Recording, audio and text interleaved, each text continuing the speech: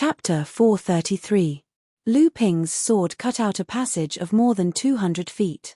The central palace was close at hand, and in front of the central palace was a pool of several square feet. Lu Ping's divine thought seemed to capture something when the long sword cut the enchantment, but it seemed that he got nothing. Samling's scales behind Lu Ping suddenly opened, and the feathers on the neck of Cyan Phoenix also stood up for a while.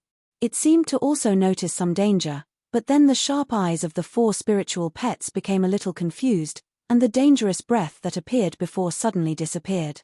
Lu Ping's eyes shone with blue light, and he seemed to notice something again, but his hand still didn't move.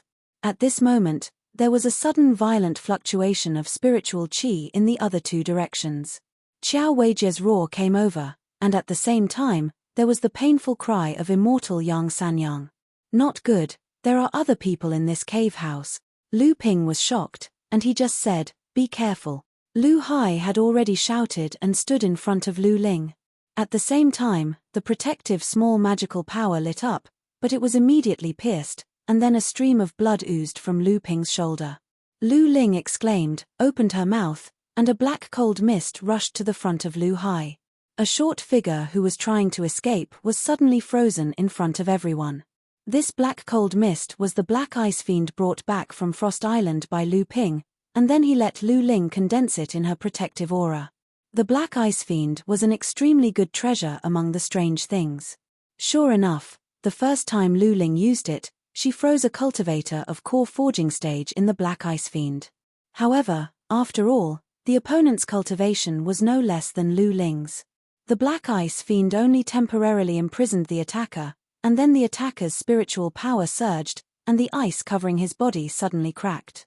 However, in this moment, Lu Qing's wind-moving needle pierced into the cracks of the cracked ice. A shrill scream pierced everyone's ears. The layer of ice covering the body of the sneak attacker immediately cracked. A figure had just escaped when his body suddenly became faint, as if he was about to disappear into the air. Then, a blue halberd suddenly stabbed out from behind him, piercing through his abdomen. The attacker opened his mouth and seemed to scream, but his head had already flown up. Lu Ling, with an angry look, held a shining dagger in her hand and said fiercely, "How dare you hurt my second brother and make such an unpleasant sound, so noisy?" From beginning to end, it was Samling who dealt with the attacker. Other than the warning at the beginning, Lu Ping still stood with his back to Samling, as if he didn't care about what was happening behind him. He didn't even care that the opponent behind him might take the opportunity to stab him in the back. It was as if he had absolute confidence in Samling. Lu Ping wasn't the only one who didn't make a move.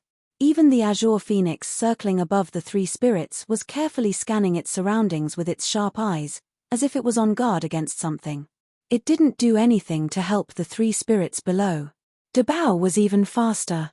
When Lu Ping's sword slashed down, the restriction on the ground seemed to have been cut open by the golden scale sword. Dabao had already taken the opportunity to plunge into the ground, and no one knew where he went. The roars of the battle in the distance became more intense. At this time, not only was Qiao Weijie roaring, but enlightened Master Shui Xiu was also shouting. Standing in front of Samling, Lu Ping still didn't move. His eyes flashed with a green light from time to time, and his mind was constantly observing the surroundings. The situation of Samling and the others was actually under Lu Ping's observation. However, at some point, a small gourd with a dense aura appeared above his head. The green light suddenly converged from Lu Ping's eyes. The gourd above his head spun rapidly, and a burst of electric light flashed on the surface of the gourd. Then, the electric light that had been brewing for a long time shot out from the gourd, falling on the ground around Lu Ping and Samling. Countless electric lights flickered, forming a sea of thunder and lightning around Lu Ping and the others. Yin thunder of gung metal, yin thunder of yin wood, yin thunder of yin water, yin thunder of yin earth, yin ice, yin thunder of yin wind.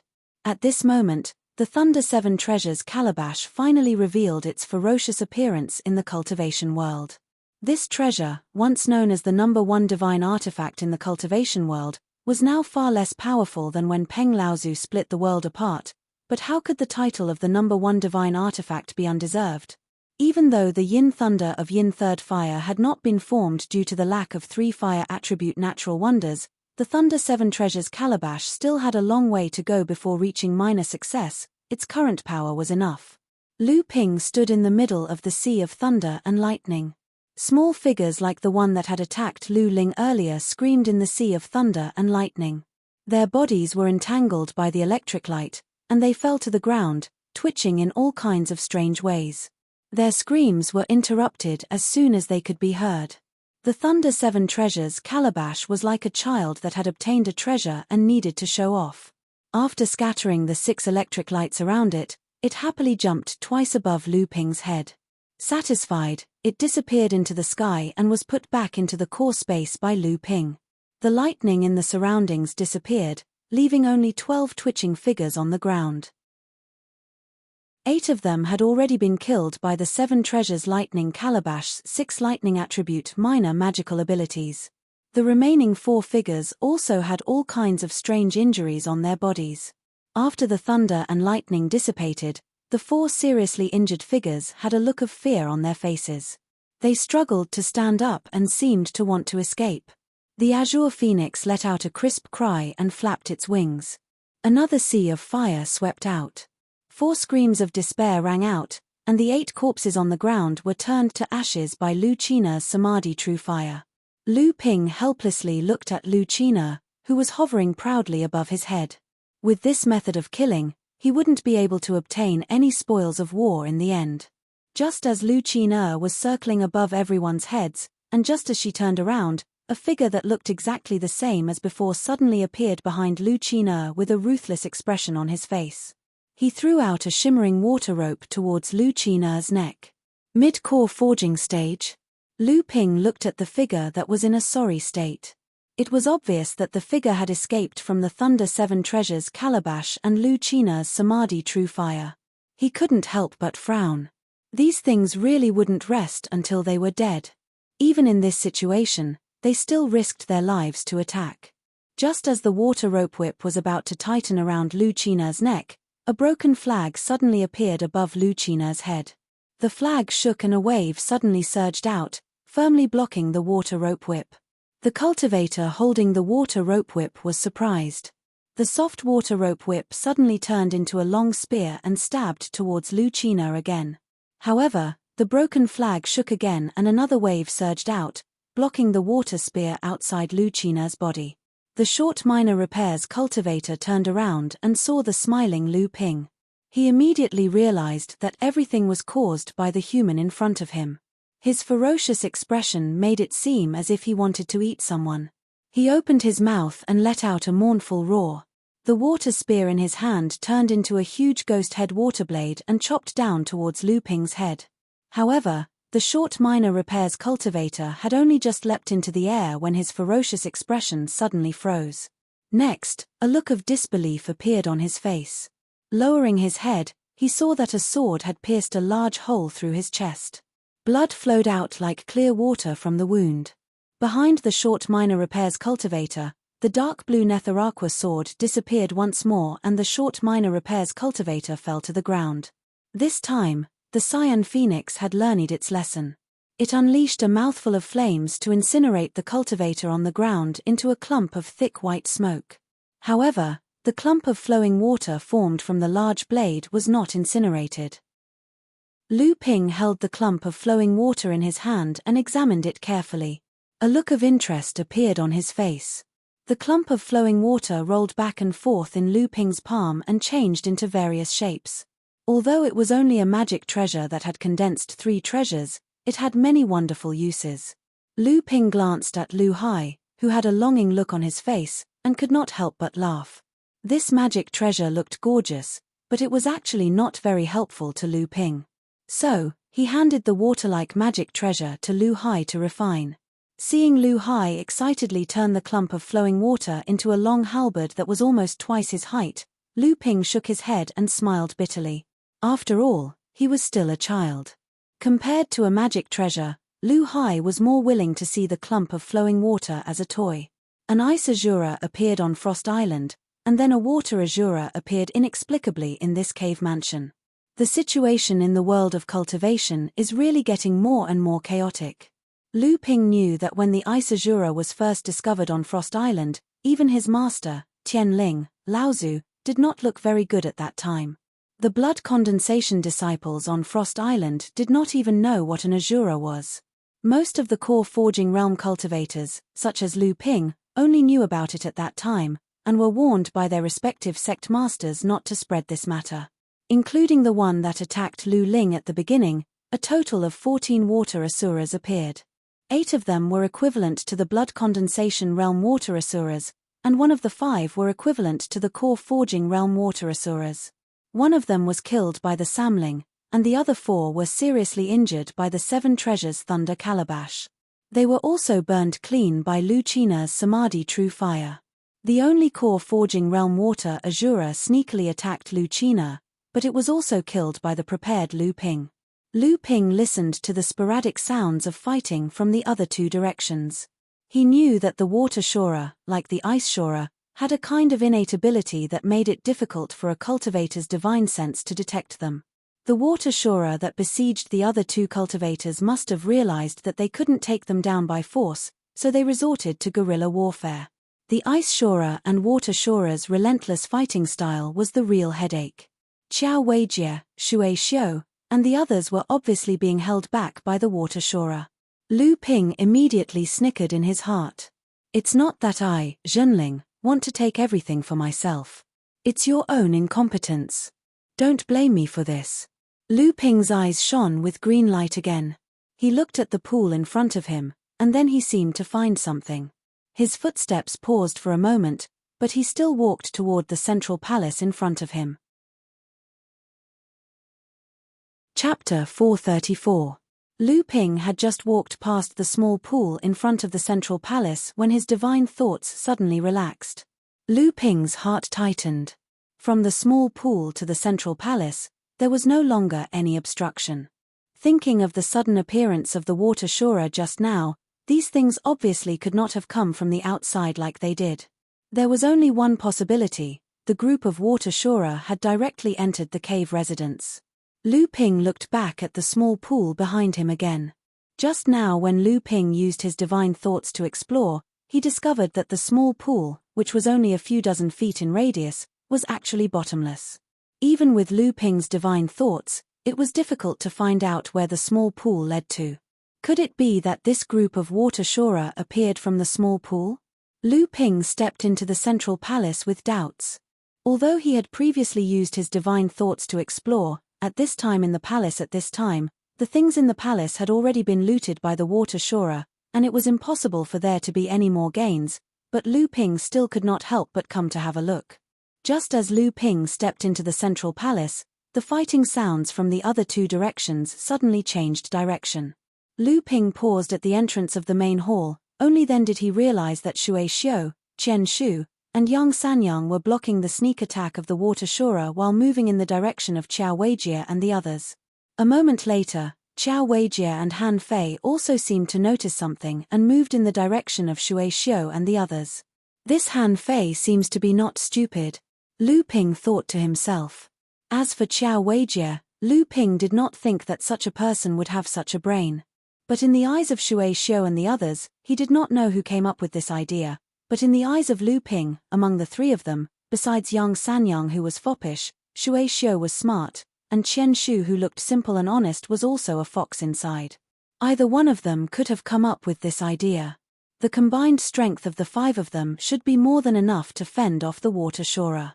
However, with the water shora's low intelligence and its relentless nature, it would not be easy for the 5 of them to completely get rid of it. The central palace was already in a mess. Even though Lu Ping had noticed it in advance, he was still quite discouraged when he saw the scene. Lu Ping wandered around the palace and found the place where Laozu usually used to practice.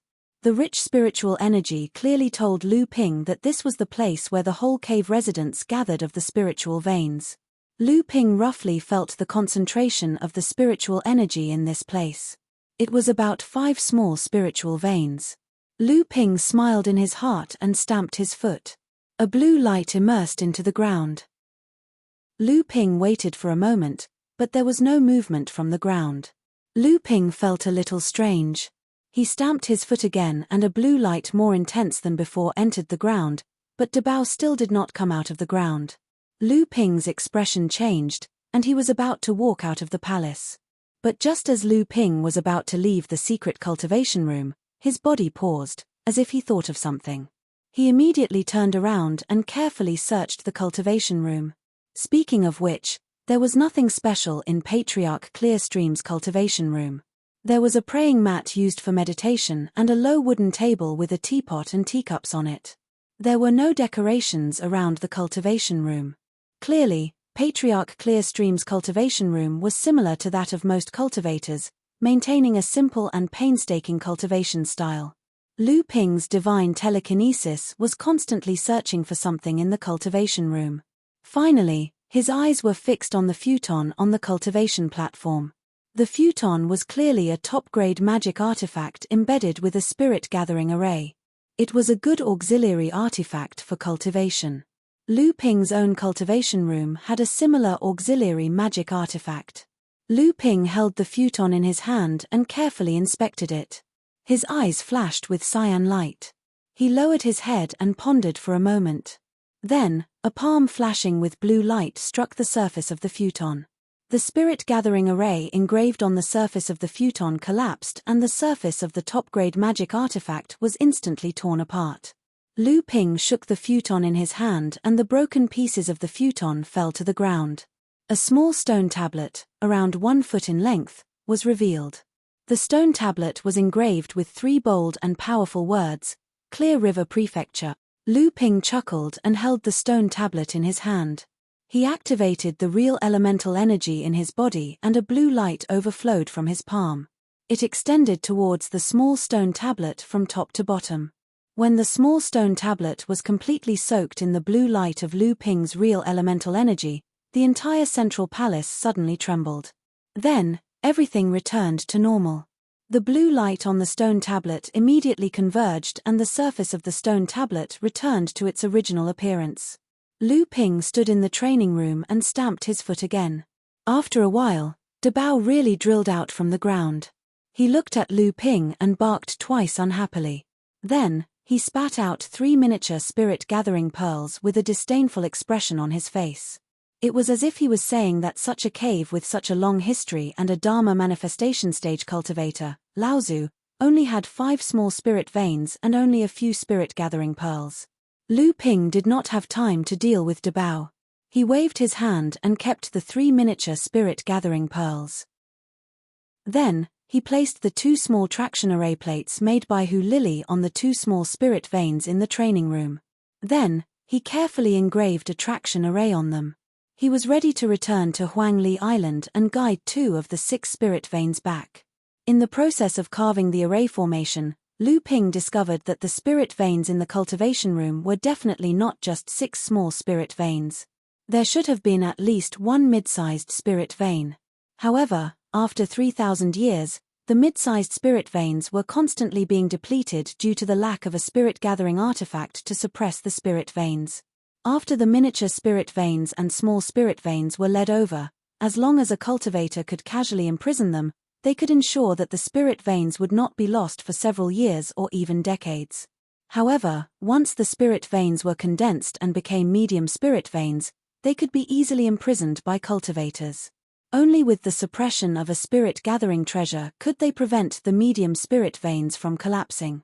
Lu Ping suddenly remembered the pottery shard that looked like a fragment of a spirit-gathering treasure that he had bought from Seng Wu and the others at the Huangyu Island mortal market. He hurriedly took it out from his storage ring. At that time, Lu Ping had suspected that this pottery shard was a fragment of a spirit-gathering treasure. Now, it seemed that his suspicions were confirmed. As for why this spirit-gathering treasure had appeared in the belly of the mountain above the underground cave, it was easy to explain. Not only could a spirit-gathering treasure leave the medium spirit veins for a short period of time, it could also gather a portion of the spirit qi for the cultivator's use. When Qingjian Laozu was undergoing his tribulation in the belly of the mountain, he had brought this spirit-gathering treasure with him. At the critical moment of the tribulation, he had absorbed the spirit qi to recover the inner yuan in his body. However, It was obvious that he had failed at the last moment. Not only did he turn into ashes, but all the spirit-gathering treasures that he had brought with him were also destroyed. In his inheritance, Qingjian Laozu had repeatedly said that he would not be able to survive the tribulation of the mid-Dharma stage, but in the end, he still wanted to take a gamble. Just as Lu Ping was carving the matrix, Qiao Weijie and the others finally met up. With the 5 of them working together, the water shorer that relied on stealth and sneak attacks were no match for them. At the same time, with the 5 of them working together, they were able to break through the seal much faster. Soon, they arrived at the pool in front of the central palace. When they arrived, they realized that the seal in front of the central palace had already been broken. The 5 of them looked at each other and immediately ran into the palace. At the same time, the ones who ran the most were Qiao Weijie and Yang Sanyang. As Qiao Weijie ran, he was still urging them, "Hurry, hurry, or the treasures inside will be taken away by the people of Zhenling." Although Yang Sanyang did not say anything, his feet ran even faster. Chen Shu and Han Fei were both a little helpless. Shui Xiuzhenren looked at the small pool in front of the palace discreetly, then followed the others into the palace. Just as Lu Ping finished carving the last talisman of the traction matrix on the ground, Qiao Weijie had already found the entrance to the training room. Seeing that Lu Ping was here, he immediately said angrily, "Lu, where are the treasures in this palace? You, Zhenling, want to take all the treasures for yourself. Aren't you afraid of being stuffed to death?" As Qiao Weijie spoke, he flashed a magic weapon in his hand. It seemed that he would immediately start a fight if there was any disagreement. Then, Yang Sanyang also chased after him. Without saying anything, he immediately took out a magic weapon that looked like a jade ruler and stood beside Qiao Weijie. However, he looked much more embarrassed. Yang Sanyang was the only early-stage core forging cultivator among the group. When they were attacked by Water Azura earlier, Water Azura actually knew that a persimmon should be pinched by the weak, so the first surprise attack was aimed at Yang Sanyang. At this time, Yang Sanyang's appearance was as embarrassing as it could be. His long robe had been pierced by countless holes, blood was oozing from his left arm and right leg, and even his buttocks had been stabbed. Then, Shui Xiuzhenren, Han Fei and Chen Shu also rushed into the secret room. When they saw the situation in the secret room, they did not say anything. When Lu Ping saw that the 5 people had arrived, he slowly stood up and asked Shui Xiuzhenren next to him. What did Shui Xiuzhenren say? When Qiao Weijie saw that Lu Ping had turned a blind eye to his words just now, he immediately felt that he was being despised by Lu Ping. His face turned red, and he pointed at Lu Ping and scolded, "Son of a B***tch, this time, our 4 sects have joined forces to explore this cave mansion. Before coming here, each of us has informed the elders of each sect. You, Zhenling, want to monopolize the treasures in the central palace.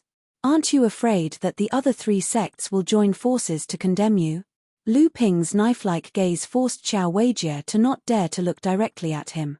The words that came out of his mouth were also fearful, but he did not want to show his timidity in front of Lu Ping, so he insisted on finishing his words. However, in the ears of the others, Qiao Weijie's voice, which was previously aggressive, was getting softer and softer, even becoming weak. Yang Sanyang, who had been holding the jade ruler tightly, could not help but loosen his grip. He glanced at the Xianling sect cultivator next to him with slight disappointment. Lu Ping still could not be bothered to look at Qiao Weijie. He still looked at Shui Xiuzhenren and said, "Shui Xiuzhenren, do you really have nothing to say?" Shui Xiuzhenren said indifferently, "There is a pile of dust in the central palace. There are no signs of a recent rebellion. Obviously, before Brother Lu came here, this place had already been plundered by someone." Qiao Weijie was stunned when he heard this. Then, his face turned blood red. He turned his head and glared at Shui Xiu, then turned to look at Lu Ping, as if he had suffered a great humiliation. Shui Xiuzhenren, Chen Shu, and Yang Sanyang left Qiao Weijie's side without a trace, leaving Han Fei standing there awkwardly. Qiao Weijie still did not notice it. The atmosphere in the cultivation room became a little subtle. Lu Ping was bold and skillful, so the others did not dare to make the first move. Qiao Weijie originally wanted to instigate the other 2 sects to fight against Lu Ping. He did not expect that Lu Ping would easily resolve the situation. Instead, Qiao Weijie was isolated. After a while, Shui Xiu Zhenren broke the silence and said, "There are 6 spirit veins here. Senior brother Lu has monopolized 2 of the best ones. Isn't this a little unreasonable?" Chapter 435. Lu Ping looked at Dao Master Shui Xiu and said with a smile, "Then according to Fairy's opinion, how should this spirit vein be divided?" Without waiting for Dao Master Shui Xiu to speak, Dao Master Yang Sanyang had already jumped out impatiently and shouted, "That goes without saying. There are a total of 6 people in this cave dwelling this time. Naturally, 1 for each person."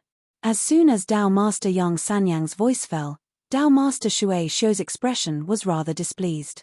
Lu Ping still had a faint smile on his face, while Qiao Weijie simply sneered. Han Fei gave Dao Master Yang Sanyang a very strange look. Qian Shu couldn't stand it anymore at this time. He pulled on Dao Master Yang Sanyang's sleeve and coughed, saying, "My CU sect can't compare to the 10 great sects. Us 2 brothers only need to obtain a small spirit vein." Yang Sanyang still had an indignant expression on his face, but was firmly held back by Dao Master Qian Shu. What kind of status did CU sect have that it could actually be mentioned in the same breath as the 10 great sects? Did they think that they could get a bigger share of the loot just because 2 people came this time? Lu Ping didn't need to think to know that if Yang Sanyang still didn't know what was good for him and wanted to divide it according to the number of people, then Lu Ping, Qiao Weijie, Shui Xiu, and Han Fei would first join forces to expel these 2 brothers from this underground cave dwelling. The 10 great sects were the true privileged class of the North Sea. Even if Zhenling and Xianling sect fought to the death for the position of overlord of the North Sea, and the other 8 great sects also had their own ulterior motives, the privileges of the 10 great sects in the North Sea still couldn't be challenged by others. The fact that CU sect could participate in the exploration of the cave dwelling this time was already the 10 great sects giving them a way out. If they still didn't know what was good for them and tried in vain to eat more, then Lu Ping and the others would definitely first exclude these 2 people, and then rediscuss the distribution of the 6 spirit veins. Daoist Qian Shu had obviously seen through this, which was why he didn't dare to have the slightest intention of overstepping in front of the 10 great sects. He would first occupy a spirit vein in a well-behaved manner. In this way, with the strength of the 2 core forging Daoist masters of Yu Hai sect, they would instead play a very important role in balancing the disciples of Lu Ping and the other great sects.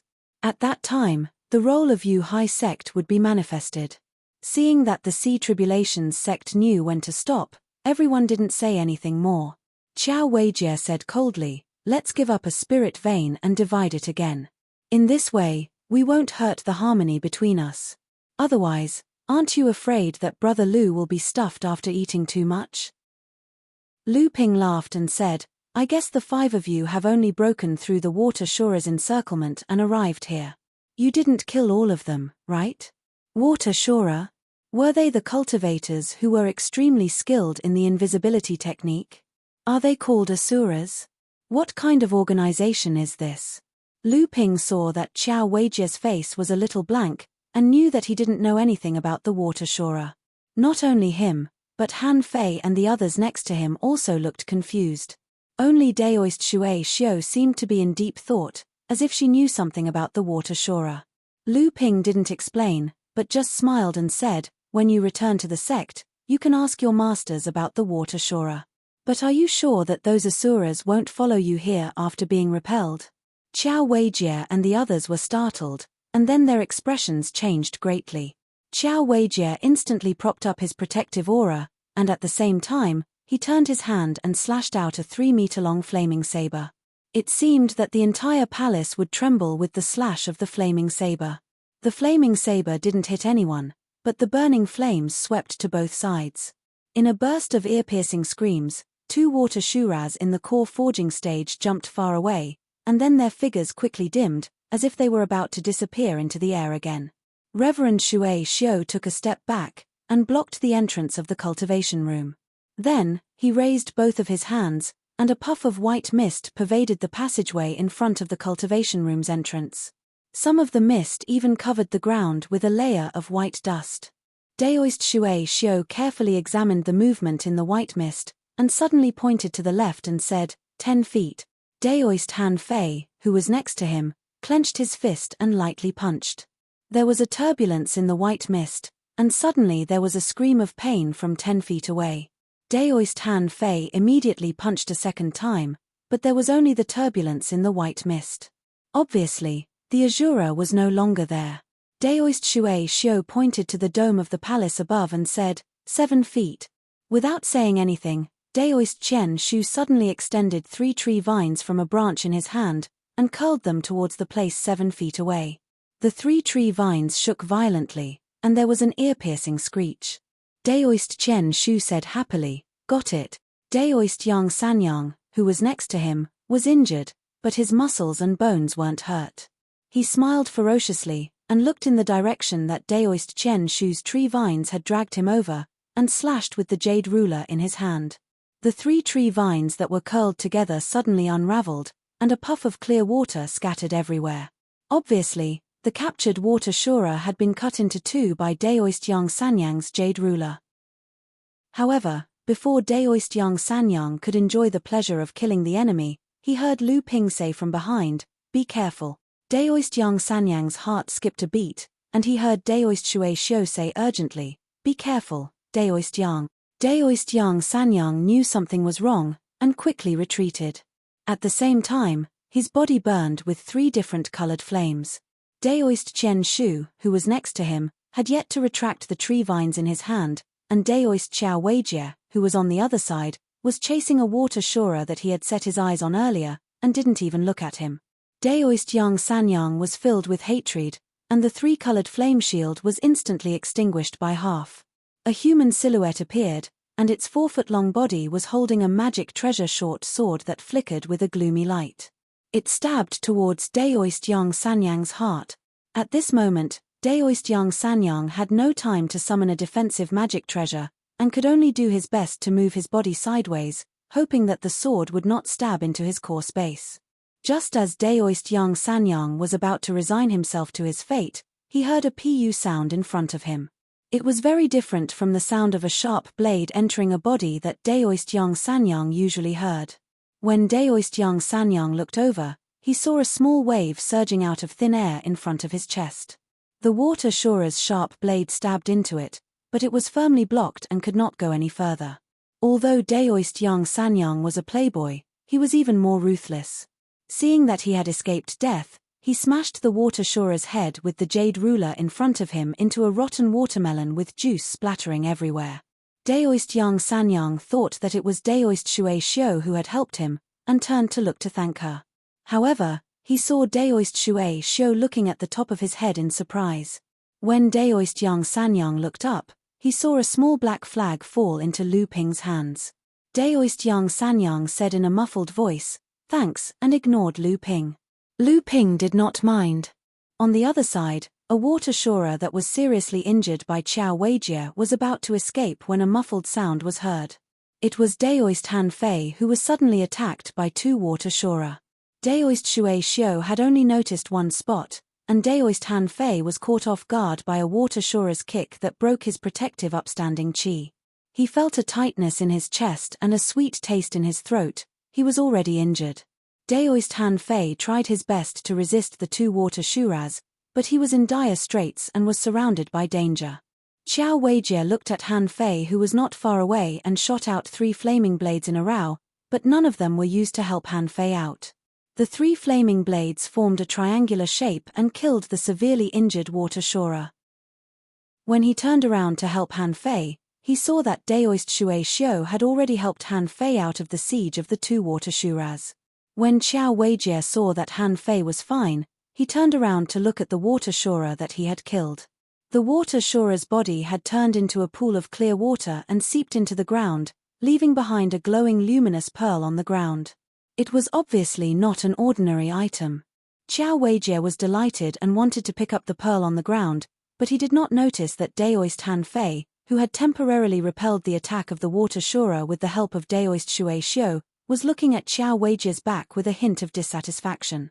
However, just as Xiao Weijie was about to pick up the pearl on the ground left behind by the water Shura, The ground where the pearl was located suddenly cracked open.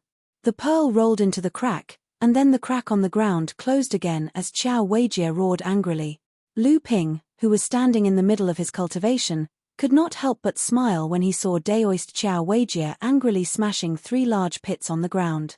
At this moment, Daoist Shui Xiu seemed to have thought of something and said anxiously, "Oh no, these water shura probably came out from the small pool in front of the palace. If that's the case, we can't stay here any longer. There are more and more opponents on our side. We should first divide the 4 spiritual veins that have not been engraved with the traction formation. Otherwise, when more water shura come, we will only die here, and then we won't even get this little benefit." How could Qiao Weijie agree? He was about to refuse, but he saw that Daoist Han Fei had already placed a traction formation plate on one of the spiritual veins and engraved a traction formation leading to the Flying Feather sect. After Daoist Han Fei finished engraving, he took over Daoist Shui Xiu's place to resist the water shura's attack. Daoist Shui Xiu glanced at Lu Ping, who was helping the others to resist the water shura from time to time. She saw Lu Ping turn his head and smile at her.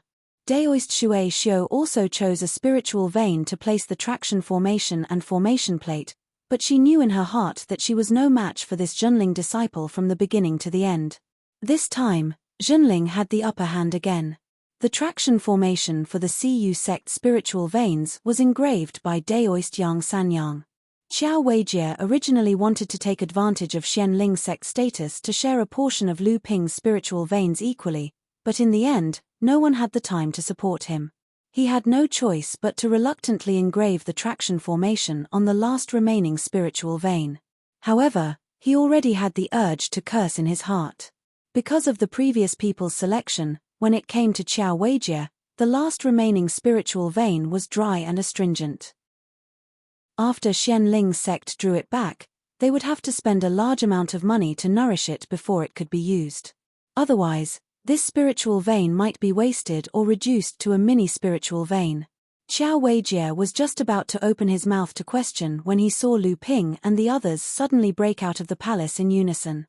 If Qiao Weijie delayed any longer, he might be abandoned by the others and would have to face the water shura's siege alone. Qiao Weijie's face alternated between red and light. He was so angry that he gritted his teeth, but he didn't dare to slow down at all. After he finished engraving the traction formation, he hurriedly placed the formation plate and rushed towards the others. On the surface of the sea, the people who had finally broken out of the water shura's siege released a sound-transmitting magic sword to their respective sects, and immediately went their separate ways. Lu Ping also released 2 sound-transmitting magic swords to Junling. One was directed to Shuelan Palace on Huanyu Island, which was the closest to this place, and the other was directed in the direction of Huangli Island. However, after everyone had left, Lu Ping made a big circle on the surface of the sea. After confirming that no one was following him, he once again snuck back into Laozu's cave abode in the clear stream. Chapter 436. After leaving the cave dwelling with Qiao Weijie and the others, Lu Ping also brought Seng Wu out with him. He instructed Seng Wu to return to Huanyu Island first, then use the teleportation formation there to meet up with his companions on Huangli Island. After that, Lu Ping returned to the underground cave dwelling alone. "This is the water-repelling moon pearl." Lu Ping watched as Dabao limped out from the ground. He then handed the spirit pearl that he snatched from Qiao Weijie's subordinates to Lu Ping. When Dabao snatched this spirit pearl, although he escaped quickly, he was still snatching food from the hands of a core forging cultivator. Qiao Weijie's angry attack still injured Dabao. Lu Ping didn't expect this pearl to be a famous treasure in the ocean, the water-repelling moon pearl. The water-repelling moon pearl was also a natural treasure. Strictly speaking, it was also a kind of natural treasure.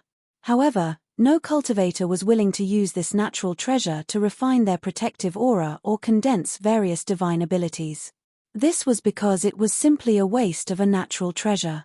The water-repelling moon pearl itself had a simple effect that all cultivators coveted, and that was water-repelling. For cultivators, water-repelling was a very simple spell. However, for hundreds of meters of sea water, it required the full effort of a blood condensation cultivator. For more than 100 meters of sea water, only a core forging cultivator might be able to use the water-repelling spell. Once the sea depth exceeded 1,000 meters, then it would require a Dharma manifestation cultivator to survive. Of course, some magic treasures with water-repelling effects could greatly increase the effect of a cultivator's diving ability. However, after a certain depth, the huge water pressure would weaken the effect of these magic treasures or even render them ineffective. However, all of this was not possible with the water-repelling moon pearl. It could be said that a cultivator with the water-repelling moon pearl could dive to any depth of the sea without worrying about the huge water pressure crushing the cultivator into a meat patty. Of course, there were often fierce underwater beasts and demon cultivators hidden deep in the sea. However, it depended on the cultivator's ability to avoid them. The water-repelling moon pearl did not have a way to hide from deep-sea beasts and demon cultivators. The boundless ocean was a boundless treasure trove. Even the sea monsters who lived in the ocean all year round didn't dare to say they understood the ocean well. There were countless dangerous places in the deep sea that even the sea monsters would hesitate to venture into. There might be rich cultivation resources hidden in those places, but as long as Lu Ping had the water-repelling moon pearl, he would be qualified to enter any dangerous place in the deep sea. Although the water-repelling moon pearl only had the effect of repelling water, this alone was better than the other treasures. At least, it paved the way for Lu Ping to enter the dangerous underwater areas and search for treasures. Of course, the most important thing was that a cultivator had to have the strength to survive in the dangerous areas. For some reason, after Lu Ping returned to the clear stream, Water Shora did not appear again. Lu Ping's divine sense was constantly conducting the most detailed search in the surroundings. His eyes were also flickering with green light, but he did not find any trace of Water Shora. At this moment, the ground of the cave suddenly began to tremble. Lu Ping walked towards the central palace and saw that the spiritual energy in the cultivation room was rapidly decreasing. The traction formation engraved on a small spiritual vein shone brightly, and the traction formation plate placed in the center of the traction formation suddenly exploded. As the ground shook, the spiritual vein of Xianling sect was moved away. After the first time, the second time came immediately. Amidst the rumbling of the ground, the spiritual vein occupied by Haiyu sect was also moved away. After that, it was the turn of the two spiritual veins of Zhenling. It was not good for Lu Ping to keep them all to himself, so one was led to Huangli Island by Hu Lily, while the other was taken by Tian Shui Laozu of Snow Mist Palace. Although the one who put in the effort for this trip to the Clear Stream Cave was Lu Ping, if it were not for the checks and balances between the various sects on Huanyu Island and Laozu, it would not be just the 6 of them who came to the cave to explore. When the Flying Feather sect, which was the furthest away from here, also moved a spiritual vein, Lu Ping chuckled and took out a stone that was about a foot long from his storage ring. It was the stone tablet that had the words Clear Stream Cave carved on it. In fact, when Lu Ping first entered the central palace of the Clear Stream Cave, he had a very strange feeling. He had entered and exited his teacher's Chonghua Palace several times, especially after Liu Qianling achieved Dharma Idol Laozu. The palace of Chonghua Palace seemed to have been refined into a spatial artifact by Liu Qianling and Laozu. Although it was still placed on the small island in the middle of Qianling Mountain, every time Lu Ping entered it, he would arrive at the top of Qianling Mountain's main peak. This time, after Lu Ping entered the central palace, Lu Ping had a vague feeling in his heart, especially when he used his qi as a signal in the training room to summon Debao, who was underground. However, Debao did not notice, which further proved Lu Ping's guess.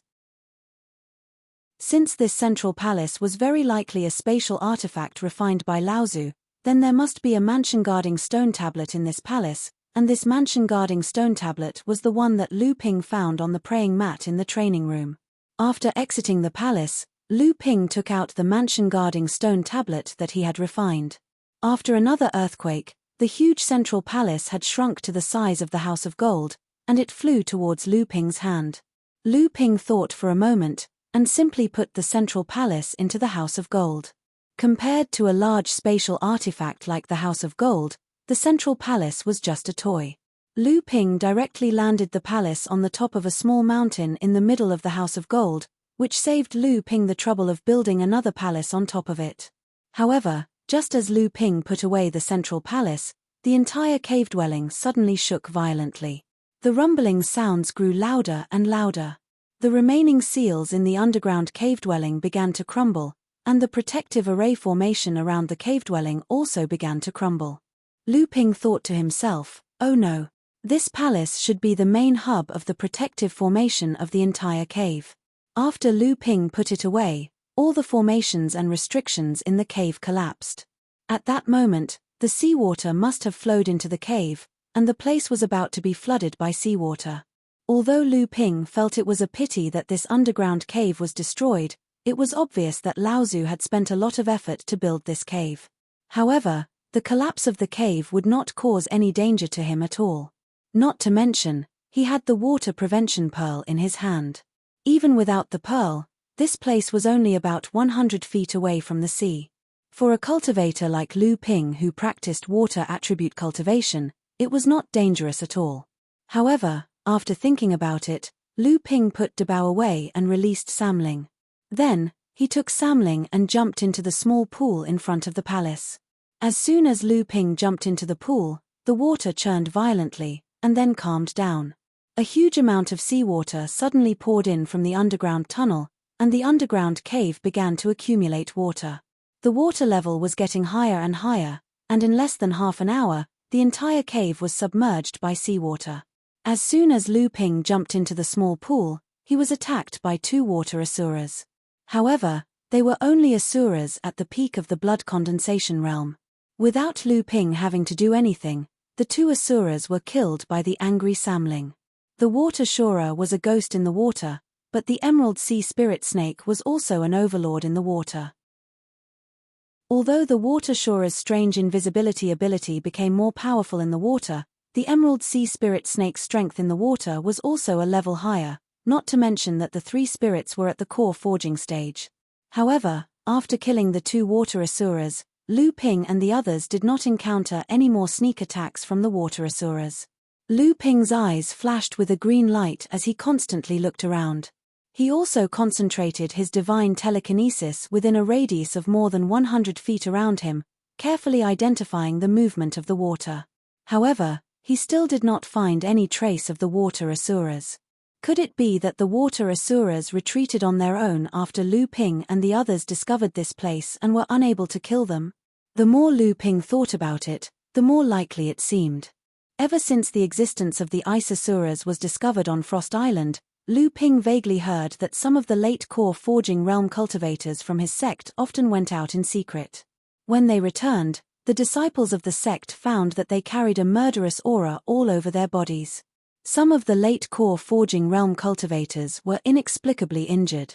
When the disciples tried to ask about it, they were all sternly stopped by these late core forging realm cultivators. Not only Zhenling's sect, but it seemed that the 10 great sects of the North Sea, as well as some large sects and clans like the Haiyu sect, all had rumors of late core forging realm cultivators going out on secret missions. In the beginning, all the cultivators guessed that the North Sea cultivators were targeting the demon race, but there was no news from the demon race. Logically speaking, such a large-scale raid by late core forging realm cultivators on the demon race would definitely be earth-shattering. However, both the human and demon races kept their mouths shut, causing other cultivators to be puzzled.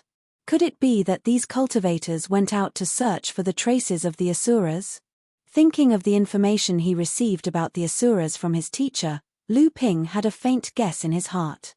This was probably the reason why the water asuras had retreated. Once Lu Ping and the others retreated and sent the news back to the sect, perhaps there would be late core forging realm cultivators coming to investigate. If the water asuras did not retreat, they would be greeted with a disaster. Lu Ping continued to dive for dozens of feet, but still did not reach the bottom of the small pool. The pressure in the water was increasing. Although it was not far from Lu Ping's limit, Lu Ping had the aqua moon pearl in hand, so he naturally would not waste his true essence to resist the heavy pressure of the sea. The aqua moon pearl quietly hung above Lu Ping's head. The soft light like moonlight formed a colorful shield around Lu Ping's body. Following Lu Ping's thoughts, he continued to dive to the bottom of the sea. After diving for nearly 2,000 feet, Lu Ping was now more than 3,000 feet away from the surface of the sea. Finally, he saw the bottom of the small pool. At the narrow and rugged bottom, there was a pitch-black hole that was obviously newly opened. He did not know where it led to. This must be the reason why the water asuras were able to sneak into the clear stream cave abode. At this time, Lu Ping did not pay attention to the pitch-black hole. Instead, he focused on the other side of the bottom, on a slightly flatter ground that was filled with countless silt. There were obviously a few stone pillars here that were man-made, although it was difficult to see them because of the silt. With a wave of his hand, Lu Ping pushed away the 5 feet thick silt. A small long-distance teleportation array with a radius of 3 feet appeared in front of Lu Ping.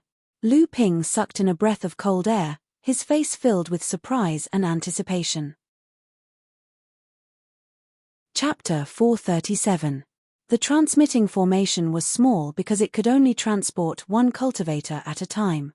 The transmitting formation was a long-distance one because its destination was the cultivation world of the central region, which Lu Ping had been longing for a long time. Lu Ping cleaned up the transmitting formation completely.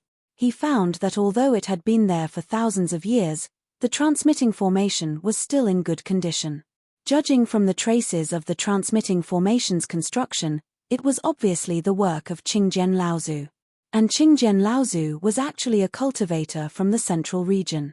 Lu Ping suppressed his ecstasy and carefully examined the transmitting formation to see if it could still be used. The result was obviously to Lu Ping's satisfaction, but it also made his heart ache. There were a total of 13 grooves on the ground of the transmitting formation that needed to be inlaid with spirit stones. In addition to the surrounding 12 grooves, which needed 12 top-grade spirit stones, the most central groove needed a top-grade spirit stone. In other words, when Lu Ping went to the central region alone, he would need a top-grade spirit stone and 12 top-grade spirit stones, not to mention the return trip. A top-grade spirit stone was something that could only be used by Dharma Laozu. Lu Ping now had a top-grade spirit stone in his possession, which was enough for him to go to the central region once. But Lu Ping did not know when he would get a second top-grade spirit stone. Although the central region was known as the Holy Land of the cultivation world, top-grade spirit stones were not common among core forging cultivators. Although Lu Ping was filled with yearning for the cultivation world in the Central Plains, he couldn't just leave before he was fully prepared. Thinking of this, Lu Ping went to another direction at the bottom of the small pool. Samling had entered the cave that the water Shura had opened up while Lu Ping was cleaning up the transmitting formation. At this moment, with Samling's speed, he would have swum dozens of miles away if he had not been attacked by the water Shura. Just as Lu Ping arrived at the entrance of the cave, Lu Linga had already returned from the entrance and said something to Lu Ping. Lu Ping was quite surprised. He immediately returned to the transmitting formation and covered it up with the mud at the bottom of the pool. Even the conspicuous stone pillars were disguised by Lu Ping. According to Lu Linga's explanation, it seemed that there was a lair of the water Shura at the other end of the tunnel, but it was currently being surrounded. Lu Ping suddenly understood. No wonder all the water Shura in the underground cave suddenly retreated. Previously, when Lu Ping entered the small pool, he was only attacked by 2 water Shura at the peak of the blood condensation realm. It turned out that they were not afraid of being surrounded by human cultivators again, but because their lair was being attacked. Lu Ping thought for a moment, then took out a set of armor from his storage ring. It was actually a simple set of armor made of stone. He put it on and put Lu Linga into the House of Gold. This set of stone armor was made from 2 mysterious stone slabs that Lu Ping had taken down from the entrance of the Land of 100 Flowers in the perished Mystery Land. These 2 stone slabs had the magical effect of blocking cultivators' divine sense. Lu Ping once wanted to give them to Chen Lian to forge a set of magic tools that could block cultivators' divine sense. Unfortunately, Chen Lian did not know what these 2 stone slabs were, so he could not forge them. In the end, he could only make a simple set of stone armor out of one of the 2 large stone slabs, which Lu Ping used to wear. The other piece was still in Chen Lian's hands. He wanted to see if he could find another way to forge it into a magic tool. The pitch-black underwater cave led to dozens of miles away. It took Lu Ping a lot of effort to walk out of the tunnel. The faint rumbling of spells coming from the seawater made Lu Ping feel that the encirclement of the water Shura was coming to an end. Lu Qing and Lu Hai, who were waiting at the entrance of the cave, briefly explained the situation to Lu Ping. Lu Ping also put them into the House of Gold. Then, following the complicated underwater terrain, he quietly sneaked in the direction of the battle. When Lu Ping sneaked near the battlefield, the battle was already over. Only 2 figures were left. When Lu Ping looked at them, his heart was pounding. Lu Ping knew one of them, while the other looked to be in his 30s. Although Lu Ping did not know the other cultivator, what he said scared Lu Ping. The cultivator said casually, "Brother-in-law, how is my nephew?" The other person was none other than the Zhenling immortal, Li Shenyin. He said coldly, "Chuer is fine. You don't have to worry about this." Lu Ping's heart skipped a beat. Yin Zichu was actually the son of Li Shenyin. Why did no one in the sect know that? Why was Yin Zichu's surname Yin and not Li? Lu Ping knew that he might have accidentally uncovered some secret of his sect's senior. The friar seemed to have expected Li Xuanin's reaction. He just smiled and said, "I think the human race has already discovered the appearance of the water Shura. Brother-in-law, I'm afraid you came here to purposely exterminate the water Shura tribe, right?" The friar seemed to know that Li Shenyin couldn't be bothered to answer such questions. He just said to himself, "I didn't expect to meet you here. Speaking of which, you and I haven't seen each other for 50 years since my sister passed away." Although Li Shenyin didn't say anything, Lu Ping still saw a flash of sadness in Li Xuanin's eyes when the cultivator mentioned "my sister passed away." "If there's nothing else, I need to return to the sect." Li Shenyin obviously didn't want to say anything more to the cultivator in front of him. The water under his feet surged, and his body slowly floated to the surface of the sea. "Wait!" The cultivator shouted and said, "Li Shenyin, do you still remember my sister's death?" Li Shenyin, who was about to leave, stopped abruptly in the sea. He said to the cultivator coldly, "The death of my wife is absolutely irreconcilable." "Fine." The cultivator laughed coldly. "Why do you think I'm here?" Li Xuanin's eyes narrowed, and he said coldly, "You came specially to find me." The cultivator nodded and said, "Although it's really difficult to find your whereabouts and my previous guesses failed several times, I finally guessed it this time." "Speak." Li Shenyin said coldly. The cultivator seemed to know what Daoist Li Shenyin meant. He nodded and his lips moved as if he was saying something. Daoist Li Shenyin just stood there with a bleak expression. After the cultivator finished speaking, Daoist Li Shenyin raised his head and nodded. The cultivator seemed to be very happy and said, "Although it's dangerous this time, if we plan it properly, we might have a chance to kill him. Besides, in terms of stealth and assassination, how many people in the North Sea can compare to brother-in-law?" Li Shenyin didn't comment. Li Shenyin smiled bitterly. "I really don't know why my sister fell for a boring weirdo like you." Seeing that the cultivator had finished speaking, Li Shenyin directly said, "If there's nothing else, I'll be leaving." After saying that, he ignored the cultivator and went straight to the surface of the sea. After Reverend Li Shenyin left, the cultivator continued to stand there.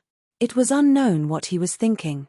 After a while, the cultivator released a long sigh and shook his head. He mumbled something to himself and his figure flashed across the ocean before disappearing into the ocean. In the distance, under a small trench, Lu Ping, clad in his stone armor, hid in the seaweed and remained motionless. After a while, Lu Ping's pupils abruptly shrank. The figure that had just disappeared suddenly reappeared in the same spot. The cultivator looked around to make sure he wasn't discovered. Then, he came to a valley in an underwater mountain range and cleared out a small teleportation array in a corner of the seaweed. The cultivator inserted a few spirit stones into the teleportation formation plate, and the teleportation formation flashed with light. The cultivator then disappeared from the teleportation formation. The seaweed that the cultivator had stirred up from the bottom of the sea fell back down, once again covering up the small teleportation formation. Lu Ping stood up from the seaweed and looked at the battlefield that had been turned into a mess by the annihilation of the water Shura. He then cleaned out the small teleportation formation that the cultivator had used previously. After a careful look, he found that the teleportation formation's furthest distance was only 5,000 miles, but he didn't know where it would be teleported to. Why would this person build a teleportation formation here? If this teleportation formation had existed before the establishment of the water Shora's lair that had just been annihilated, then it would be fine. However, if this teleportation formation was built after the establishment of the water Shora's lair, then this matter was worth discussing. Lu Ping thought about it. He didn't know if he should inform immortal Li Shenyan about this teleportation formation, so he simply ignored him. Lu Ping returned from the cave to the small pool in the cave mansion and then tried to perform the art of changing seas and mulberry fields. Although it was far from the level of changing seas and mulberry fields, it was enough to collapse the passage that connected to the outside. Lu Ping returned to the hall in the belly of the mountain. At this moment, including the underground cave mansion, the entire dojo that Qingjian Laozu had opened had been submerged in the seawater. Lu Ping closed the passage on the ground of the hall in the belly of the mountain and then came out from the cave entrance in the middle of the underwater mountain range. After covering up the cave entrance again, he broke through the sea surface and flew towards Huanyu Island. Upon reaching the Snow Mist Palace, Lu Ping went to pay a visit to Qian Shui Laozu and told her about his experience in the cave mansion. Then, he passed Qingjian Laozu's inheritance and the formula for the vitality due to Qian Shui Laozu. Qian Shui Laozu said happily, "Not bad." This Qingjian Laozu was a rather famous figure in the North Sea back then. It's just that his temperament was similar to Tianlin's. He was also like a wild crane that lived a leisurely life. It's not bad that he didn't want to leave behind an inheritance. A middle-stage Dharma cultivation technique in our sect is only one grade lower than the 5 true inheritances. And this vitality dew, although we have the formula for the 5 years longevity pill, this vitality dew is also a formula for the longevity pill that our sect has never collected before. This time, junior brother Tian Kang has more confidence. From Qian Shui Laozu's words of more confidence, Lu Ping could tell that senior uncle Tian Kang's injuries weren't as it seemed on the surface. However, Lu Ping didn't know what was going on and could only ponder about it in private.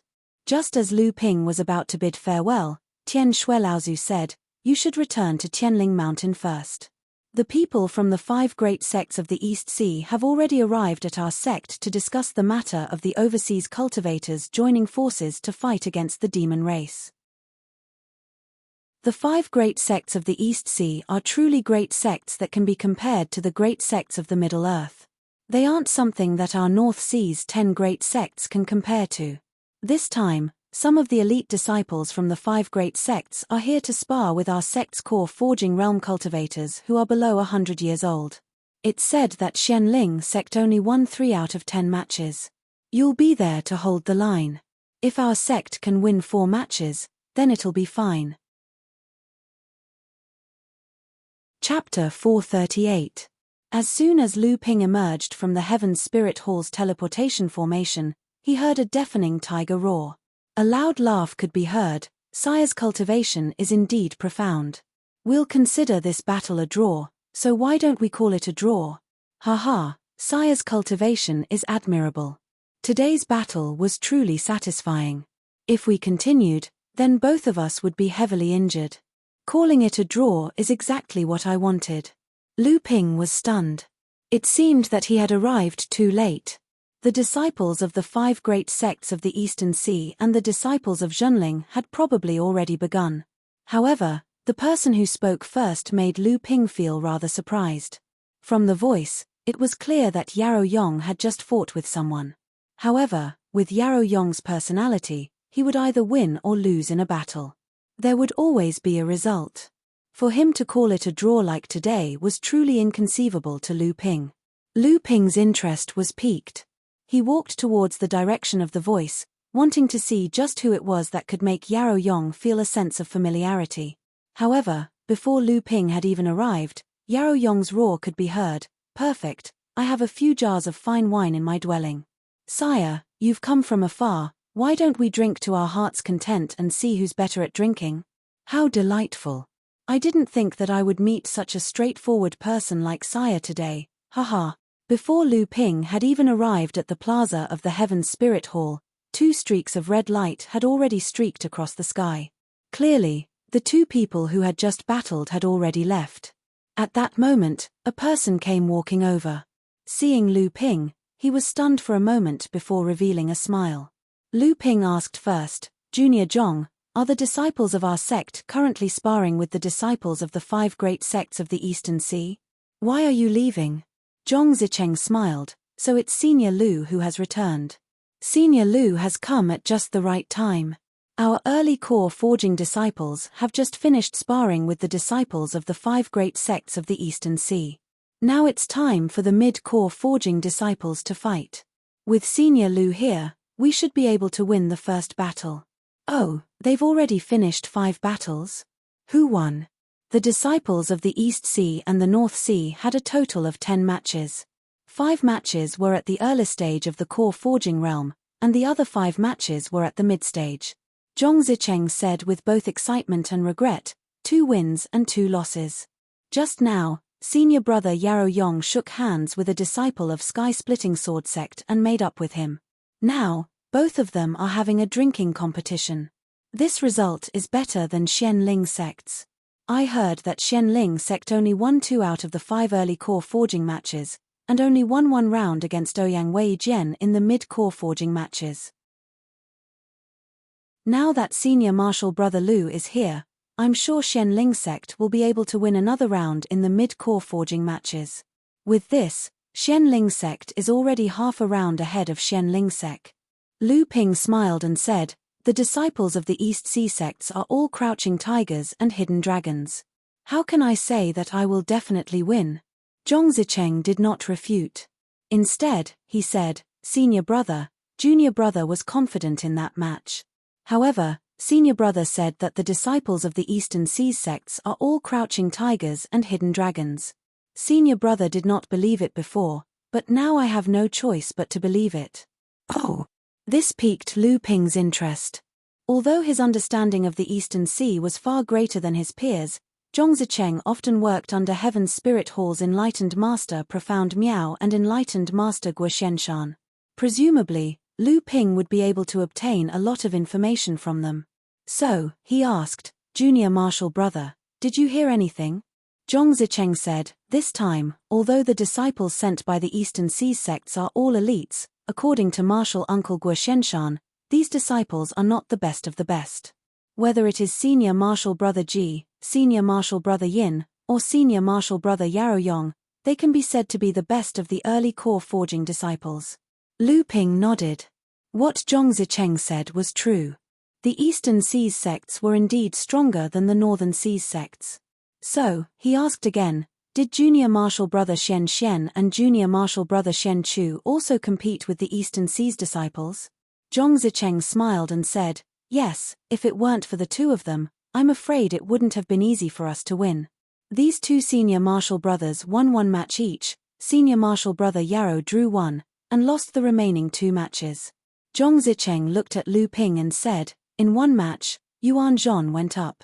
This person's cultivation has already reached the 3rd layer of core forging. He exchanged several dozen moves with a purple talisman pavilion disciple, but in the end, he was defeated."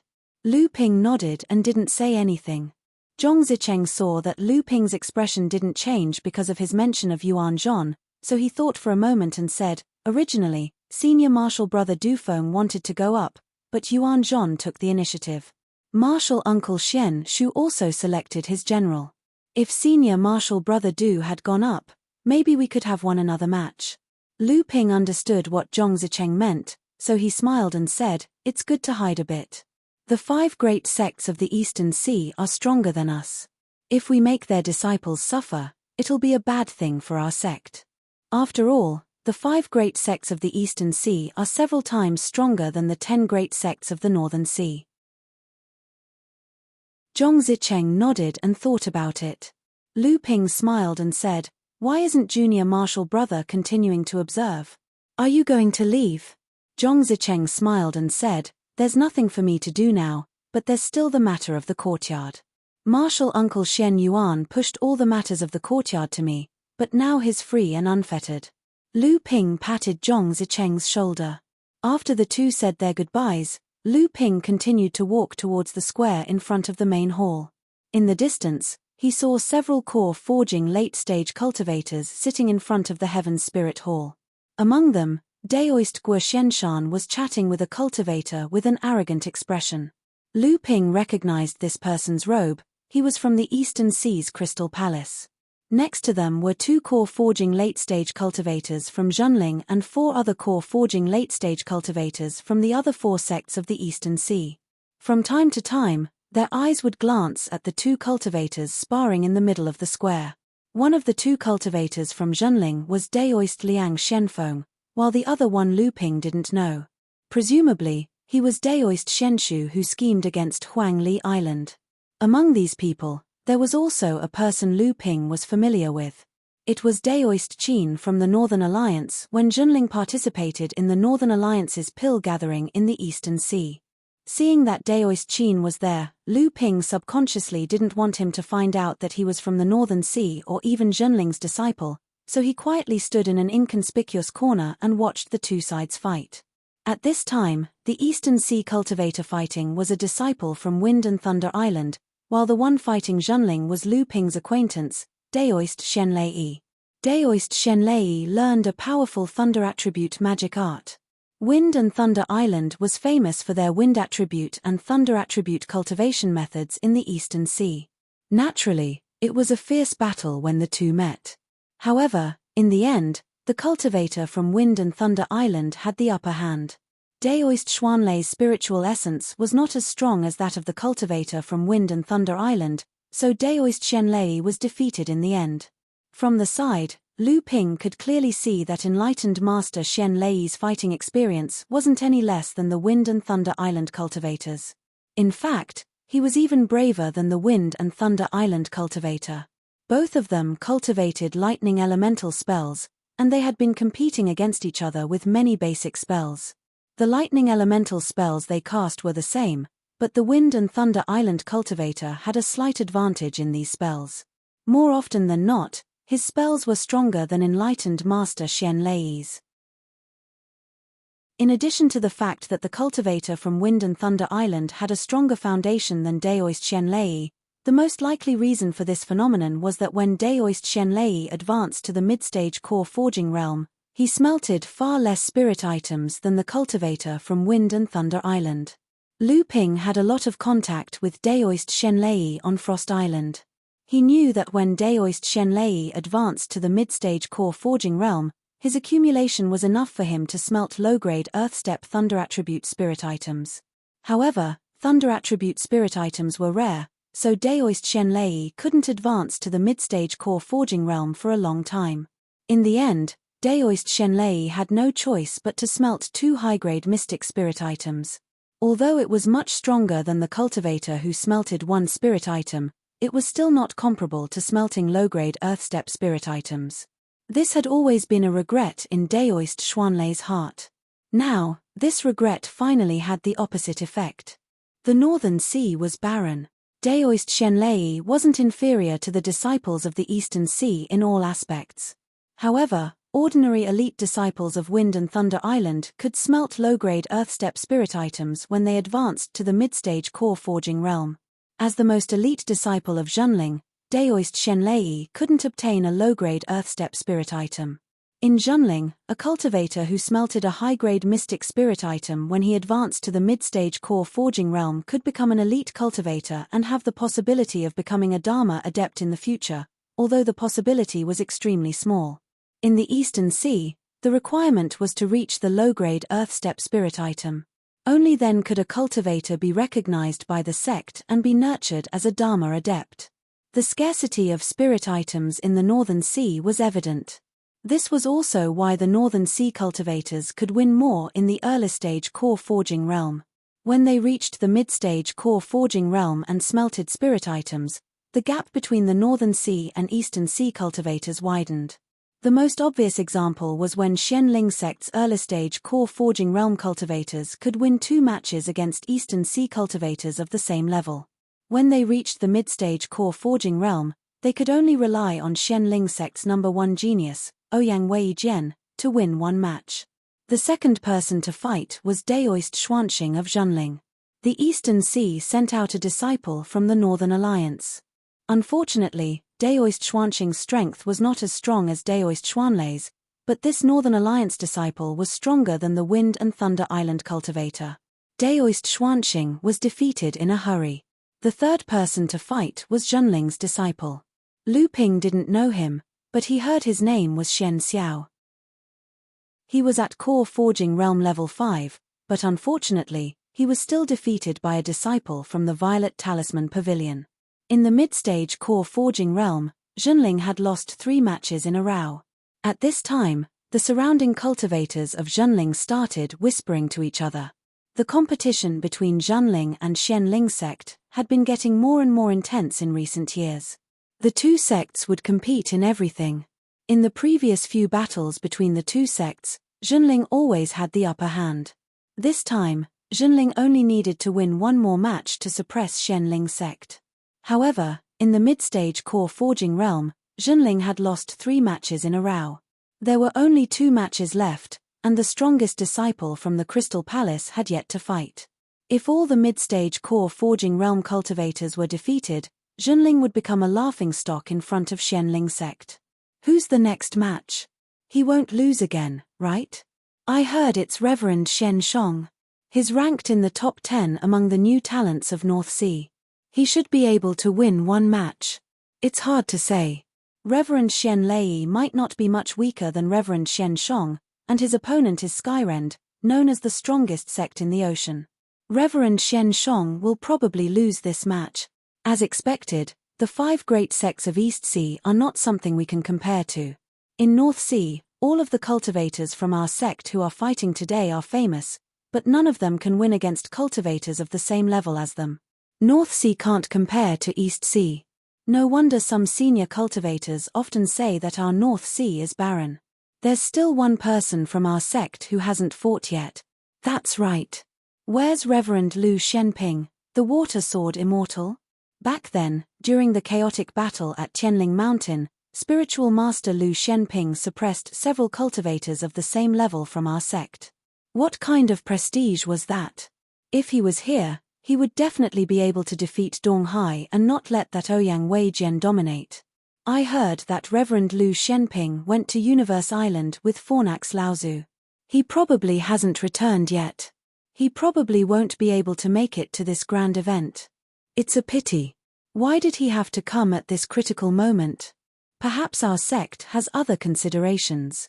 Think about it, if all the cultivators in the middle stage of the Core Forging Realm in our sect lose, we can still say that our strongest cultivator did not participate in the battle due to other matters.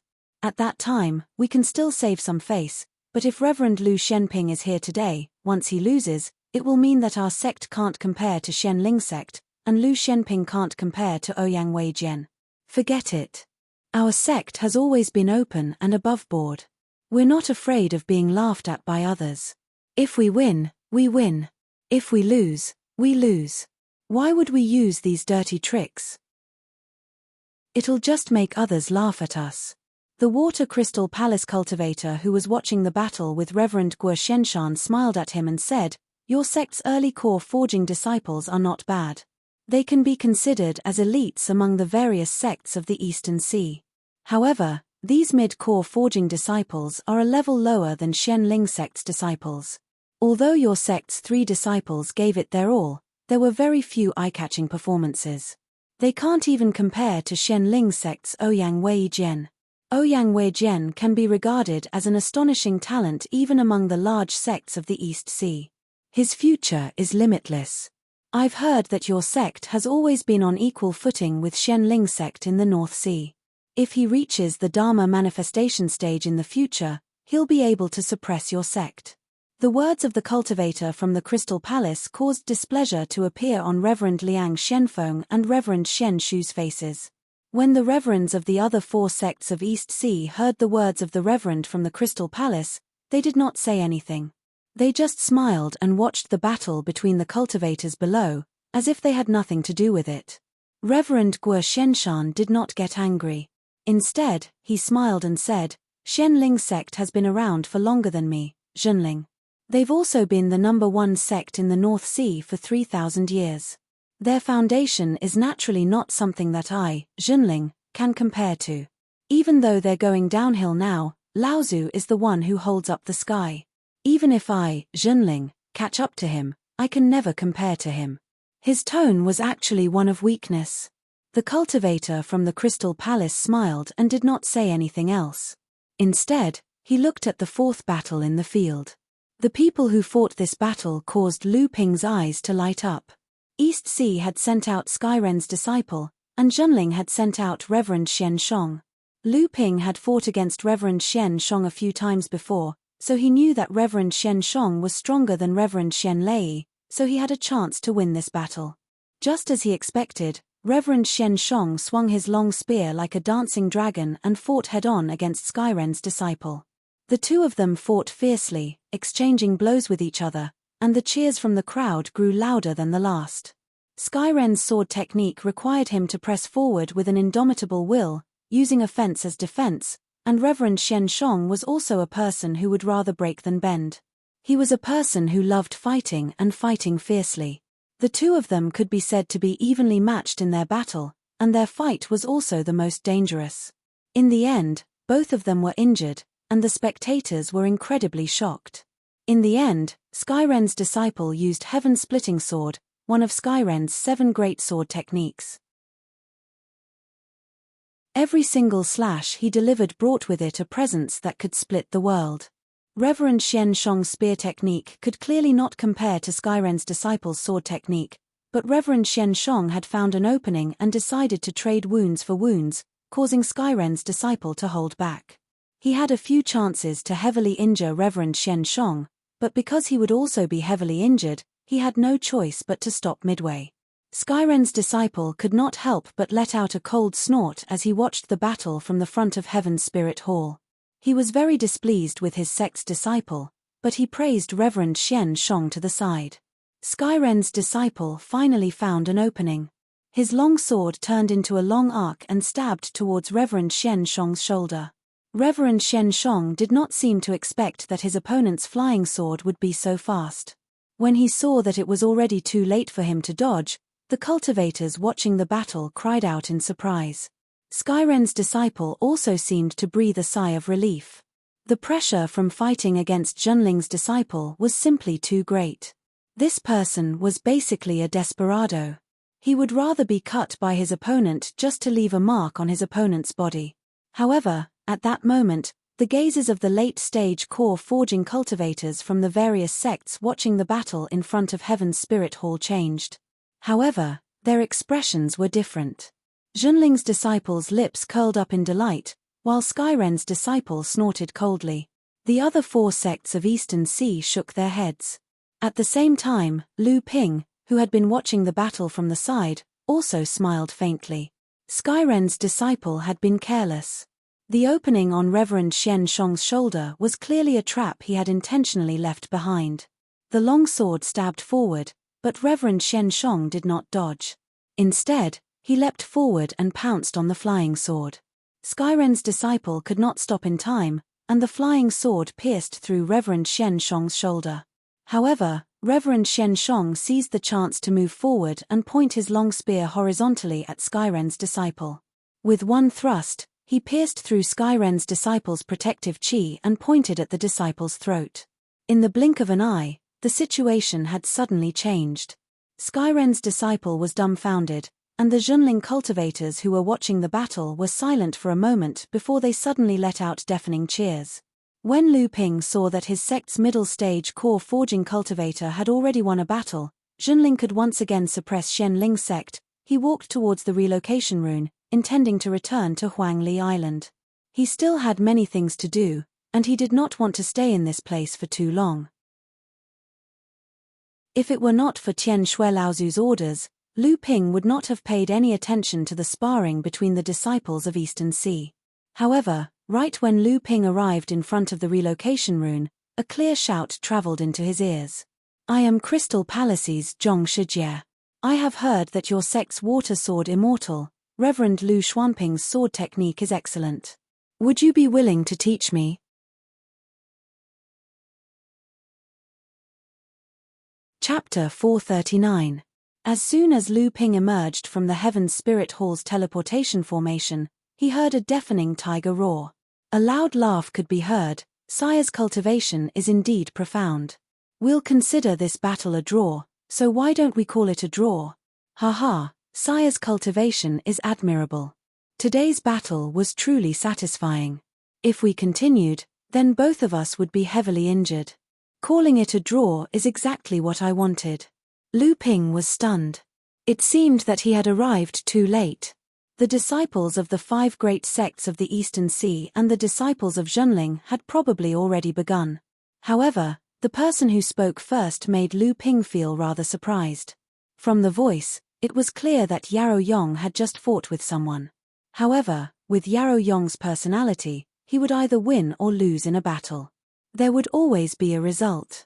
For him to call it a draw like today was truly inconceivable to Lu Ping. Lu Ping's interest was piqued. He walked towards the direction of the voice, wanting to see just who it was that could make Yarrow Yong feel a sense of familiarity. However, before Lu Ping had even arrived, Yarrow Yong's roar could be heard. Perfect, I have a few jars of fine wine in my dwelling. Sire, you've come from afar, why don't we drink to our heart's content and see who's better at drinking? How delightful. I didn't think that I would meet such a straightforward person like Sire today, haha. Before Lu Ping had even arrived at the plaza of the Heaven's Spirit Hall, 2 streaks of red light had already streaked across the sky. Clearly, the 2 people who had just battled had already left. At that moment, a person came walking over. Seeing Lu Ping, he was stunned for a moment before revealing a smile. Lu Ping asked first, Junior Zhong, are the disciples of our sect currently sparring with the disciples of the 5 great sects of the Eastern Sea? Why are you leaving? Zhong Zicheng smiled, so it's Senior Lu who has returned. Senior Lu has come at just the right time. Our early core forging disciples have just finished sparring with the disciples of the 5 great sects of the Eastern Sea.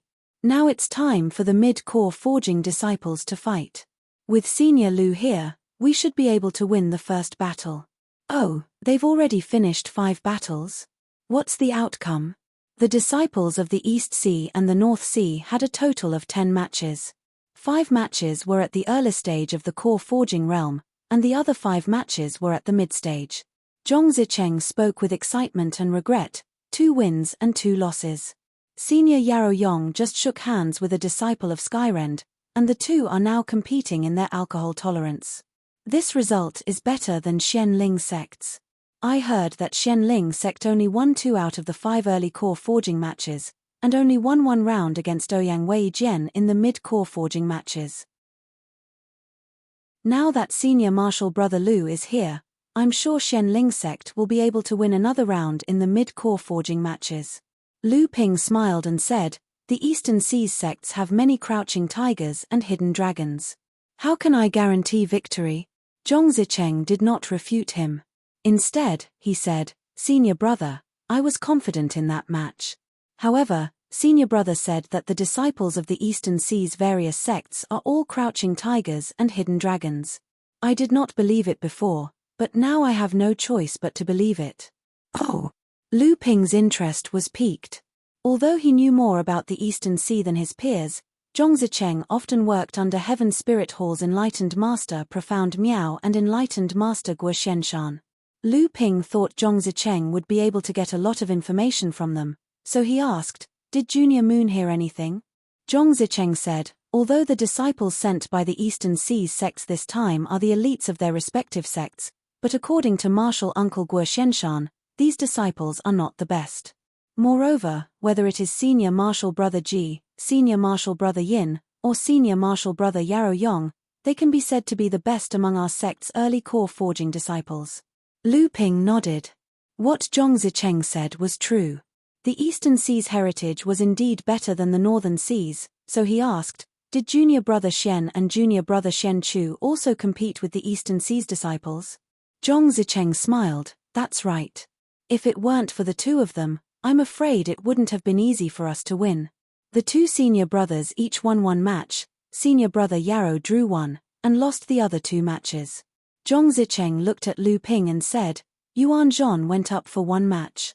His cultivation is at the 3rd layer of core forging, and he fought against a Violet Talisman Pavilion disciple for several dozen moves. In the end, he lost. Lu Ping nodded without saying anything. Zhong Zicheng saw that Lu Ping's expression didn't change when he mentioned Yuan Zhon, so he thought for a moment and said, "Originally, senior brother Du Feng wanted to go up, but Yuan Zhon took the initiative. Martial uncle Xian Shu also picked his general. If senior brother Du had gone up, perhaps we would have won another match." Lu Ping understood Zhong Zicheng's meaning and smiled. "It's good to hide a bit. The 5 great sects of the Eastern Sea are stronger than us. If we make their disciples suffer, it'll be a bad thing for our sect. After all, the 5 great sects of the Eastern Sea are several times stronger than the 10 great sects of the Northern Sea." Zhong Zicheng nodded and pondered. Lu Ping smiled. "Why isn't junior brother continuing to observe? Are you going to leave?" Zhong Zicheng smiled. "There's nothing for me to do now, but there's still a pile of things to do in the courtyard." Martial uncle Xian Yuan pushed all the matters of the courtyard to me, but is still free and unfettered. Lu Ping patted Zhong Zicheng's shoulder. After the two said their goodbyes, Lu Ping continued to walk towards the square in front of the main hall. In the distance, he saw several late core forging cultivators sitting in front of the Heaven's Spirit Hall. Among them, Daoist Guo Xianshan was chatting with a cultivator with an arrogant expression. Lu Ping recognized this person's clothing. It was from the Eastern Sea's Crystal Palace. Next to them were 2 late core forging cultivators from Zhonling and 4 other late core forging cultivators from the other 4 sects of the Eastern Sea. From time to time, their eyes would glance at the 2 cultivators sparring in the square. One of the 2 cultivators from Zhonling was Daoist Liang Shenfeng, while the other one Lu Ping didn't know. Presumably, it was Daoist Xian Shu who schemed against Huangli Island. Among these people, there was also a person Lu Ping was familiar with. It was Daoist Qin from the Northern Alliance when Zhonling participated in the Northern Alliance pill gathering in the Eastern Sea. Seeing that Daoist Qin was there, Lu Ping subconsciously didn't want him to discover that he was from the Northern Sea or even Zhonling's disciple, so he quietly stood in an inconspicuous corner and watched the battle between the 2 sides. At this time, the Eastern Sea cultivator fighting was a disciple from Wind and Thunder Island, while Zhonling's disciple was Lu Ping's acquaintance, Daoist Xian Lei. Daoist Xian Lei learned a powerful thunder attribute magic art. Wind and Thunder Island was famous for their wind attribute and thunder attribute cultivation methods in the Eastern Sea. Naturally, it was a fierce battle between the 2. However, in the end, Wind and Thunder Island's cultivator still had the upper hand. Daoist Xian Lei's spiritual essence was not as strong as Wind and Thunder Island's cultivator, so Daoist Xian Lei was defeated in the end. From the side, Lu Ping could clearly see that enlightened Master Xian Lei's fighting experience wasn't any less than the Wind and Thunder Island cultivators. In fact, he was even braver than the Wind and Thunder Island cultivator. Both of them cultivated lightning elemental spells, and they had been competing against each other with many basic spells. The lightning elemental spells they cast were the same, but the Wind and Thunder Island cultivator had a slight advantage in these spells. More often than not, his spells were stronger than enlightened Master Xian Lei's. In addition to the fact that Wind and Thunder Island's cultivator's foundation was stronger than Daoist Xian Lei's, the most likely reason for this phenomenon was that when Daoist Xian Lei advanced to the mid-stage core forging realm, he smelted far less spirit items than Wind and Thunder Island's cultivator. Lu Ping had a lot of contact with Daoist Xian Lei on Frost Island. He knew that Daoist Xian Lei's accumulation when he advanced to the mid-stage core forging realm was enough for him to smelt low-grade Earth-step thunder attribute spirit items. However, thunder attribute spirit items were rare, so Daoist Xian Lei couldn't advance to the mid-stage core forging realm for a long time. In the end, Daoist Xian Lei had no choice but to smelt 2 high-grade mystic spirit items. Although it was much stronger than cultivators who smelted 1 spirit item, it was still not comparable to smelting low-grade Earth-step spirit items. This had always been a regret in Daoist Xian Lei's heart. Now, this regret finally had the opposite effect.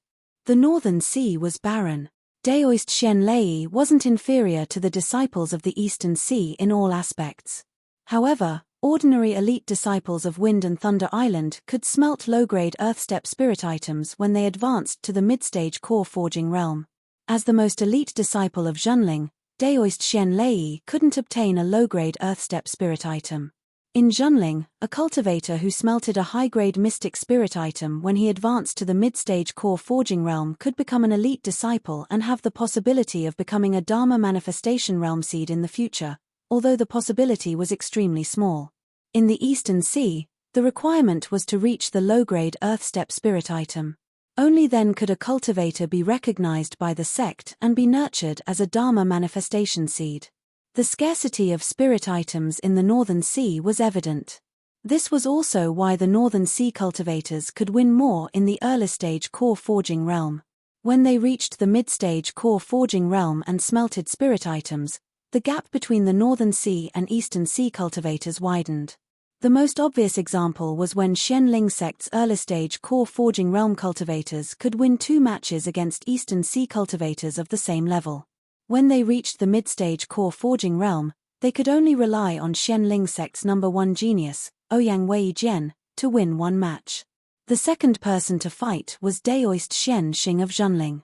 The Eastern Sea sent out a disciple from the Northern Alliance.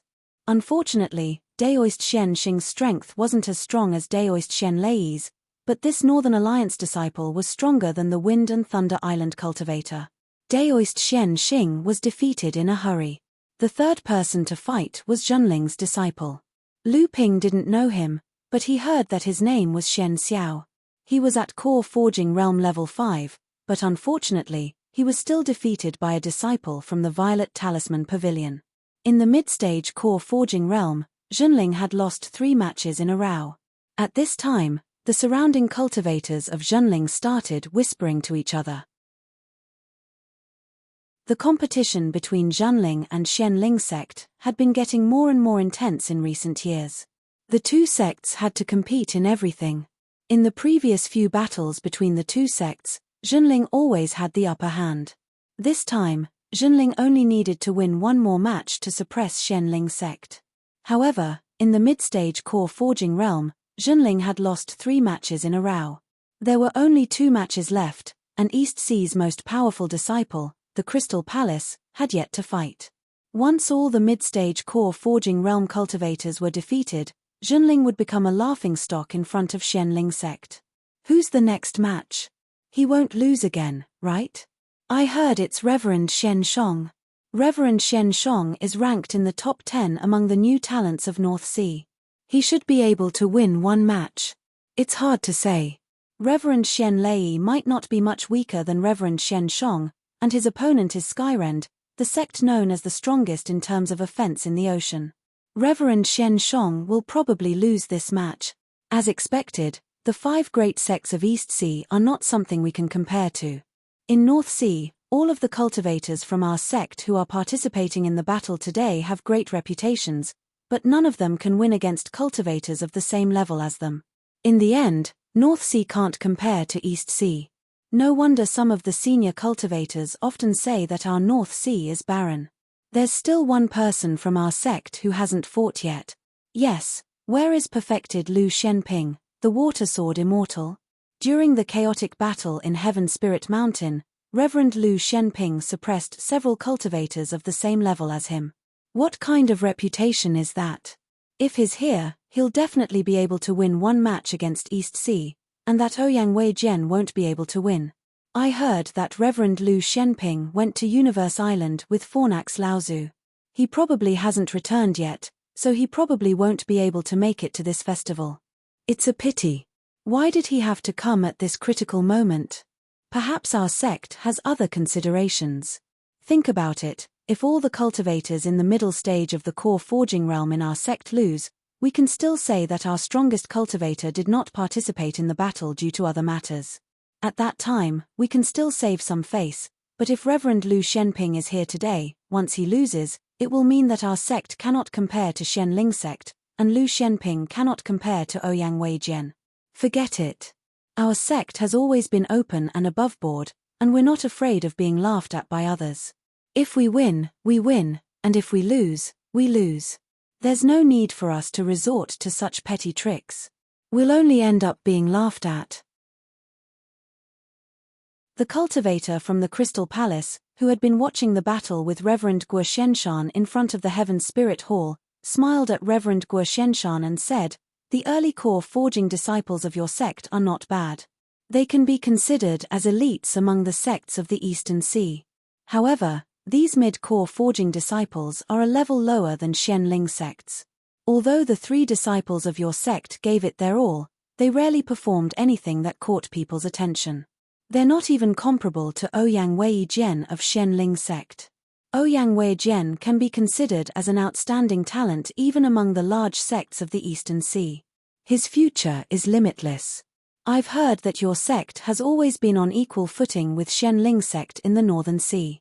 If this child reaches the Dharma manifestation stage in the future, he will be able to suppress your sect." The words of the cultivator from the Crystal Palace caused displeasure to appear on Reverend Liang Shenfeng and Reverend Shen Shu's faces. When the reverends of the other 4 sects of the Eastern Sea heard the words of the reverend from the Crystal Palace, they did not say anything.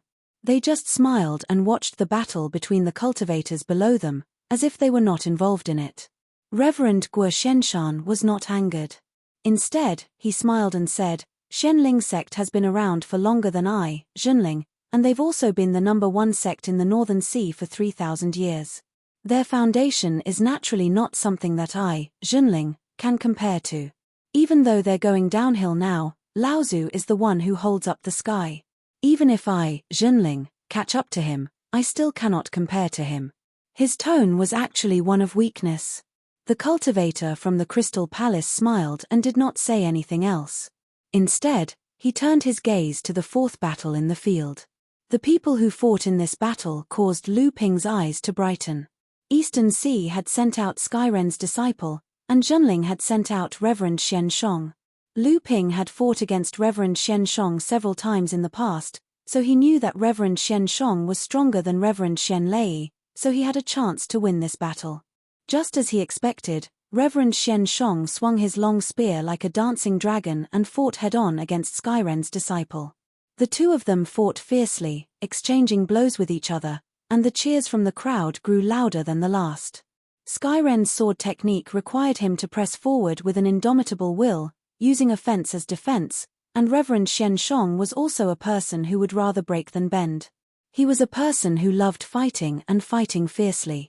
The 2 of them could be said to be evenly matched in their battle, and their fight was also the most dangerous. In the end, both of them were injured, and the spectators were incredibly shocked. Skyren's disciple finally used one of Skyren's 7 great sword techniques, Heaven-Splitting Sword. Every single slash he delivered brought with it a presence that could split the world.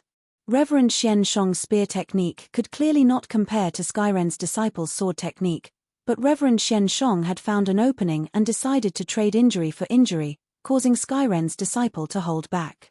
He had a few chances to heavily injure Reverend Shen Shong, but because he would also be heavily injured, he had no choice but to stop midway. Skyren's disciple could not help but let out a cold snort as he watched the battle from the front of Heaven's Spirit Hall. He was very displeased with his sect's disciple, but he praised Reverend Shen Shong to the side. Skyren's disciple finally found an opening. His long sword turned into a long arc and stabbed towards Reverend Shen Shong's shoulder. Reverend Shen Shong did not seem to expect that his opponent's flying sword would be so fast. When he saw that it was already too late for him to dodge, the spectating cultivators let out cries of surprise. Skyren's disciple also seemed to breathe a sigh of relief. The pressure from fighting against Zhenling's disciple was simply too great. This person was basically a desperado. He would rather be cut by his opponent just so he could leave a mark on his opponent's body. However, at that moment, the gazes of the late-stage core forging cultivators from the various sects watching the battle in front of Heaven's Spirit Hall changed. However, their expressions were different. Zhenling's disciple's lips curled up into a smile, while Reverend Skyren's disciple snorted coldly. The other 4 sects of Eastern Sea shook their heads. At the same time, Lu Ping, who had been watching the battle from the side, also smiled faintly. Skyren's disciple had been careless. The opening on Reverend Shen Shong's shoulder was clearly a trap he had intentionally left behind. The long sword stabbed forward, but Reverend Shen Shong did not dodge. Instead, he leapt forward and pounced on the flying sword. Skyren's disciple could not stop in time, and the flying sword pierced through Reverend Shen Shong's shoulder. However, Reverend Shen Shong seized the chance to move forward and point his long spear horizontally at Skyren's disciple. With one thrust, he pierced through Skyren's disciple's protective chi and pointed at the disciple's throat. In the blink of an eye, the situation had suddenly changed. Skyren's disciple was dumbfounded, and the Junling cultivators who were watching the battle were silent for a moment before they suddenly let out deafening cheers. When Lu Ping saw that his sect's middle-stage core forging cultivator had already won a battle, Junling could once again suppress Shen Ling's sect. He walked towards the relocation rune, intending to return to Huangli Island. He still had many things to do, and he did not want to stay in this place for too long. If it were not for Tian Shui Laozu's orders, Lu Ping would not have paid any attention to the sparring between the disciples of Eastern Sea. However, right when Lu Ping arrived in front of the relocation rune, a clear shout traveled into his ears. "I am Crystal Palace's Zhong Shijie. I have heard that your sect's water sword immortal, Reverend Lu Xuanping's sword technique is excellent. Would you be willing to teach me?" Chapter 440. There were more and more cultivators on Huangli Island. Due to Jiang Tianlin and Laozu's presence, there were even core forging realm cultivators appearing on Huangli Island. However, most of these core forging realm cultivators were Junling cultivators or the core forging realm enlightened masters of Junling's subordinate clans. Currently, the busiest person on Huangli Island was Hu Lili. When Lu Ping frequently went out and Jiang Tianlin and Laozu were absent, all the matters on Huangli Island were decided by Hu Lili alone. When Lu Ping returned to Huangli Island, he saw a busy scene. Under Hu Lili's orders, many Junling blood condensation disciples were setting up various formations and restrictions with various spiritual materials. Lu Ping knew that Hu Lili was preparing for enlightened master Guo Xuanshan's mountain-moving sea-filling technique to expand Huangli Island. Under Hu Lili's command, Seng Wu and the other 5 were also in charge of setting up a formation on Huangli Island. Most of these cultivators who were allowed to participate in Huangli Island's expansion plan were outer sect disciples or even inner sect disciples. Lu Ping didn't expect that Seng Wu and the others, who had always been rogue cultivators, would be willing to become outer sect disciples of Junling. A few days ago, Lu Ping once again guided a small spirit vein from Clear Stream Cave to Huangli Island. Currently, the number of small spirit veins on Huangli Island had increased to 4 and 5 miniature spirit veins. The spirit gathering area on Huangli Island had reached its peak. This was also the reason why Lu Ping was so anxious to invite enlightened Master Guo Shenshan to Huangli Island to cast the mountain-moving sea-filling technique. The size of Huangli Island had become the biggest obstacle to Huangli Island's expansion. Lu Ping returned to his cave dwelling and placed the golden house on top of the spirit vein. The isolated mountain in the golden house had the effect of accumulating spiritual energy. Even without the nourishment of the spirit vein, the density of spiritual energy in the golden house could still be maintained for tens of days. Lu Ping still had a miniature spiritual gathering pearl that he obtained from Tian Shui and Laozu.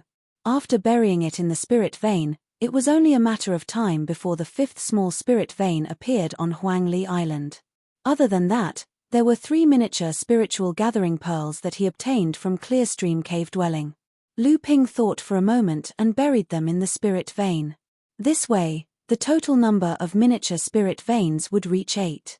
If he guided another 2 small spirit veins, the 6 small spirit veins on Huangli Island would be formed. This kind of foundation was something that many medium-sized islands in Junling couldn't compare to. Just as Lu Ping finished sorting out the spirit veins in the cave dwelling, Chen Lian had already arrived. When he saw Lu Ping, he smiled and said, "I heard that you've been in the limelight on Huanyu Island recently. The dignified Xian Ling sect's alchemist grandmaster was humiliated by you. Now, the news has spread across the entire North Sea." Lu Ping smiled, "You're the most well-informed." After saying that, he took out 22 of the 24 corals that he obtained from Clear Stream Cave dwelling. Chen Lian's eyes lit up when he saw the 22 corals. He smiled. This is really good stuff. Such huge corals must have taken thousands of years to form. Although there are all kinds of spiritual materials mixed together, it's good that it doesn't require too much effort to refine. Lu Ping smiled and took out 2 corals that were formed from second-grade mutated spiritual materials. Chen Lian was dumbfounded when he saw them. After a while, he exclaimed, "We're rich. We're rich.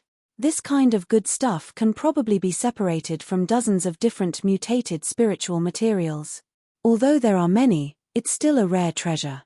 After saying that, he looked at Lu Ping and hesitated. "Are you going to give this to me as well?" Lu Ping nodded. Chen Lian was overjoyed. However, Lu Ping said, "There's a condition." Chen Lian nodded solemnly and said, "Say it." Lu Ping smiled and said, "I still have some good spiritual materials here. You have to refine 4 of the best magic weapons for me."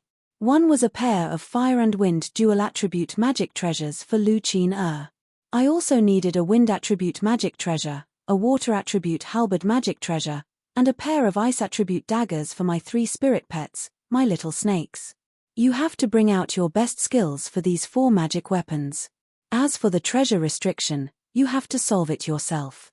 In short, each magic weapon has to condense 3 treasure restriction, and it's best not to repeat them. In the future, you have to at least have the opportunity to upgrade them to psychic magic weapons. Chen Lian thought for a while and said with a smile, "I know it's not easy to take advantage of you. Well, I'm going all out this time. I still have some good things that I've accumulated over the years.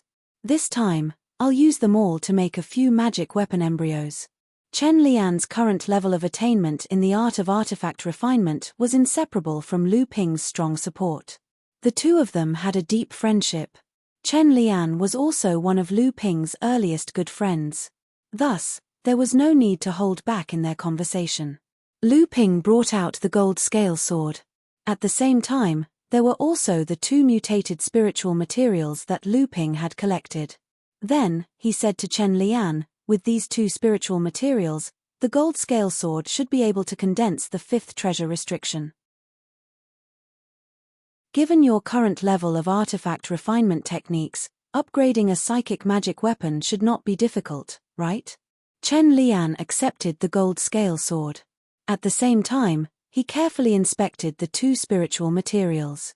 After pondering for a moment, he said, "These 2 spiritual materials are indeed good items. They are enough to upgrade the gold scale sword's quality. However, you will need to figure out how to make the 5th treasure restriction. I do not have it. Even my master, Sage Enigma Flame, might not have it. You can only ask Patriarch Celestial River for it. Given your current position in the sect and the fact that the sect is relying on you, your request will be easily agreed to." Lu Ping nodded his head, not saying anything.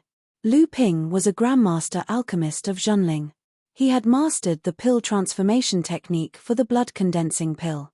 Additionally, the spiritual water pill was unique in the North Sea. The spiritual water meridian fostering pill that Lu Ping concocted was regarded as a treasure by Zhenling. It was sold at a sky-high price in the North Sea's world of cultivation. Additionally, its quantity was extremely limited. At present, Lu Ping could be said to be the #1 alchemist in Zhenling, with the exception of Qianlu Laozu. Given his status, it was naturally very easy for Lu Ping to ask the sect for a spiritual barrier. In fact, Zhenling welcomed Lu Ping's actions. If Lu Ping had to deal with everything himself, unlike Zhenling, that was something that the high-level cultivators of Zhenling did not want to see. Lu Ping stretched his left hand out and grasped something. Next, his right hand stroked his left hand and a faint blue sword immediately appeared in Lu Ping's left hand. Wielding the water spirit sword, Lu Ping said, "At present, the water spirit sword has only condensed out 2 barriers. Given its quality, it can easily condense out a 3rd barrier. A pity." Although the water spirit sword had repeatedly performed miraculous feats in Lu Ping's hands, as Lu Ping's cultivation gradually increased, the enemies he faced also grew stronger. The water spirit sword was only an ordinary magic treasure that had condensed out 2 barriers. Even if it had a strange invisibility effect, its power was somewhat lacking. Chen Lian also said helplessly, Not only is the invisible flying sword's quality rare, but its barrier is also the rarest. Our sect originally only had one barrier, which was passed down from Filing sect. The other barrier was found in the shapeless sword art you obtained. If you want to condense the third barrier, it will depend on your luck. Chen Lian took the golden scale sword with him, but Lu Ping planned to take advantage of this time to properly digest what he had accumulated. Although Lu Ping had not delayed his cultivation because of constantly going out, after advancing to the middle stage, his cultivation speed had plummeted, so he needed to settle down and meditate in seclusion for a period of time. After sending a sound-transmitting sword to Hu Lily, Lu Ping gave her some instructions for the upcoming period of time. Then, he sealed his cave abode and began to meditate in seclusion. Although the spirit-gathering pearl that he had just buried had yet to evolve into a spirit vein, there were already 4 small spirit veins and 5 miniature spirit veins in the cave abode, which was enough for Lu Ping to cultivate. However, Lu Ping was not satisfied with just this.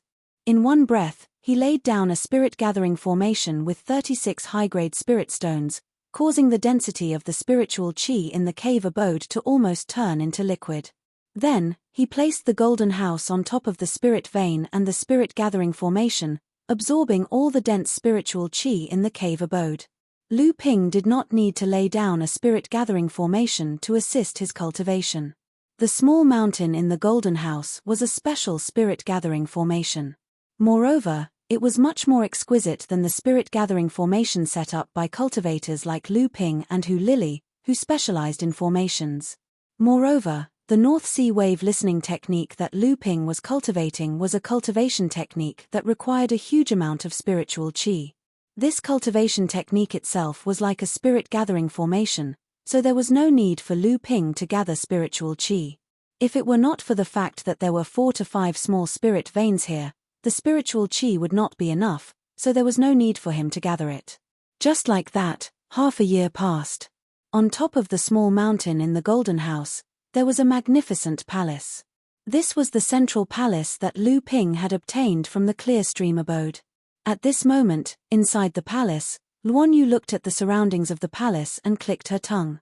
This is indeed an excellent spatial magic tool. Although it cannot compare to a large-scale spatial magic tool like the Golden House, it is still the work of Fa Xiong Laozu. It is a pity that this palace lacks many decorations, so it looks empty. Lu Ping turned a black stone over and over in his hand. The green light in his eyes flickered continuously, but he still could not find anything. After a while, he put the stone down and asked, "What secret does this black jade stone contain? Why did you almost expose it during the North Sea Palace's alchemists' gathering? Although it is a high-grade mystic-level earth attribute heaven and earth spirit object, don't tell me that it was just to prepare for De Bao's advancement to the mid-stage of the core forging realm. De Bao is becoming more and more lazy in his cultivation.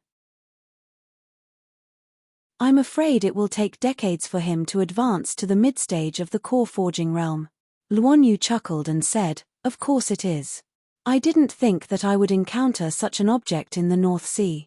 It looks like the North Sea is not as barren as the cultivation world thinks." Lu Ping smiled and said, "Just a single black jade stone is enough to make you feel so emotional. The barrenness of the North Sea cannot be improved by a single heaven and earth spirit object." Luanyu said seriously, "That may not be the case. The cultivation world knows that the North Sea is barren, but that is only because the true treasures hidden in the North Sea have not been discovered yet." Luanyu did not wait for Lu Ping to refute and continued, "Let's talk about the large-scale spirit or vein on Frost Island. The North Sea cultivation world has been developing for tens of thousands of years. Who would have thought that the snow-covered Frost Island would hide such great wealth? Although this large-scale spirit or vein alone is not enough to completely change the barrenness of the North Sea, who can deny that there are other cultivation resources hidden in unknown places in the North Sea?" This time, Lu Ping did not say anything. After thinking for a moment, he smiled and said, "Let's not talk about anything else. Just tell me what secrets this black jade stone contains." Luanyu smiled mysteriously and said, "Do you know about growing soil?" Chapter 441. Growing Soil. Lu Ping was stunned for a moment before he reacted. He exclaimed, "Growing soil?" Luan Yu nodded and laughed lightly. Indeed, it is a natural treasure that can shorten the growth period of plants. It is said to be one of the few natural treasures in the world of cultivation. The growing soil was not a spiritual object of heaven and earth. Instead, it was a mysterious object of heaven and earth. However, this mysterious object of heaven and earth did not have the same effect as other mysterious objects of heaven and earth that could be used by cultivators to condense minor magical powers. However, the growing soil had another use that was regarded as heaven-defying in the cultivation world. It could greatly shorten the time needed for plants to mature. Because of this use, growing soil's status in the world of cultivation was no less than that of a heaven-tier natural treasure. Lu Ping pointed at the black jade stone on the ground and asked in disbelief, "You mean to say that there is growing soil hidden within this black jade stone?" Luan Yu laughed. "Although I do not have a magical power like the three pure eyes, the Wood Luan tribe is most proficient in cultivating spirit grass and spirit trees. Naturally, we have a secret technique to identify a treasure like growing soil." Lu Ping nodded. The Wood Luan tribe naturally had their own special abilities. This was something that Lu Ping believed. Lu Ping looked at the black jade stone and said, "Is this growing soil mixed within the black jade stone, or is it wrapped within?" If it was mixed within, then in order to obtain the growing soil, they would have to grind the black jade stone into pieces and extract the growing soil. If it was just wrapped within, then they would only need to split the black jade stone, and it would not damage the spirit of the black jade stone. After all, this earth-type natural treasure was of the upper mystic level, and it would be perfect for Dabao to smelt in the future. Luan Yu laughed. "Don't worry. The gains this time will definitely be worth the elixir that Fornax Laozu spent on breaking through to the Dharma stage." Luan Yu carefully cut the black jade stone into two halves. The center of the black jade stone was indeed hollow, but there was a fist-sized yellow ball of earth within it. This was the famous growing soil of the cultivation world. Among the natural treasures that corresponded to the living soil, there was a kind of earth attribute natural treasure called the living soil. Although this kind of natural treasure did not have the special effect of stimulating the growth of spirit herbs like the living soil, it had the characteristic of endless growth. It was said that if a small piece of the living soil was cut off, as long as there were enough spirit chi and spirit stones, it could be cultivated into a complete piece of living soil. Of course, the spirit chi and spirit stones required would be an astronomical figure. The living soil was an earth-type, mid-grade heaven-ranked spiritual earth of the world. It was even more valuable than the profound essence-heavy water that Lu Ping had refined. However, in the world of cultivation, this treasure was only on par with the living soil. From this, one could see just how valuable the living soil was in the world of cultivation. Luan Yu sniffed the living soil, then tossed it to Lu Ping and said, "The quality is not bad. At the very least, this piece of living soil should be enough for those treasures of yours and that 3,000-year-old spirit herb garden of yours." When Lu Ping saw that Luan Yu had casually tossed it away, he hastily and carefully caught it. He anxiously said, Hey, this is the living soil. Every single particle is priceless. How can you be so disrespectful?" Luan Yu was taken aback. He pointed at Lu Ping and said with a smile, "I thought that you, the boy of many treasures, would be used to seeing all kinds of rare treasures. You should be as calm as still water. Who would have thought that this piece of living soil would cause you to lose your composure like this?" Lu Ping could not be bothered with Luan Yu. In his mind, he was already thinking about how to use this fist-sized piece of living soil. Luan Yu, who was standing to the side, was silent for a moment.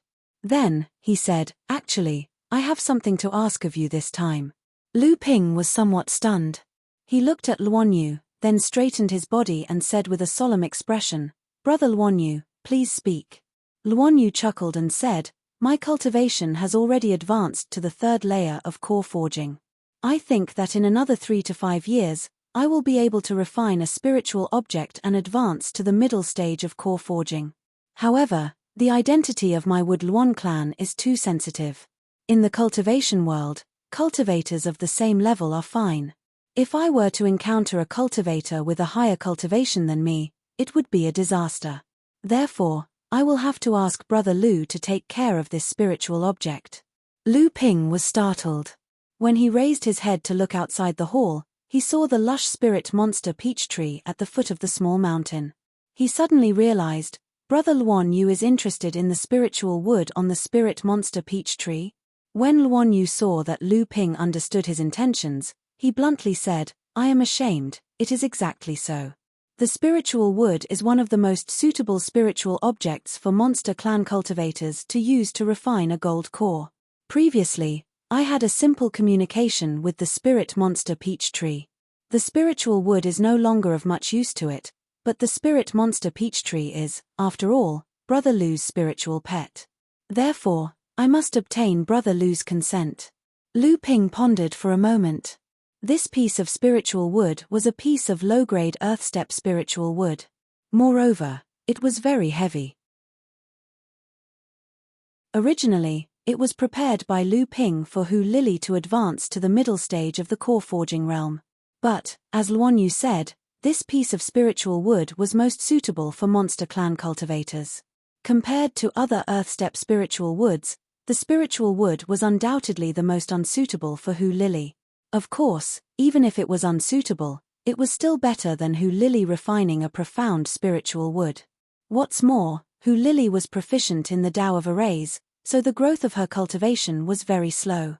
Even with the dissolving heart pill that Lu Ping had left for her, which forcibly increased her cultivation to the third stage of the core forging realm, it was impossible for her to accumulate enough foundation to refine an earthstep spiritual object to advance to the middle stage of the core forging realm. At that time, Lu Ping would just have to find another wood attribute earthstep spiritual object for her. At the very least, the amount of azure billow water in Lu Ping's hands was equivalent to 3 times the amount of ordinary low-grade earthstep spiritual water. It was more than enough to exchange for an earthstep spiritual object. Although Luan Yu had been living in seclusion in the House of Gold all these years, he had also been used by Lu Ping as a free alchemist for several years. One must know that Luan Yu was an out-and-out alchemy grandmaster. Because of this, Lu Ping was able to free himself from a portion of the sect's alchemy tasks and devote more time to cultivation. Moreover, the large spiritual grassland that had been opened up in the House of Gold was also Luan Yu's achievement. This kind of help to Lu Ping could not be said to be small. That's fine, Lu Ping made up his mind and said, Brother Luan Yu can take this psychic wood and use it first. Luan Yu was naturally overjoyed. Together with Lu Ping, he arrived in front of the spirit demon peach tree and was about to pluck the psychic wood from its body. Unexpectedly, when the spirit demon peach tree saw Lu Ping, its branches and leaves shook with a rustling sound. It seemed that it was somewhat unwilling. Luan Yu was good at communicating with plants and couldn't help but feel a little puzzled. He asked, Little peach tree, didn't we agree before? Why are you going back on your words now? Although the spirit demon peach tree had unlocked its spiritual wisdom, it could not speak and could only use its weak consciousness to express its sorrow. Lu Ping thought for a moment and said, Little peach tree, I've been collecting the cultivation method that you want all these years. However, you should also know that the cultivation method for spirit demon trees is very rare. I also can't let others know that you're in my hands. Otherwise, not only me, but even you will be in big trouble. That's why until now, I haven't been able to collect a cultivation method that can allow you to cultivate. However, this time, I've found this. As Lu Ping spoke, he let the spirit demon peach tree's consciousness feel the growing soil in his hand. As expected, the spirit demon peach tree emitted waves of joyful emotions. It seemed to be saying to Lu Ping, I'm hungry. Lu Ping smiled slightly and broke off a corner of the growing soil that was the size of a fist. Then, he crushed this small piece of growing soil into powder and scattered it around the roots of the spirit demon peach tree.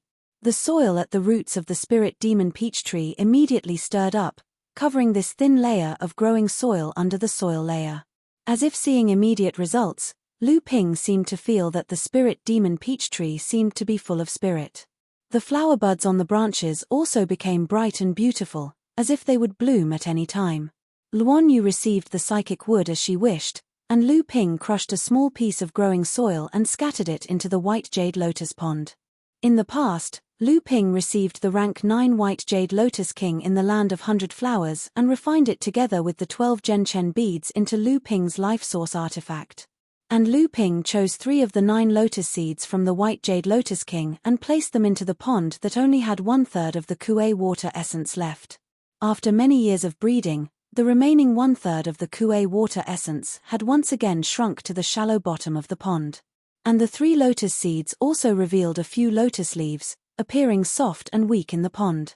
Lu Ping looked at these 3 lotus flowers and sighed.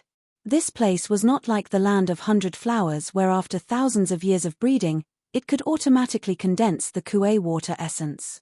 If he wanted these 3 lotus flowers to continue to grow, he must collect the Kuei water essence, a rare treasure of heaven and earth. Lu Ping sprinkled a small piece of growing soil under the golden nut tree. 17 of the 36 golden nuts on this tree had matured, and Lu Ping had refined them into golden resilience pills. Now, the strength of Lu Ping's body was comparable to a low-level artifact without the use of Zhen Yuan. The rest of the growing soil was mainly sprinkled by Lu Ping on the small lonely mountain in the spirit grass garden that had been opened by Zhongxian Laozu for planting 3,000 years of spirit grass. The rest was also sprinkled in several newly opened important spirit grass gardens. Finally, in Lu Ping's hands, there was also a piece of growing soil that was about a quarter of the size.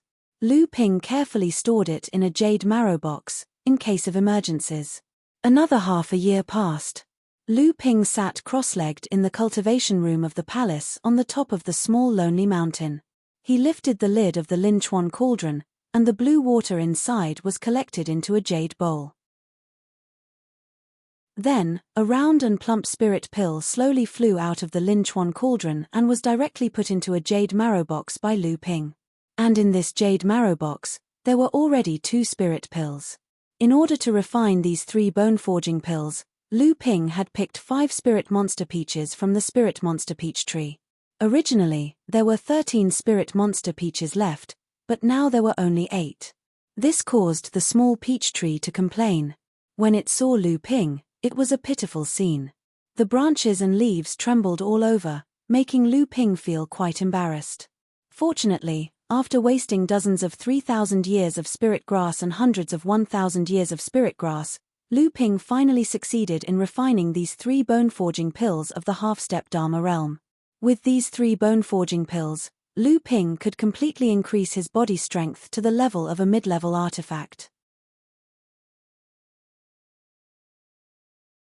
Chapter 442. Lu Ping's seclusion only lasted for a year before he had no choice but to come out again. This was because Hu Lili had already filled the entire Huangli Island with restrictions and arrays, preparing for Reverend Guo Xianshan to use the art of moving mountains and filling seas. Now that Reverend Guo Xianshan had once again returned to Huangli Island, Lu Ping naturally couldn't hide in his cave dwelling and go into seclusion. Fortunately, Tianlin Laozu was on Huangli Island. Although Lu Ping was the master, he was only accompanying him. Reverend Guo Xianshan was obviously very knowledgeable about geomancy. After setting foot on Huangli Island, he looked towards Lu Ping's cave dwelling in surprise and said, "I didn't expect that Huangli Island would rise to another level after a year or 2. I'm afraid there's already half a neutral spiritual vein on the island. I've heard that many of our sect's idol core forging cultivators also go out to hunt through Huangli Island. Even I'm envious of your achievements." Lu Ping smiled and said, "Martial Uncle must be joking. Martial Uncle is in charge of the sect, how could he be interested in this disciple's belongings?" Reverend Guo Xianshan said meaningfully, "You really have a lot of belongings." Lu Ping nodded as if he understood something and said, "This disciple is naturally not a miser.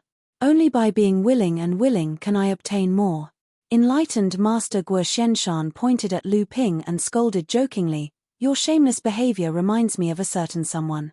But you don't have to worry, the sect's ancestors have a good impression of you. Even if others have their opinions, you don't have to worry about it. It's just that this sedan chair has to be carried by everyone." Reverend Guo Xianshan pointed at Lu Ping and said with a smile, "This is for you." Seeing that Lu Ping understood his words, Reverend Guo Xianshan took out a storage pouch out of nowhere and threw it to Lu Ping, saying, "This is for you." Lu Ping was surprised, but he still scanned the storage pouch and couldn't help but say, "Why is there so much?"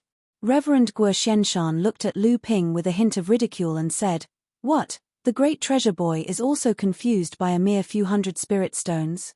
Lu Ping was speechless and said, "Martial uncle, this is 500 upper-grade spirit stones. Even with the spirit mine on Frost Island, there shouldn't be so many upper-grade spirit stones, right?" Even though Lu Ping was exaggerating, he couldn't wait to put these 500 upper-grade spirit stones into his storage pouch as soon as possible. In the past year, in order to increase his cultivation, Lu Ping had set up the Great Spirit Transformation formation twice in a row, and each time, he used 36 upper-grade spirit stones. In addition to the spirit stones needed to refine medicinal pills during this period of time, the 100 or so upper-grade spirit stones that Lu Ping had accumulated with great difficulty were all gone in an instant. In the end, he had no choice but to use some middle-grade spirit stones to make up for it. Reverend Guo Xianshan smiled and said, "During the last trip to Frost Island, you, Xian Lei, Xian Shong, and the others were each rewarded with 200 upper-grade spirit stones for discovering a large spirit mine. During that time, you also discovered a middle-grade spirit mine on your own. This has never happened before in our sect, so the sect decided to reward you with another 200 upper-grade spirit stones. Last year, you forced Crystal Palace's Zhong Shijie to not even see your shadow with just 2 swords, greatly increasing our sect's prestige. Therefore, the sect rewarded you with another 100 upper-grade spirit stones." Reverend Guo Xianshan paused for a moment and said, "Originally, the sect wanted to give you some other benefits, but senior sister Tian Ling said that all the rewards will be given according to the amount of upper-grade spirit stones. Therefore, this is what you will get." Lu Ping praised his teacher's brilliance and strength in his heart.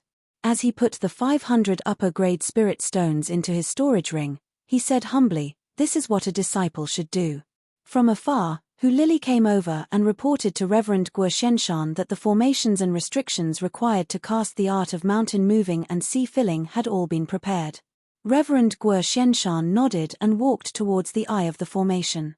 At the core of the formation that Hu Lili had spent a great amount of time and precious materials to set up, Tianlin Laozu and Reverend Chu Shencheng had been waiting for a long time. When Reverend Chu saw Reverend Guo Xianshan walking over, he looked to his left and right and asked with a strange smile, "Since senior brother Guo is going to show his might, why didn't junior brother Shenyin come today?" Reverend Guo Xianshan was taken aback and said, "It seems that junior brother Shenyin has been busy lately. There hasn't been any news about him in Heaven Spirit Mountain for a long time." Oh, Reverend Chu was also a little curious and said, "This is interesting. Junior brother Shenyin has rarely left Heaven Spirit Mountain for the past few decades, and now is the critical moment for him to achieve Golden Core. If it wasn't for something urgent, he wouldn't have left Heaven Spirit Mountain." Reverend Chu Shencheng saw that Lu Ping was thinking about something, so he asked, "Little Lu, junior brother Xuanin's disciple has a good relationship with you. Have you heard any news about junior brother Shenyin from his disciple?" Reverend Chu Shencheng knew that Lu Ping was on good terms with Yin Shenchu and the others. After Lu Ping became an alchemy grandmaster, the pills that these friends needed to cultivate were usually refined by Lu Ping. Huangli Island had also become a frequent destination for his friends. Therefore, Reverend Chu Shencheng asked this question. When Lu Ping heard the two of them talk about Reverend Shenyin, Lu Ping remembered the conversation he overheard between Reverend Shenyin and another unfamiliar cultivator at the bottom of the sea. Reverend Xuanin's disappearance during this period of time could also have something to do with the matter of avenging Reverend Xuanin's wife. However, it was clear that Lu Ping couldn't reveal this matter. Reverend Chu Shencheng suddenly asked, so Lu Ping could only answer, "How would this disciple know?" Reverend Chu Shencheng was actually just asking. He wasn't sure that Lu Ping knew the whereabouts of Reverend Shenyin. Seeing that Lu Ping didn't know, he didn't continue asking about this matter. Reverend Chu Shencheng was a 9th-level core forging cultivator who was about to become a golden core cultivator. With this level of cultivation, besides Dharma adepts, almost no one in the North Sea could pose a threat to him. Moreover, Reverend Shenyin was proficient in the art of concealment and assassination. Cultivators of the same level would only be afraid of him. Who would dare to easily plot against him? After greeting Tianling Laozu, Reverend Guo Xianshan solemnly ascended the altar that Hu Lili and the others had built. As Reverend Guo Xianshan walked towards the top of the altar, a treasure that looked like a mountain slowly rose from the top of Reverend Guo Xianshan's head. The mountain gradually enlarged in mid-air. Lu Ping felt his feet sink, as if there was a force pressing down on his body, trying to imprison him to the ground. Lu Ping raised his head to look at the mountain above the altar that was growing larger and larger. He knew that this was the effect of Reverend Guo Xianshan's moving mountains and filling seas technique. When he turned to look at Tianling Laozu and Reverend Chu, both of them had a calm expression on their faces. It was obvious that this pressure was not even worth mentioning to them. On the other side, Hu Lili seemed to have some understanding of this moving mountains and filling seas technique. At this moment, she had already hidden tens of feet away. Lu Ping's body trembled with true essence and a blue mist spread out from his body. The mist immediately returned to his body. The pressure on his body immediately relaxed and he regained control of his body. Not far away, Reverend Chu Shencheng and Tianling Laozu conversed. Reverend Chu Shencheng sighed with emotion and said, "This kid's true essence is very strong. Senior Marshal Brother Guo's flying mountain treasure is not something that ordinary mid-core forging cultivators can casually break free from." However, Ancestor Tianlin was a little puzzled. Compared to his quintessential essence, which far surpasses cultivators of the same level, I'm more interested in the strength of this kid's fleshly body. Looks like this kid has quite a lot of good stuff on him. He's even collected some rare elixirs that can strengthen the fleshly body. The strength of his fleshly body is almost no weaker than a mid-grade magic item. At this moment, a great pressure suddenly burst out from the center of the altar. The entire altar and the surrounding arrays and restrictions seemed to have been activated by Reverend Guo Xianshan. A grey light flickered and the entire Huangli Island suddenly trembled. Although the cultivators entering and leaving Huangli Island had already been notified, when Reverend Guo Xianshan's moving mountains and filling seas technique began to display its earth-shattering might, the cultivators on the island were shocked. Daoist Master Guo Xianshan wore a solemn expression on his face. With a stretch of his right hand, a short black whip appeared in his hand. Following which, the shadow of the whip pierced through the air. A series of muffled explosions could be heard from the distant horizon of the sea. As the short whip lashed down, the entire Huangli Island trembled violently. This was the power of Reverend Guo Xianshan's natal magic treasure, the Mountain Driving Whip. The Mountain Driving Whip was a spirit-nurturing magic treasure that had been refined with 7 Dao treasures. Under the effects of the moving mountains and filling seas technique, it could slowly move an island several tens of li away that had already been connected to Huangli Island's array formation. As Reverend Guo Xianshan continued to swing the mountain driving whip in his hand, rings of earthen yellow light fell from the top of the flying mountain peak above his head and spread out towards the distant sea. The altar beneath Guo Xianshan's feet released a series of crisp cracking sounds and a huge crack extended from the altar to the ground. In the blink of an eye, Reverend Guo Xianshan had lashed out 18 times with the mountain driving whip in his hand. The surface of the altar was already covered with cracks, and even the solid ground underneath the altar had a 1-foot-wide crack, slowly extending to a distance of several hundred feet. As the last whip shadow fell, Huangli Island once again trembled violently. Muffled rumbling noises came from the distant seabed, as if a giant beast was roaring furiously. Immediately, a small spirit vein from Lu Ping's cave abode was drawn over and temporarily placed at the core of the array formation. It seemed to have replaced the role of Reverend Guo Xianshan and the altar. Reverend Guo Xianshan slowly walked down from the altar. Just as he was about to leave the altar, the 30-jong tall altar suddenly collapsed. As if he had already expected this, Reverend Guo turned to Lu Ping and said, "This island should be the one closest to Huangli Island, right?" The art of moving the mountains and filling the seas is a long process. Although this divine art is successful, it will take at least a month for the island to move on its own and connect to Huangli Island even with the support of this spirit vein. Lu Ping nodded to show that he understood. He handed over a bottle of medicinal pills with both hands and said, "Martial uncle, please recover your true essence first, then move to the next altar to perform the divine ability." Reverend Guo Xianshan laughed and said, "There's no hurry. With the help of the array formation and the altar, we can save most of the trouble. With the true essence in the old man's body, he can perform the mountain-moving sea-filling divine ability again and pull the other island over." However, Reverend Guo Xianshan seemed to have thought of something and took the jade bottle from Lu Ping's hand. He opened it and said with joy, "Not bad, it's an extremely rare spirit tempering pill in the late core forging stage. Isn't this pill only refined by the North Sea's Liao family? I didn't expect you to have it here." Reverend Chu, who was at the side, had already heard the conversation between the two. He quickly walked over and said, "Little brat Lu Ping can actually refine a spirit tempering pill?" The old man had personally looked for Liao Ruanjia 3 times and only managed to get 1 bottle. "I didn't expect you to already have the pill recipe. This won't do. The old man will immediately gather some spirit herbs for you. You have to refine at least 3 bottles of spirit tempering pill for the old man."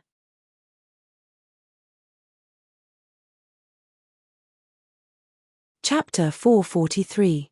There were a total of 4 altars built on Huangli Island, corresponding to the 4 islands that needed to be moved. The first island was the location of Sheng Dao's cave, where Lu Ping had found the alchemy inheritance. Zhenren Guo first moved this island, and the mountain driving whip produced a total of 18 whip shadows before he completed the mountain driving whip. As for the other 3 islands and reefs, the amount of true yuan and dharmic powers expended by Zhenren Guo varied according to the distance from Huangli Island and the size of the islands and reefs. The mountain driving whip had produced 27, 36, and the highest number was 49. Even though Zhenren Guo Xianshan had achieved the 7th grade golden core and was only a step away from the Dharma stage, it still took him 7 days to complete the task. Every time he successfully moved an island, Lu Ping had to temporarily confine a small spirit vein at the altar where Zhenren Guo was located. This was also the place where the formation eye of the mountain driving formation was located. After Zhenren Guo completed the mountain driving formation, it could replace him to support the operation of the formation and speed up the island's movement in the direction of Huangli Island. Fortunately, the spirit gathering pearl that Lu Ping had buried a small spirit vein a year ago had nurtured another small spirit vein. In addition to the 8 small spirit veins, the total number of spirit veins on Huangli Island was now close to 6 small spirit veins, which was more than enough to support the mountain driving formation. After Zhenren Guo completed the mountain driving formation, Lu Ping gave him 2 bottles of spirit tempering pills as a congratulatory gift. He also gave blood condensing pills, spirit water meridian nourishing pills, and dozens of other pills that he had refined for the sect during this period, to be brought back to the sect. After 20 days, the silhouette of the first island could be vaguely seen in the distance. A month later, this island finally connected with Huangli Island. After another half a month, the earth vein under the island began to connect with Huangli Island, and the small spirit vein that supported the operation of the formation returned to Lu Ping's cave. At this time, a cultivator named Tian Yu also found the first spiritual gathering place on the land that had just become part of Huangli Island. This was the first time that a spiritual gathering place had been discovered since the spiritual gathering places on Huangli Island had become saturated. More than a year had passed since the reefs were pulled over and the earth veins under the island merged with Huangli Island. With the support of a large number of high-grade spirit stones, the support of several spirit veins, and the continuous supply of spirit pellets, Lu Ping's cultivation base finally made significant progress.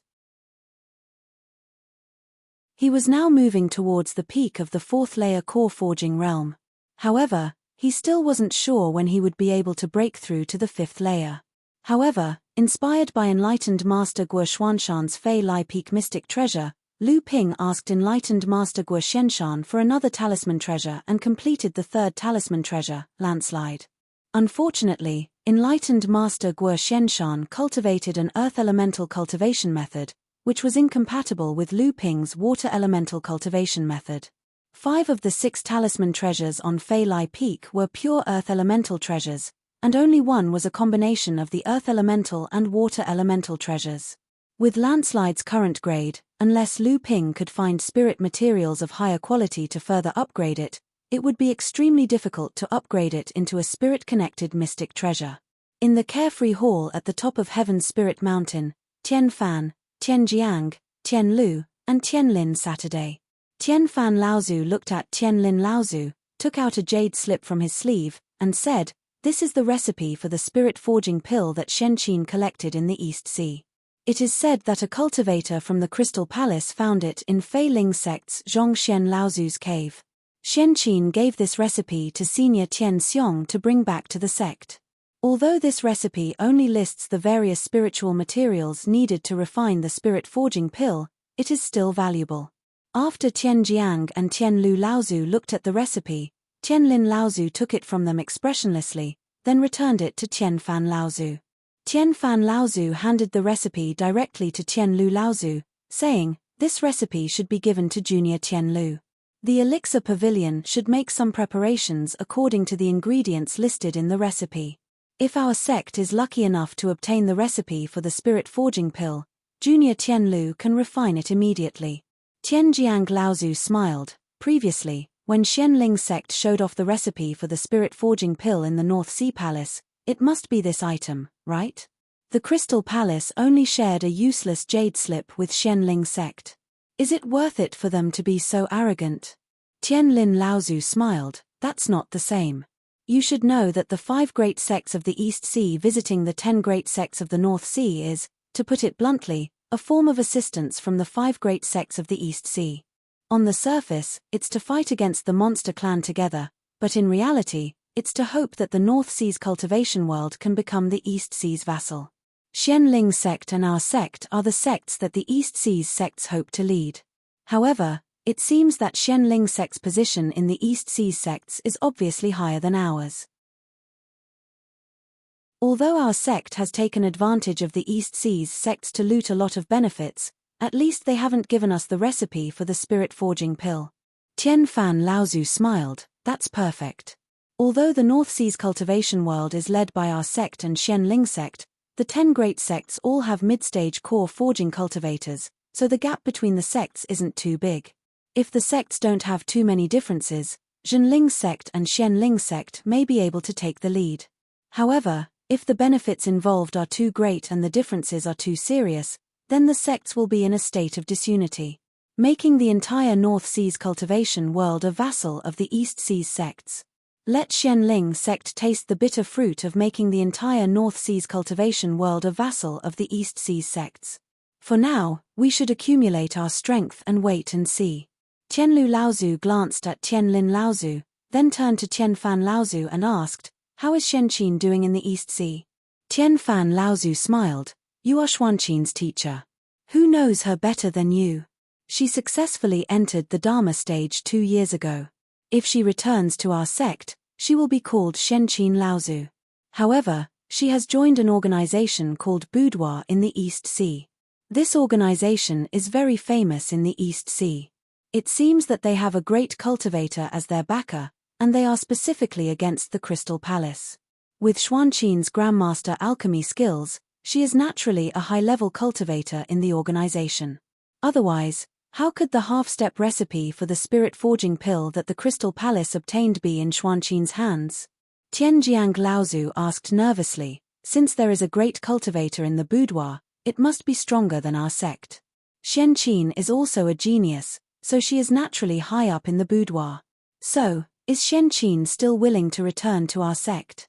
Tian Jiang Laozu's words clearly pointed out what was on the minds of the other Laozu. After a while, Tian Fan Laozu said, "Since the ancient times, children do not dislike their mothers for being ugly, and dogs do not dislike their families for being poor. Shen Qin is my disciple. Even though she left in anger, Zhenling is the place where she grew up for hundreds of years. With her teachers and fellow disciples, I think Shen Qin will understand." After saying this, it seemed that Tian Fan Laozu himself did not have much confidence, so he added, "What's more, senior brother Tianxiang is in the fallen secret land. When Shen Qin left East Sea, senior brother Tianxiang immediately guarded the fallen secret land. Now it seems that besides fighting for the right to speak in the fallen secret land for our sect, it is also for Qian. Now that Qian has been sending news back to the cultivation world of the East Sea, and this time she even sent this recipe, I think it must be a problem. Tianlu Laozu carefully looked at the recipe again and said with some difficulty, not to mention the fact that there is no refining method for this recipe, the spirit herbs used are not ordinary. Also, the most important ingredient, the wonder dew, has not been heard of in the cultivation world for nearly 1,000 years. Even if our sect was lucky enough to obtain the wonder dew, the NH1 cauldron has now been upgraded to a magic treasure cauldron, so it is impossible to refine it on a large scale. It is already very fortunate that we were able to gather one cauldron. Tianfan Laozu smiled bitterly and said, how could old man not know this? But it is not easy to have this half of the recipe. Don't forget that the reason why Fei Ling sect was exterminated was because this spirit forging pill was coveted by all sects. Therefore, even this half of the recipe must be kept a secret. Apart from junior brother Tianlu, I think only Xian Yang and Xian Yu, the two alchemy grandmasters who can refine late core forging pills, should know about it. Don't tell anyone else. At this time, Tianlin Laozu said, I'm afraid Martial Uncle still doesn't know, but Tianling's 9th disciple, Lu Ping, can also refine late core forging pills. I don't know where this kid got the Liao family's spirit stabilizing pills, but he refined 3 cauldrons of spirit pills for junior brother Chuo. Tianfan Laozu looked at Tianlu Laozu in surprise. All the alchemists under Zhenling's tutelage were under Tianlu Laozu's jurisdiction. Naturally, Tianlu Laozu knew the most about Lu Ping. Tianlu Laozu stroked his beard and nodded with a smile. This kid's talent in alchemy is no less than Qian's. Tianfan Laozu waved his hand and said, if that's the case, count this kid in as well. In the North Sea Palace of Huanyu Island, a dozen or so cultivators from the 5 major sects of the East Sea gathered in the main hall of the North Sea Palace to discuss something. The North Sea Palace was used by the various sects of Huanyu Island to receive their guests. Normally, it was only used to receive guests of high status. At this time, although there were close to 20 people in the North Sea Palace, the only ones who could participate in the discussion were the mid-Dharma stage cultivator, Laozu, and the 5 late core forging stage cultivators who were sitting cross-legged beside him. The one who was speaking was Zhenren Qin of the Northern Alliance of the East Sea. He was the same Zhenren Qin that Lu Ping had met at the Northern Alliance elixir gathering. At this time, Zhenren Qin seemed to be expressing his opinion. From this, although it is hard to tell who is better between the North Sea Zhenling sect and Qianling sect, in terms of 2nd, 3rd, and even 4th generation disciples, Zhenling is undoubtedly better. 2 of its 2nd generation disciples have already entered the Dharma stage, and at least 2 of them have already condensed a golden elixir of at least the 7th grade and are about to enter the Dharma stage. On the other hand, Qianling sect only has 1 disciple who has entered the Dharma stage. Among the 3rd generation disciples, this time, the disciples of the 5 major sects of the East Sea and the 10 major sects of the North Sea can see some clues.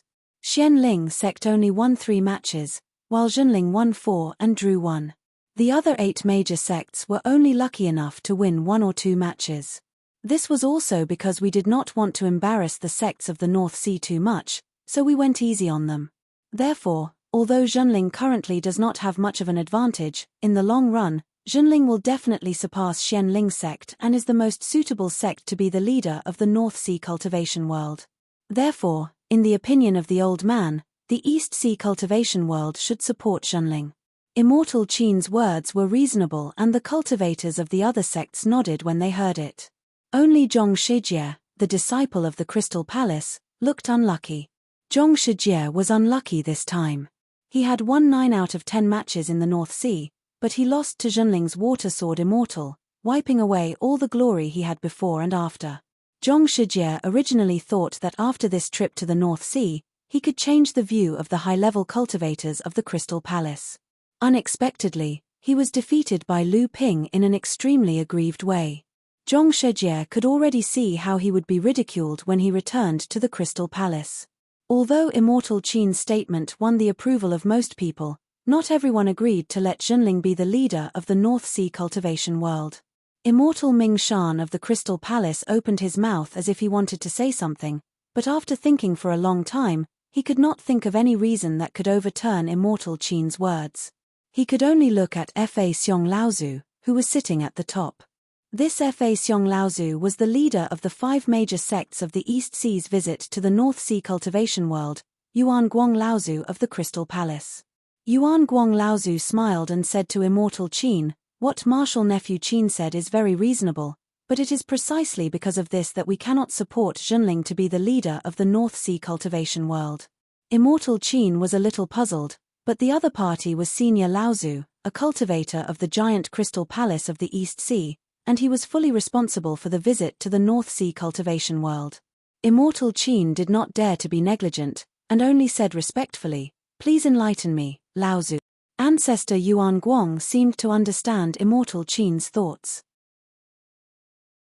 He said unhurriedly, "The Zhenling sect has been working hard to build up its strength, and the whole sect is united. How can it be controlled by Dong Hai? Xianling sect is declining, but with the help of East Sea, they will definitely compete with Zhenling. In this way, the North Sea cultivation world will not be peaceful, and it will be beneficial for East Sea to rope them in. They will become the vanguard of the various sects of East Sea, and become the vanguard against the demon race. This is the most beneficial way for East Sea's cultivation world to deal with it." Immortal Qin was a little puzzled, and asked, "But only by resisting the outside world and pacifying the inside world can we resist the demon race. Although the North Sea is weak, it is not dispensable. After all, it is a force against the demon race. If it is consumed in the internal strife, it will not be a good thing for the human race."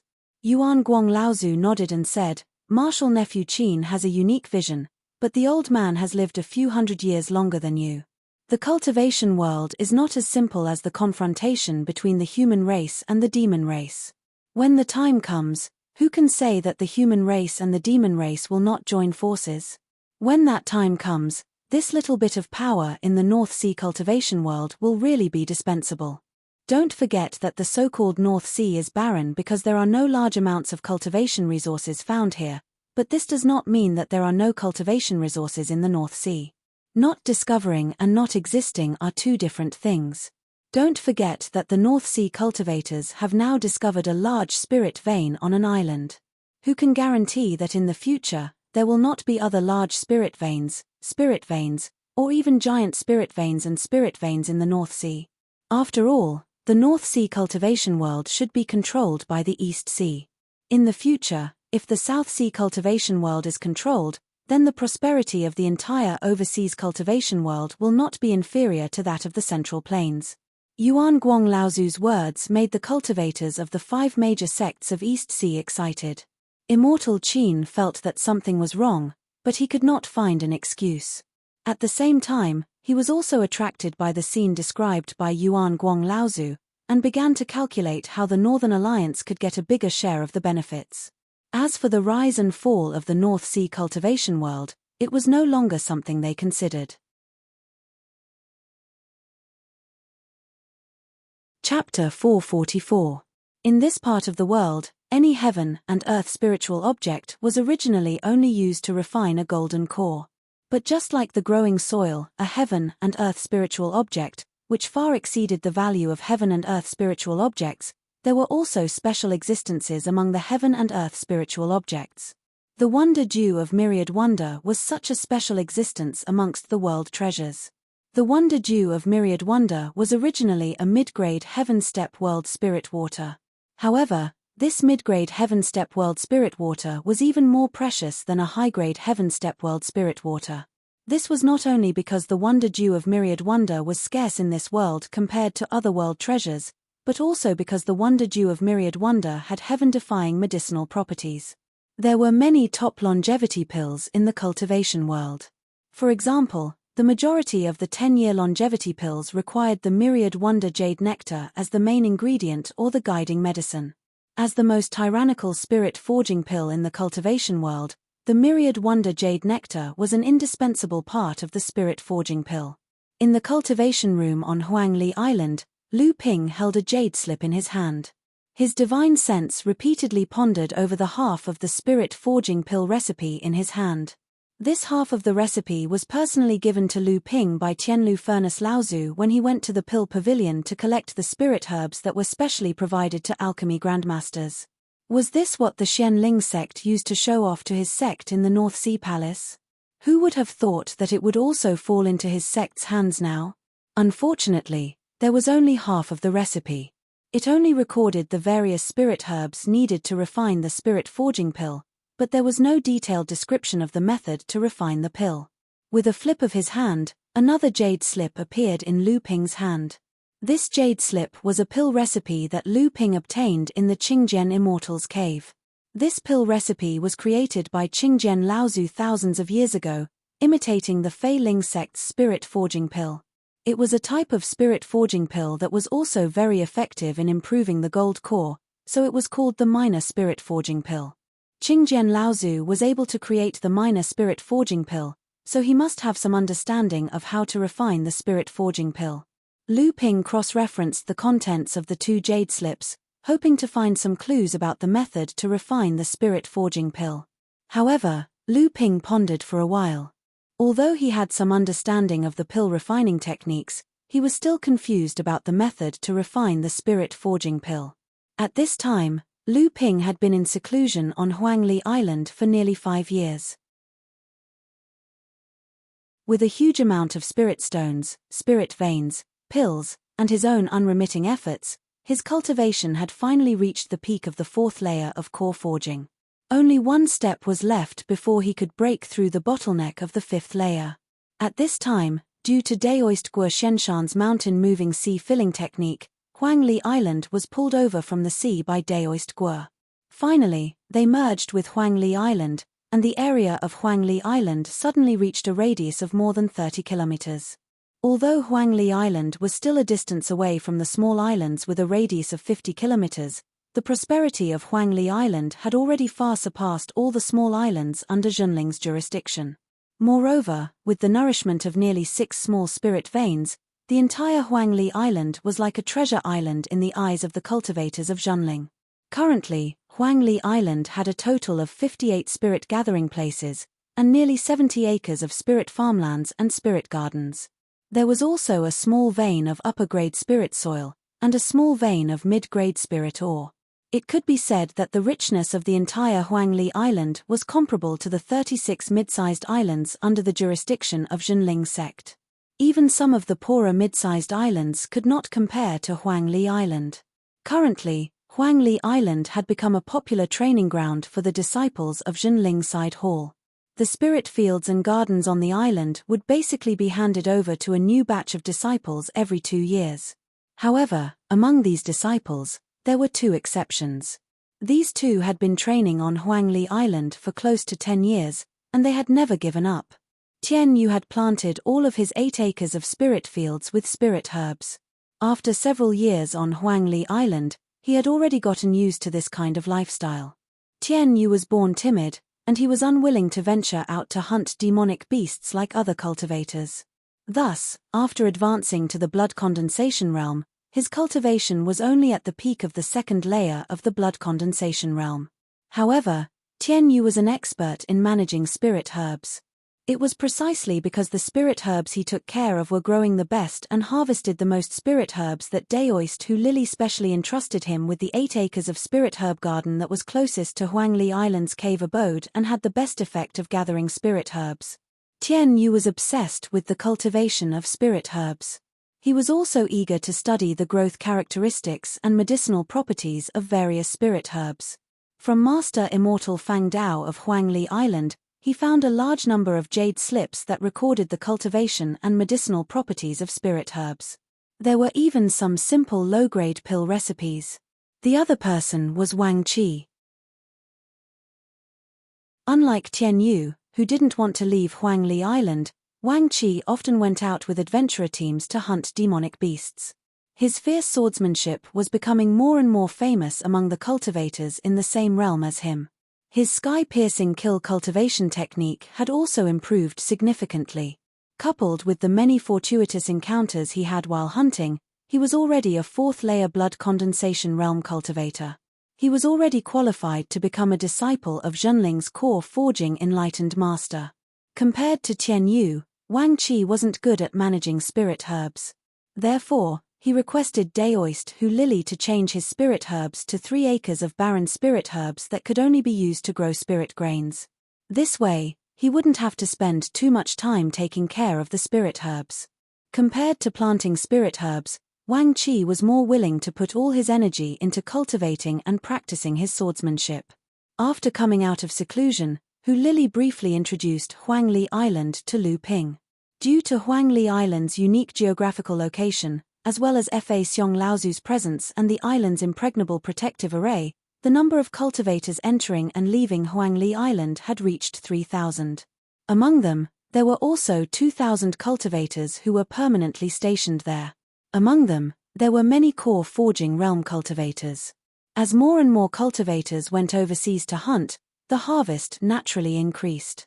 In the past 5 years, Hu Lili exchanged the harvest of the cultivators who went out to sea with spirit pills, spirit stones, and dharma treasures at a high price for information about 4 miniature spirit veins. After they were moved to Huangli Island through attraction array, the number of spirit veins on Huangli Island finally reached 6.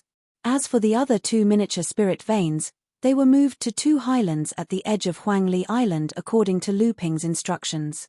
They opened up 6 cave mansions and rented them to the cultivators who came and went on the island.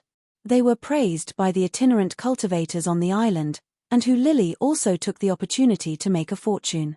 After understanding the development of Huangli Island in the past few years, Lu Ping originally wanted to pay a visit to Tianlin Laozu and ask him some questions about cultivation. Unexpectedly, as soon as he met Tianlin Laozu, he was sent back to Tianling Mountain by Laozu. Reverend Liang Shenfeng had encountered a problem when he was refining the heavenly wind leaf. This heavenly wind leaf was obtained by Lu Ping with Reverend Liang Xuanfeng's help in the East Sea's Zhongshuan Laozu's cave. However, the quality of this heavenly wind leaf was high enough. It had been condensed for 5,000 years. Although Reverend Liang Xuanfeng's cultivation was superb, he thought that he could only refine half a heavenly wind leaf. Even so, it was more than enough to refine a 7th-grade golden core. The process of refining the heavenly wind leaf was originally smooth sailing. However, after Tianlu Laozu handed Junling's spirit forging pill to Reverend Liang Shenfeng at the last moment, Reverend Liang Shenfeng was suddenly filled with confidence. Back then, he was second only to Jiang Tianlin, Liu Tianling, and Mai Shenqin. Now, these people had all successfully formed a high-grade golden core and successfully entered the Dharma stage. Naturally, Reverend Liang Shenfeng was not satisfied with just forming an ordinary 7th-grade golden core. In the future, he would have to worry about entering the mid-Dharma stage. Therefore, with the help of the spirit forging pill, Reverend Liang Shenfeng intended to refine the entire heavenly wind leaf. This way, even if he could not form an 8th-grade golden core, his achievements would not be inferior to Shenling sect's Feng Shutao, who had refined 2 sets of low-grade heavenly spirit items. Unexpectedly, although the spirit forging pill looked complete, Reverend Liang Shenfeng had already secretly extracted a portion of its essence in the name of researching the spirit forging pill. This was bad news. At the last moment of refining the heavenly wind leaf, Reverend Liang Xuanfeng's spirit forging pill actually ran out of energy. Seeing that years of hard work was about to be wasted, and the extra half of the heavenly wind leaf was about to be wasted, Reverend Liang Shenfeng could only accept the fate of forming an ordinary 7th-grade golden core like Reverend Guo Shenshan and Reverend Chu Shencheng. When Tianlu Laozu heard about this, he was furious. The first thing Tianlu Laozu did was to imprison Reverend Liang Shenfeng. However, a portion of the essence of the spirit forging pill that Reverend Liang Shenshan had stolen had already been used to refine a mid-grade earth-level heaven and earth spirit item. In desperation, Tianlu Laozu could only put Reverend Liang Shenfeng under house arrest in the Elixir Pavilion. At the same time, he summoned all the alchemy masters and core forging stage alchemists of the sect to the Elixir Pavilion. At the same time, Tianfan Laozu and Tianjiang Laozu, who were in charge of Tianling Mountain, also came. The 3 Laozu's presence in the Elixir Pavilion clearly told everyone that they had to save Reverend Liang Shenfeng at all costs. In fact, Reverend Liang Xuanfeng's cultivation and life were not in danger. However, Junling felt pity for the half of the heavenly wind leaf. That was a treasure that could allow a 9th-level core forging stage cultivator to form a 7th-grade golden core and become a half-step Dharma adept. Unexpectedly, it was destroyed by Reverend Liang Shenfeng using such despicable means. Tianlu Laozu let out a long sigh and said, "What happened to Shenfeng was the fault of the old man. After this matter is over, the old man will receive his punishment from the sect. Now, we need to work together to see how we can complete the last step of refining the heavenly wind leaf so that this half a heaven-class spirit object will not become a waste." The dozen or so alchemists in the Pill Pavilion looked at each other in dismay. If it was an Earth-tier origin treasure, they might still have some ideas. But a Heaven-tier origin treasure and an Earth-tier origin treasure weren't even on the same level. The difference between the two was like the difference between heaven and earth, causing everyone to feel helpless. Reverend Shenyu laughed bitterly and said, "Uncle Master, in this situation, I'm afraid there's no other way but to find another spirit-forging pill. Moreover, with Senior Brother Liang's current condition, even if we find a spirit-forging pill for him to consume, I'm afraid that more than half of it will be wasted. After all, Senior Brother Liang is only at the last step. Junior Brother Xuanjing's actions are really, sigh." Everyone's faces were filled with resentment. It was obvious that there was nothing they could do. After everyone entered the Elixir Pavilion, Tianfan Laozu had been observing them. He saw that Lu Ping was sitting to the side with a pensive look on his face. Tianfan Laozu directly asked, "Little Lu, do you have any ideas? Regardless of whether it's successful or not, just say it." Tianfan Laozu's words were not without purpose. Everyone in the Elixir Pavilion looked at the youngest alchemist sitting next to Reverend Xuanjian in astonishment. Seeing Tianfan Laozu's words, Lu Ping thought for a moment and said, "Perhaps this disciple can give it a try."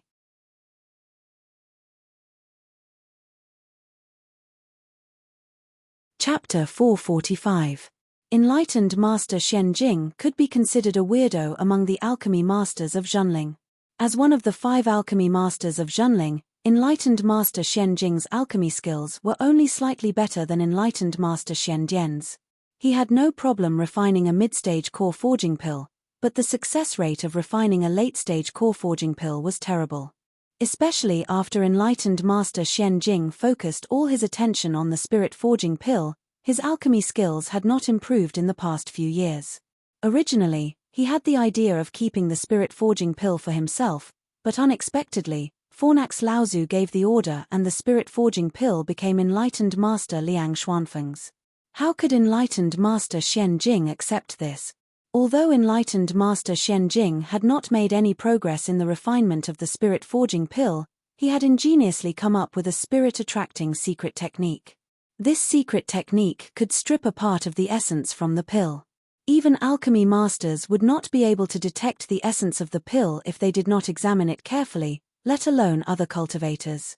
Enlightened Master Shen Jing had coveted the spirit forging pill for a long time. How could he be willing to let the delicacy in his hands become someone else's delicacy? Thus, he made up his mind and used the spirit-attracting secret technique on the spirit forging pill. Originally, Enlightened Master Shen Jing was still hoping for a fluke. In his opinion, Liang Xuanfeng's strength was no less than Liu Tianling and the others who had reached the Dharma phase.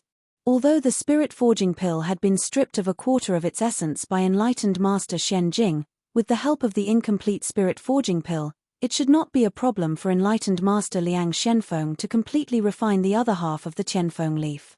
At that time, even if Enlightened Master Liang Shenfeng found out that there was something wrong with the spirit forging pill, the sect would not blame him too much for his identity as an alchemy master. However, he did not expect that the sky wind leaf was not as simple as an ordinary sky wind leaf. In order to obtain it, perfected Liang Shenfeng was even severely injured by the cultivators of the Crystal Palace in the East Sea. If Lu Ping had not succeeded in refining the Zhongding pill, perfected Liang Shenfeng would not have been able to condense his gold core. Most of his previous experience was lost due to the injury. With the combination of the two factors, the incomplete spirit forging pill caused perfected Liang Shenfeng to be stuck at the final moment of forming a top-notch 7th grade golden core. The reason why Daoist Master Heavenly Furnace did not immediately punish Daoist Xian Jing after learning the truth was that Daoist Master Xian Jing was his direct disciple and an alchemy grandmaster. Daoist Master Xian Jing had used a quarter of the Spirit Forging Pill's essence to refine a mid-grade Earthstep origin treasure and was about to become a late-stage core forging cultivator.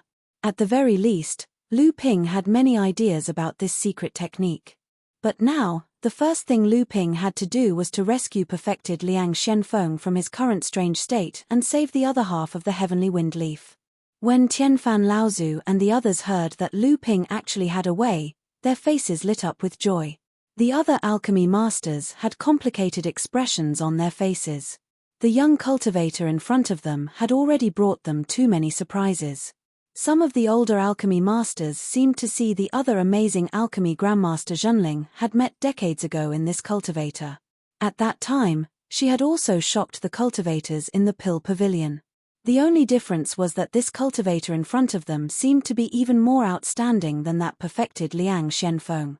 He had saved Daoist Master Shen Sen and helped Zhenling make a lot of money in the North Sea with the spiritual water meridian nourishing pill, the blood condensing pill, and the pill furnace that Zhenling had kept a secret in the Pill Pavilion's land of inheritance.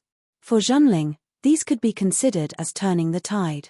Daoist Master Shen Jing's disciple, Daoist Master Dao Shenfang, was now at the second stage core forging realm and was only one step away from becoming Zhenling's sixth alchemy grandmaster. Originally, Dao Shenfang was worried about his master Xian Jing.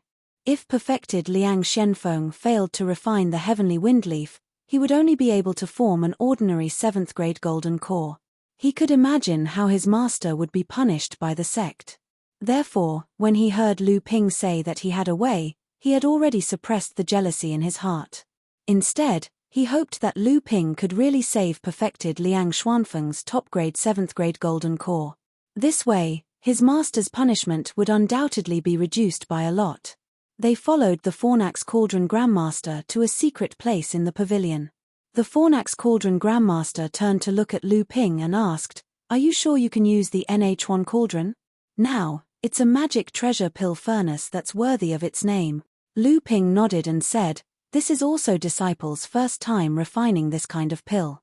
If Disciple has the help of a pill furnace, the success rate will undoubtedly be much higher. Even if Disciple can't use the NH1 Cauldron, it won't be too late to take out the Linchuan Cauldron and use it. It's just that although this kind of pill needs half of the spirit herbs, the Vitality Dew is indispensable, just like the Wonder Jade Dew and the Spirit Forging Pill." Tianlu Laozu smiled and said, "You can rest assured about this. After you handed the formula of the Vitality Dew to Senior Sister Tian Shui in the Snow Mist Palace, the sect has already tried its best to prepare 2 portions of the Vitality Dew for Senior Brother Tian Kang. Now the 3rd portion should be ready soon. It should be enough for you to refine. Senior Brother Tian Kang doesn't need this little time, but now the matter with Shenfeng can't wait." Lu Ping nodded. Then, he saw Fornax Cauldron Great Ancestor clenching his hand into the air and a portal appeared in front of Lu Ping. The two of them entered the portal one after another, and they found themselves in a blazing world. Lu Ping knew that this should be a place of inheritance of the sect. Sure enough, he heard Tianlu Laozu say, "This is actually the same space as the space where you subdued the mysterious sky spirit fire last time. It's just that because the mysterious sky spirit fire is too strange, it was isolated and placed in a separate space. In this space, there are fire seeds collected by our sect's previous generations of alchemists. Or perhaps when a senior cultivator reached the end of his lifespan, he would place the fire seeds he used in his lifetime in this space for future cultivators." Lu Ping walked with Tianlu Laozu through the inheritance space of the Dan Pavilion. Along the way, they saw several fire seeds floating in front of them. These fire seeds were ordinary spirit beast alchemist fire, heaven and earth fire, and even heaven and earth fire. Lu Ping even saw a cluster of blue fire. If it wasn't the azure spirit fire, then what was it? But after listening to Tianlu Laozu's introduction, Lu Ping was suddenly in awe, but he was puzzled. Since the sect has such a heritage, why do many disciples often waste their time because they can't smelt heaven and earth spiritual objects? Tianlu Laozu looked at Lu Ping and said, Do you think it's easy for a cultivator to reach the Dharma phase? Lu Ping didn't know why Qianlu Laozu asked this question, but he still answered, of course it's not easy. Qianlu Laozu smiled and said, with our sect's heritage, if we want to, we can produce 7 or 8 Dharma Laozu in 30 years. Do you believe me? Lu Ping was tongue-tied and couldn't speak. After a long time, he murmured, how is that possible? Qianlu Laozu smiled and said, why is it not possible? Not only our sect, but other sects can also produce several Dharma Laozu in times of crisis. Xianling sect has been the #1 sect in the North Sea for many years. Even though it's declining now, I'm afraid their heritage is even stronger than ours. If they want to, it's possible to produce 10 Dharma Laozu in 30 years. There seemed to be a big mystery in Lu Ping's heart. He was about to see the moon, but he still couldn't see it clearly. The forsaken cauldron ancestor said, these so-called treasures are only used when the sect is in a crisis. Once these things are used up, unless they can be exchanged for a greater harvest, the sect will stagnate or even fall apart. Treasures are like the cornerstone of a house. If you dig out the cornerstone to build a house, even if it is magnificent for a time, how can it withstand the wind and rain? If a sect's heritage is gone, it can no longer be called a sect. Lu Ping nodded, not really understanding. Qianlu Laozu continued, look at the spirit fire of the world in this inheritance. If it's used up, it's enough for 20 early core forging cultivators to reach mid-core forging cultivators, and 5 or 6 mid-core forging cultivators to reach late-core forging cultivators. This is only the inheritance of the Pill Pavilion. There's also the inheritance of the Artifact Forging Hall, the Puppet Hall, the Heaven Spirit Hall, the Talisman Crafting Pavilion, and the other inheritances of the sect. There are more or less some secrets hidden in them. Once all of these things are taken out, it's enough to change the impoverished state of the entire North Sea for a while. However, these are the heritage that Zhenling has accumulated over tens of thousands of years. What right do the disciples have to take the heritage of their predecessors for free? With that, Qianlu Laozu paused, as if he was waiting for Lu Ping to understand what he was saying. He then continued, the heritage of a sect still needs to be used for the development of the sect in the end. However, this development must be established on the principle of not harming the sect's heritage.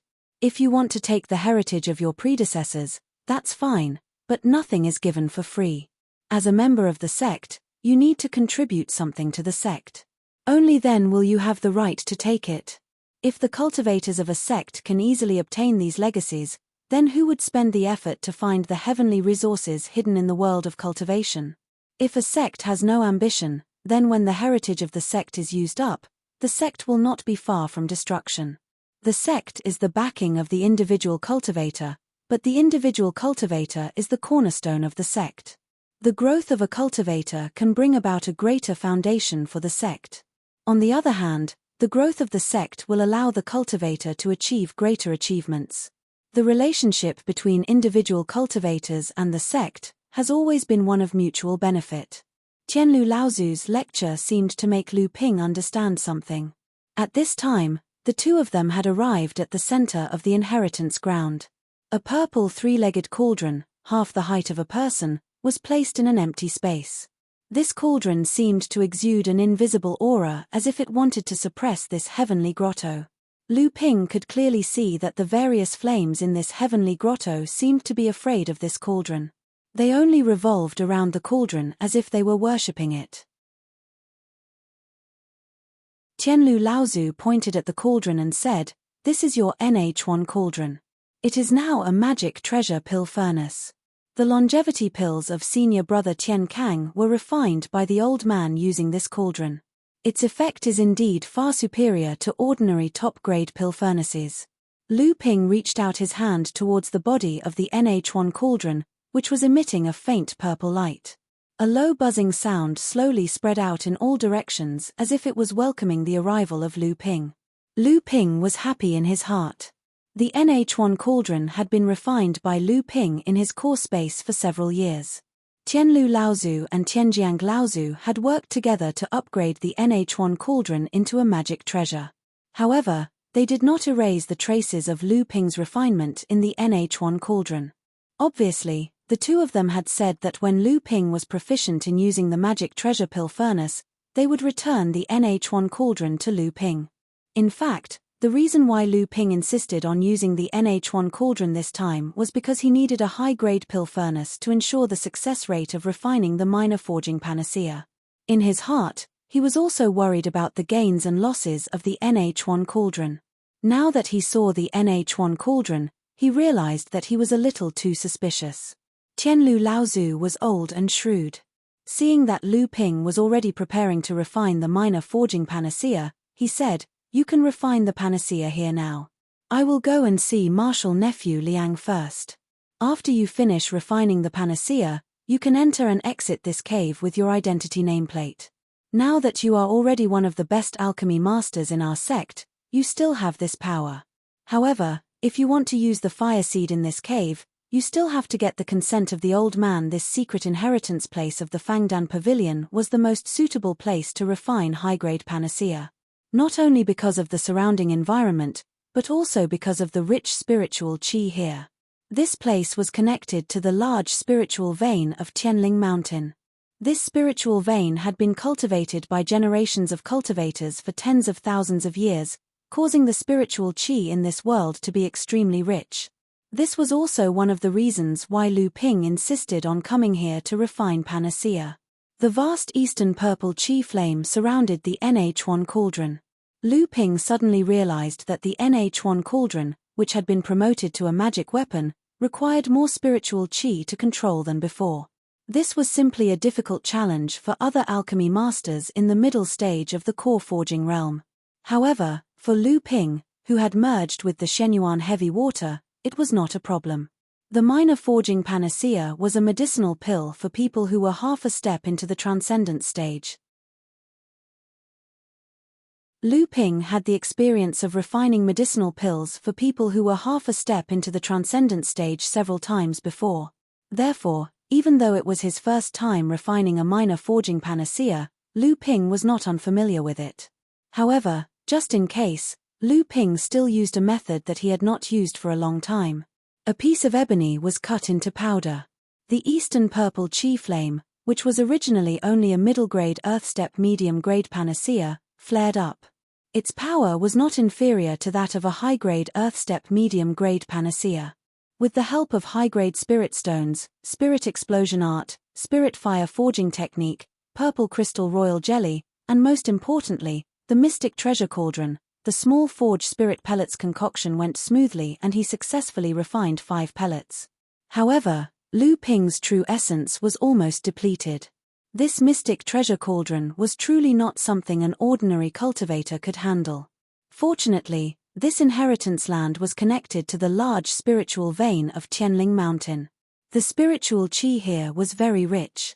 Lu Ping laid down 36 high-grade spirit stones on the ground to restore the spiritual qi in his body. Unexpectedly, Lu Ping's body suddenly turned into a bottomless abyss that devoured spiritual qi. An invisible vortex of spiritual qi slowly formed with Lu Ping as the center.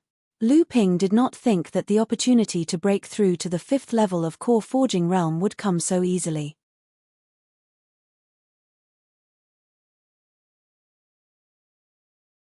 Chapter 446. Fornax Laozu waited outside the heavenly grotto for 7 days, but Lu Ping did not appear. Fornax Laozu finally realized that something was wrong. No pill would take such a long time to concoct, not to mention that Liang Xuanfeng's situation was getting worse and worse. He was afraid that he would not be able to hold on for much longer. Fornax Laozu had no choice but to enter the land of inheritance again to check on Lu Ping's situation. Fornax Laozu was angry and amused at the same time as he watched the Lingqi in the entire heavenly grotto constantly fluctuate and converge towards the center of the heavenly grotto.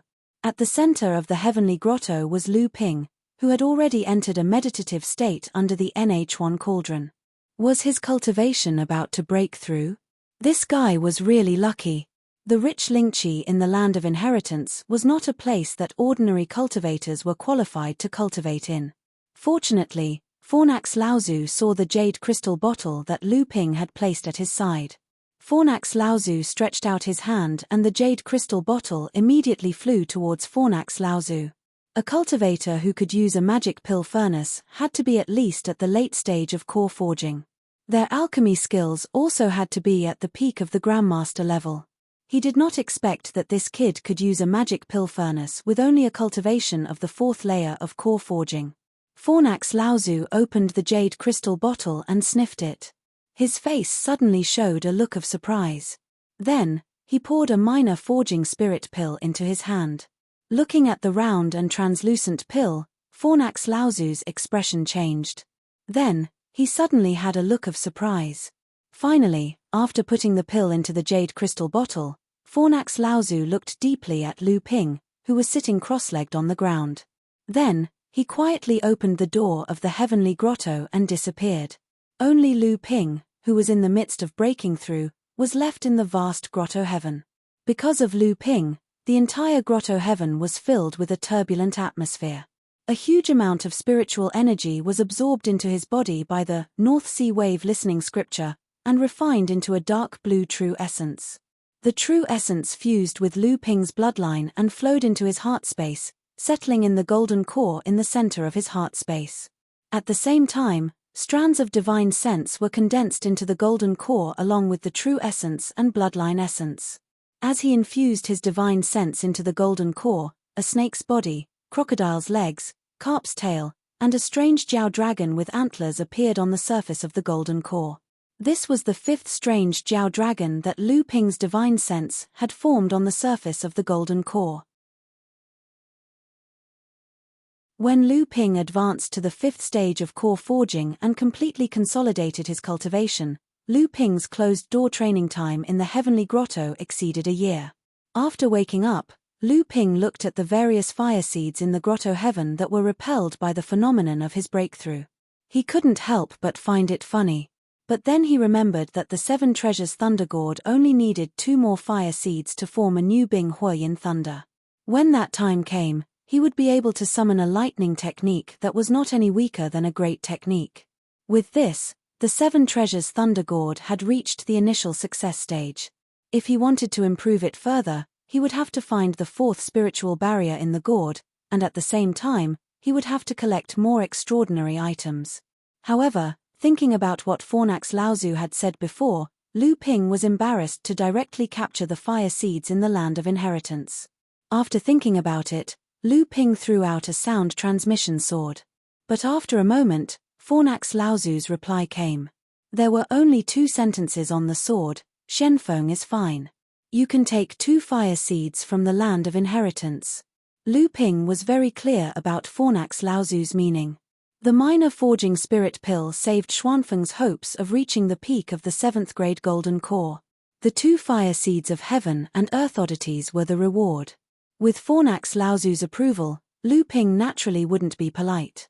He specifically found 2 fire seeds of heaven and earth oddities and collected them with the 7 thunder gem calabash. Lu Ping believed that after a period of time, with Lu Ping's refinement, the 7 thunder gem calabash would reach small success. Lu Ping would also be able to master the 100 rivers into the sea sword formation. Feeling the increased strength in his body, Lu Ping let out a long sigh. At this moment, the cultivation of his divine sense was no less than that of a 9th stage core forging cultivator. At this time, he even had the confidence to fight a late stage core forging cultivator. Lu Ping took out his identity nameplate from the Zhonling sect. After his true essence surged into the nameplate, a blue light suddenly formed a door in the heavenly grotto. Lu Ping walked out of the pill pavilion and saw spiritual master Profound Miao walking towards him from afar. Lu Ping was startled for a moment, then immediately guessed the reason for spiritual master Profound Miao's visit, so he immediately walked in another direction, as if to avoid him. Unexpectedly, the Profound Miao seemed to have predicted Lu Ping's reaction. As soon as he turned around, his arm had already been grabbed by the Profound Miao. Before Lu Ping could even open his mouth to ask, the Profound Miao said nothing and directly pulled him toward the Heaven Spirit Hall. Spiritual Master Profound Miao was only a 3rd stage core forging cultivator, and he had no hope of advancing to the mid-stage core forging cultivator. As long as Lu Ping was willing, it was impossible for Spiritual Master Profound Miao to capture Lu Ping.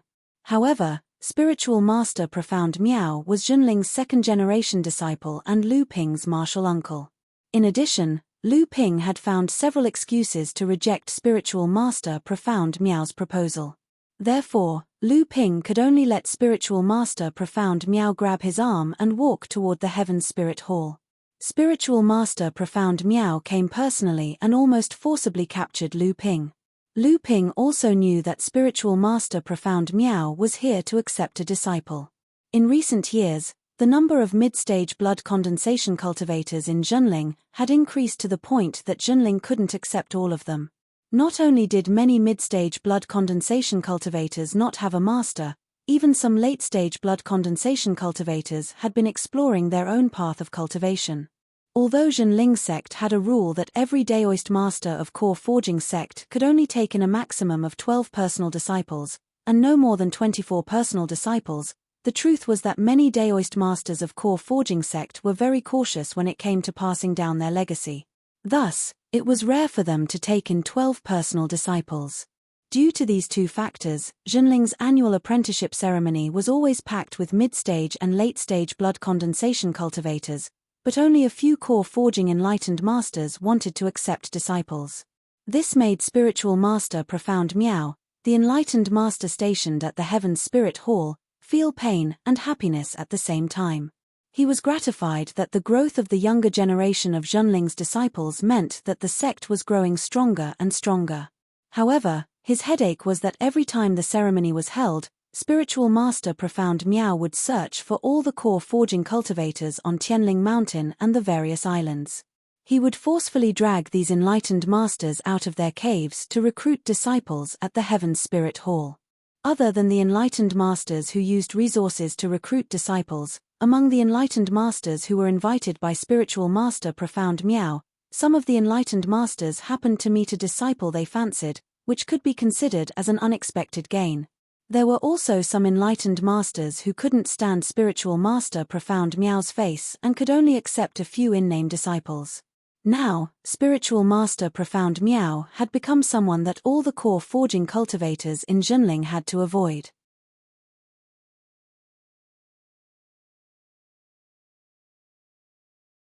Chapter 447. Many of the Junling cultivators who had just advanced to the core forging stage had not yet recovered from the joy of becoming a Daoist master and becoming a high-level cultivator in the cultivation world. However, they had already discovered that they had already become a master in a muddled manner.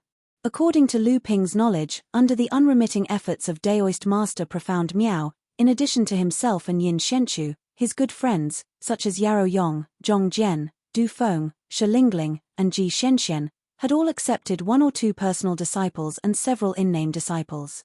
On Huangli Island, Lu Ping had already seen a teenager following behind Chen Lian. It was said that this teenager was also Chen Lian's personal disciple. There were also a few disciples who worked as assistants for Junling as in-name disciples. Even Hu Lili now had 2 personal disciples and several female disciples under her command. After all, Hu Lili was now a core forging stage cultivator and one of the few formation masters in Junling. Although Lu Ping didn't know why Yin Xianchu didn't accept disciples, Lu Ping had been hiding from Daoist Master Profound Miao for several years. In the past, Daoist Master Shen Yuan and Daoist Master Profound Miao worked together to send 7 blood refining stage disciples who had watched him practice swordsmanship to Huangli Island to gain experience for several years. However, Lu Ping stubbornly kept these 7 disciples on Huangli Island for nearly 10 years. In the end, 5 of the 7 disciples left, leaving only Wang Qi and Tian Yu. However, neither of them caught Lu Ping's attention. In essence, Lu Ping was a lazy person who was afraid of trouble. How could he have the mood to think about teaching disciples? However, Daoist Master Profound Miao didn't see it that way. In his opinion, Lu Ping's swordsmanship and alchemy were the 2 peerless talents among Junling's core forging stage cultivators. How could such an amazing cultivator not leave behind his own inheritance? Therefore, even though Lu Ping used all kinds of excuses to evade Daoist Master Profound Miao, Daoist Master Profound Miao never got tired of it. Almost every time the apprenticeship ceremony came, Daoist Master Profound Meow would send an invitation card to Daoist Master Profound Meow. No one knew where Daoist Master Profound Meow got the news that Lu Ping was in the Pill Pavilion's land of inheritance, but he personally came to the Pill Pavilion to capture Lu Ping. On the way to the Pill Pavilion, Lu Ping had already figured out this matter. The fact that Lu Ping was in seclusion in the Pill Pavilion was only known by his sect's Laozu and a few of the Pill Pavilion's alchemy masters. The alchemy masters would never reveal the location of the inheritance to Daoist Master Profound Meow. Thus, for Daoist Master Profound Meow to appear in front of him so accurately the moment Lu Ping came out of the inheritance, it was obvious that he was instructed by Fornax Laozu. It seemed that the matter of Zhenling's mid and late blood condensation disciples had reached an extremely serious stage. It had even attracted the attention of Daoist Master Profound Meow. Currently, Zhenling's second-generation disciples were no longer accepting disciples. Daoist Master Profound Meow was like this. Although the second-generation disciples had different levels of cultivation, whether it was personal disciples or nominal disciples, they had already accepted dozens of disciples. Currently, none of Zhenling's third-generation disciples were able to cross the threshold of late core forging. However, the growth of the third-generation disciples had already become the main body of Zhenling. They were the main high-level cultivators that Zhenling recruited. Lu Ping followed Daoist Master Profound Meow all the way to the Heaven's Spirit Hall. At this time, there were already dozens of mid and late blood condensation disciples gathered in front of the hall. Lu Ping's current prestige in Zhenling was unparalleled. Ever since Lu Ping defeated the Eastern Seas Crystal Palace's disciple, Zhong Shijie, in an unimaginable manner 6 years ago, his reputation in Zhenling had almost reached its peak. Even some of Zhenling's late core forging second-generation disciples could only look up to him. His ranking in the North Sea rookie list had already reached the top 10, and he was ranked 7th on the rookie list. He was only below a few 6th-layer core forging cultivators. Among the low-level cultivators in Zhenling, how many didn't know who Lu Xianping was? Therefore, when they saw Lu Ping follow Daoist Master Profound Meow into the Heaven's Spirit Hall, they finally realized something. The Water Sword Immortal, who had never accepted a disciple, was invited to the Heaven's Spirit Hall by Daoist Master Profound Meow on the eve of the apprenticeship ceremony. Could it be that Daoist Master Lu Xianping was going to accept a disciple this time? Up until now, Lu Ping was the only mid-core forging cultivator in Zhenling who didn't have a disciple. Coupled with Lu Ping's legendary experience and shocking strength in the North Sea, he had long since become the ideal disciple candidate among the blood condensation cultivators in Zhenling. Unfortunately, Lu Ping never had any intentions of accepting a disciple. Although many high-level cultivators had tried to find out if Lu Ping had any intentions of accepting a disciple, and many cultivators had even taken the opportunity to introduce their juniors to Lu Ping had never relented on the matter of accepting a disciple. This made Huangli Island's Hearing Wave Manor the most difficult place for Zhenling's disciples to accept a disciple. However, at this time, the disciples of Zhenling suddenly realized that the Water Sword Immortal was about to accept a disciple. The sound-transmitting swords in front of the Heaven's Spirit Hall began to fly everywhere. In just half a day, the entire Zhenling, including the mid-blood condensation cultivators who were stationed at the edge of the island and had yet to accept a master, and the disciples of the clans under Zhenling's jurisdiction who had reached the standard but had yet to accept a master, all of them rushed to Heaven's Spirit Mountain. When enlightened Master Profound Meow came out of the Heaven's Spirit Hall, he was shocked by the scene in front of him. There were already more than 300 mid and late blood condensation cultivators waiting for the ceremony. Although enlightened Master Profound Meow was a core forging cultivator and was immune to all diseases, he still felt dizzy when he saw such a scene. After enlightened Master Profound Meow understood the situation in front of the Heaven's Spirit Hall, he immediately returned to the hall and reported the situation to Lu Ping. Lu Ping was also dumbfounded. He didn't think that this would happen. Enlightened Master Profound Meow chuckled, "Even if you don't want to accept a disciple this time, it's impossible. Otherwise, how are you going to give an explanation to these hundreds of disciples?" Lu Ping couldn't help but smile bitterly, Disciple originally wanted to talk about accepting a disciple in the future, but it was you who dragged me here. Now that such a big scene has happened, who can I blame? Enlightened Master Profound Meow snickered, I don't care. Most of these cultivators are here for your name. You have to know that you are the flag of our sect in the cultivation world of the North Sea. Today's matter has probably alerted the Laozu of our sect. If you don't handle it well, your great reputation among the low-level cultivators of our sect will be ruined. As soon as Enlightened Master Profound Meow finished speaking, Enlightened Master Guo Xianshan and Enlightened Master Xian Shu walked into the Heaven's Spirit Hall sternly. Seeing Lu Ping's bitter smile, Enlightened Master Guo directly asked, how do you plan on handling today's matter? Lu Ping just shrugged and said, Disciple was dragged here by Enlightened Master Profound Meow today.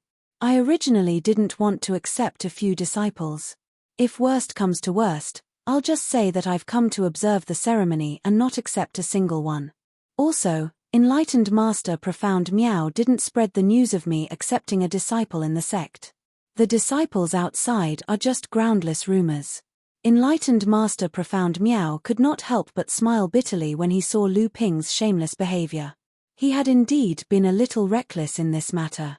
Although he had done it out of good intentions, he had forgotten about Lu Ping's great reputation among the disciples of the sect. He was now stuck between a rock and a hard place. Nonsense. Although Enlightened Master Guo Xuanshan's face darkened, before he could reprimand Enlightened Master Profound Meow, a voice rang out in the Heaven's Spirit Hall.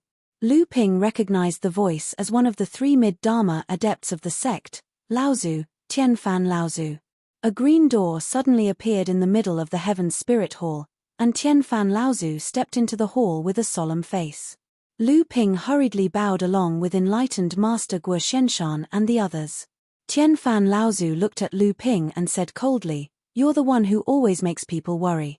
Not long ago, you solved Xuanfeng's big problem, and now you've taken out such a brilliant elixir like the minor forging spirit pill. The old man was still thinking of how to reward you, but you've just come out of seclusion and caused such a big mess. And you still want to wash your hands of this? Do you still have any sense of responsibility towards this sect? Lu Ping laughed bitterly and did not say anything. He did not think that he would really alarm Laozu of the sect, and it was the strongest Laozu of the sect. Tianfan Laozu saw that although Lu Ping's expression was respectful, there was still some disapproval in his heart. In a low voice, he said, The success of our sect today is due to the unity of everyone in the sect. We've gathered everyone's strength together. Low-level adepts support high-level adepts, and high-level adepts protect low-level adepts. This is why we're so prosperous, far surpassing the other 9 sects. You, Lu Xianping, may only be a 3rd-generation disciple, but your current achievements have already placed you in the core decision-making group of the sect. Your status in the sect has even exceeded that of a normal late core forging cultivator, yet you still treat yourself as a normal disciple of the sect. You live a carefree life, and when there's a problem, you try to get the seniors of the sect to deal with it. How is that possible? If they could deal with it, why would the old man come to the Heaven's Spirit Hall? After Tianfan Laozu arrived at the Heaven's Spirit Hall, he did not even look at anyone else. Instead, he lectured Lu Ping. Not only did this exceed Lu Ping's expectations, it even exceeded the expectations of all the core forging cultivators in the Heaven's Spirit Hall. Even Lu Ping and Spiritual Master Guo Xianshan and the others did not think that their sect's Laozu had already placed Lu Ping at such a high level. Although Spiritual Master Guo Xianshan and the others previously valued Lu Ping and even admired Lu Ping's achievements, they still treated Lu Ping as a junior in the end. They would usually take care of Lu Ping.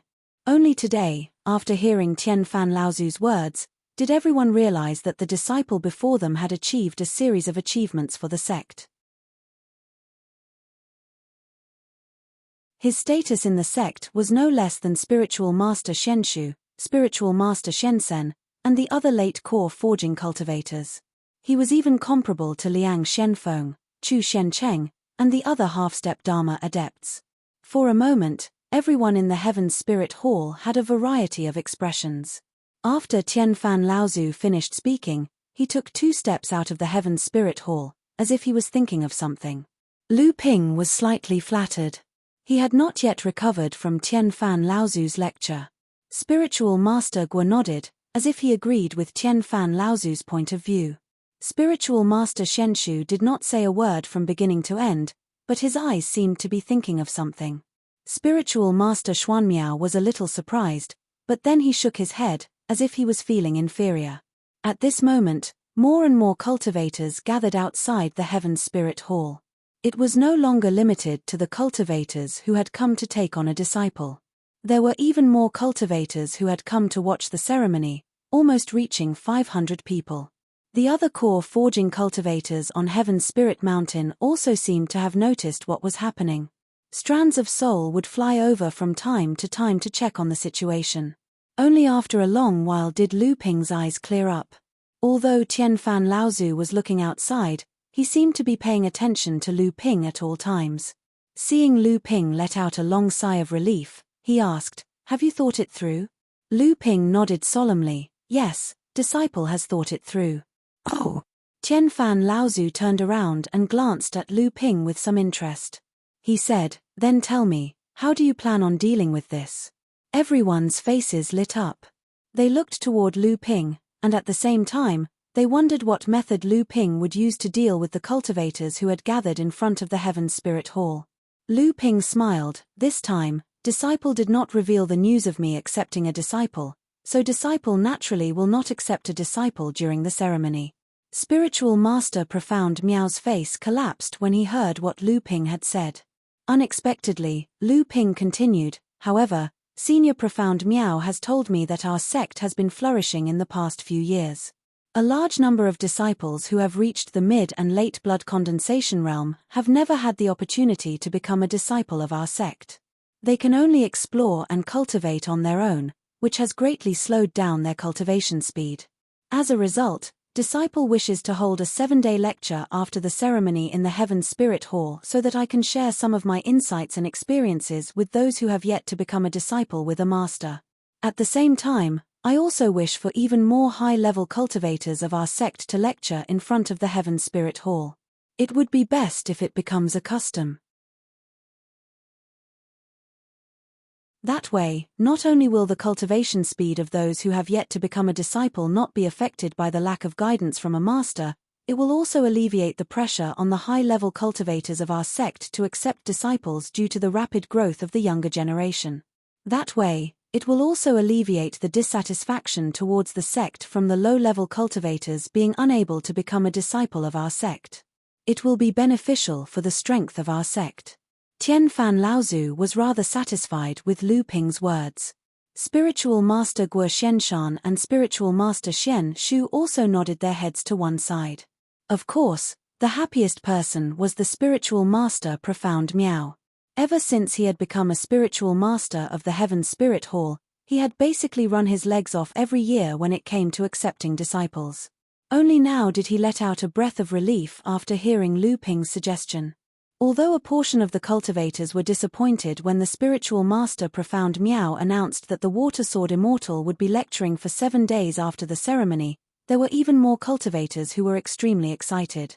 This was because everyone knew that it was impossible for all the cultivators gathered in the Heaven Spirit Hall to become a disciple of Spiritual Master Lu Shenping. Since that was the case, being able to listen to Spiritual Master Lu Xuanping's lecture for 7 days was not bad either.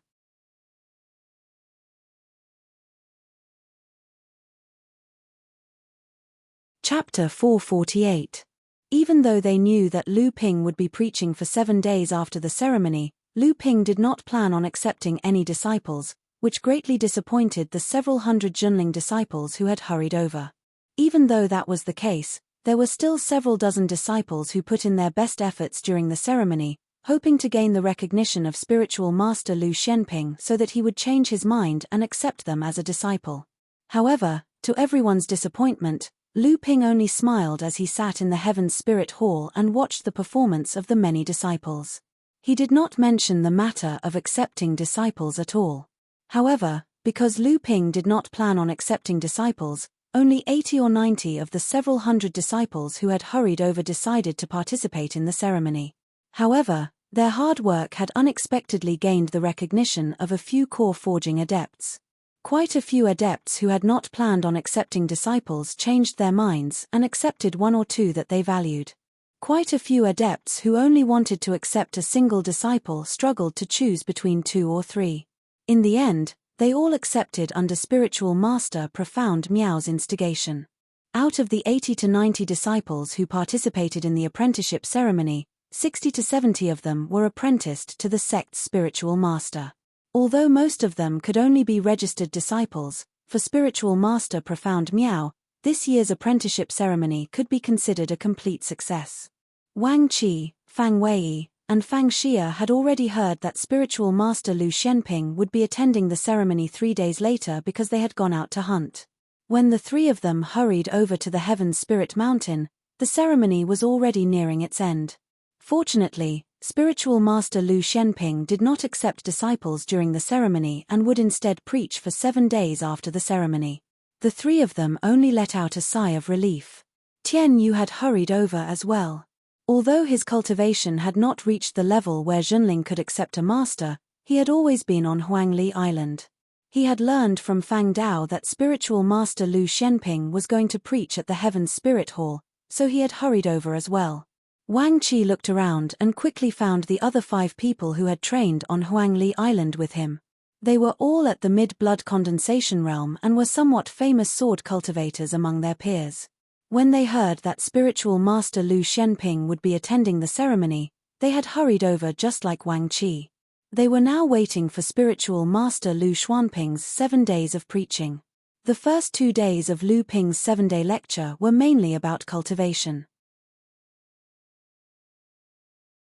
Lu Ping's main focus was the water elemental cultivation method, but he didn't just focus on the North Sea Wave listening scripture.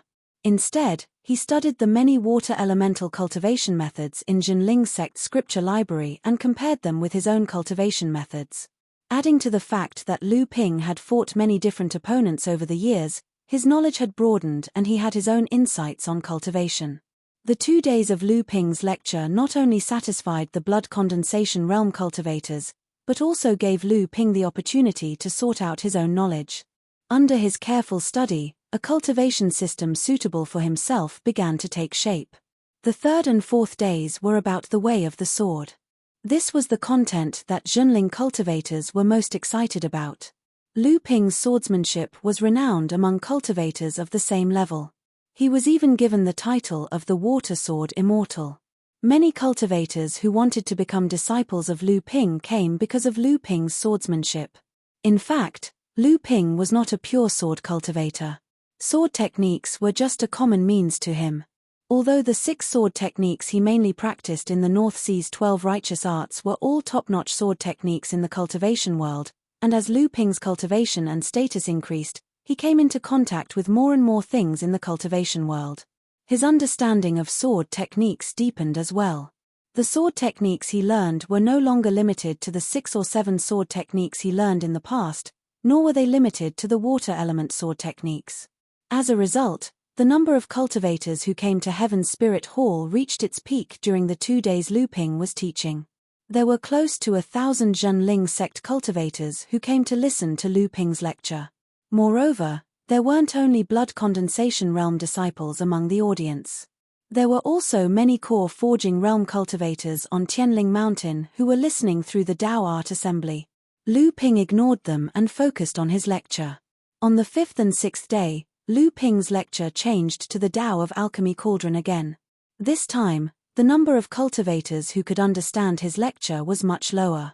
However, a considerable number of cultivators who stayed to listen were either alchemists from the sect or aspiring to become alchemists. Who was Lu Ping? He was one of the only 5 pill refiners in the sect. It wouldn't be an exaggeration to say that he was the number 1 pill refiner under Fornax Laozu. Although there weren't many cultivators who came to listen to the lecture, there were many core forging cultivators among them. Although these cultivators had reached the required cultivation level, they couldn't cross the threshold to become a pill refiner master. In front of a master like Lu Ping, they were completely juniors. Lu Ping even saw Dao Xianfang among the crowd. At this time, Dao Xianfang was no longer as arrogant as he was in the early days, especially after Daoist Master Shenjing used the spirit stealing technique to steal a quarter of the essence of the spirit forging pill, causing Daoist Master Liang Shenfeng to almost fail in condensing his golden core. If it wasn't for Lu Ping's minor spirit forging pill that saved Daoist Master Liang Shenfeng from the edge of condensing his golden core, Daoist Master Shenjing wouldn't be able to pass this hurdle. After Lu Ping successfully refined the minor spirit forging pill, Fornax Laozu had listed it as a top secret of Zhenling. The effect of the minor spirit forging pill was far less than that of the spirit forging pill. During the process of smelting the heavenly wind leaf, Daoist Master Liang Shenfeng had used 3 minor spirit forging pills to make up for the loss of a quarter of the essence of the spirit forging pill. Daoist Master Liang Shenfeng only had 3 chances to use the minor spirit forging pill. Therefore, for any late-stage core forging cultivator, taking the minor spirit forging pill was far from enough to raise the rank of their golden core. However, although the minor forging spirit pills had little effect on late gold core stage cultivators, it was still a precious treasure for cultivators who were smelting heaven and earth spirit treasures for the first and second time. It could be said that if Daoist Master Shen Jing had 3 minor forging spirit pills in his hands, he wouldn't need to painstakingly create a soul-stealing technique to steal the essence of a spirit forging pill. He could completely smelt a mid-grade earth-step spirit treasure into his gold core and smoothly advance to the late core forging stage. On the last day, Lu Ping didn't preach the Tao. Instead, he allowed the audience to ask questions. Lu Ping answered in front of the Heaven Spirit Hall. Unexpectedly, all the Zhenling disciples were speechless. They didn't have the courage to stand up and ask a core forging cultivator a question in front of everyone. For a moment, the atmosphere in front of the Heaven Spirit Hall was very awkward. In the end, some of the cultivators who came to listen to Lu Ping's Tao of Pill Cauldrons asked questions. Only then did Lu Ping avoid this awkward situation. Although these alchemists were only ordinary alchemists, their cultivation had reached the core forging stage. Their seniority in the sect was even higher than Lu Ping's. Naturally, Lu Ping didn't dare to put on airs of giving pointers. Instead, he discussed the Tao with each other. Unexpectedly, after answering a question from one alchemist, another alchemist immediately asked Lu Ping a question. As a result, more and more alchemists participated. What was originally a Tao preaching session became a Zhenling core forging cultivators Tao discussion. Later on, more and more cultivators participated. The cultivators who asked questions were no longer limited to alchemists. Many core forging cultivators who came to listen with their spiritual sense also appeared. Many core forging cultivators discussed and verified with each other. The content of the discussion became more and more extensive. On the contrary, Lu Ping was no longer the main character of the session. The disciples in front of the Heaven Spirit Hall didn't think that things would develop like this. Although it was no longer enlightened Master Lu Xuanping's session, it was still the first time the Zhenling disciples had seen so many core forging cultivators gather together. The content of the discussion was extensive and soon, the blood condensation disciples were attracted.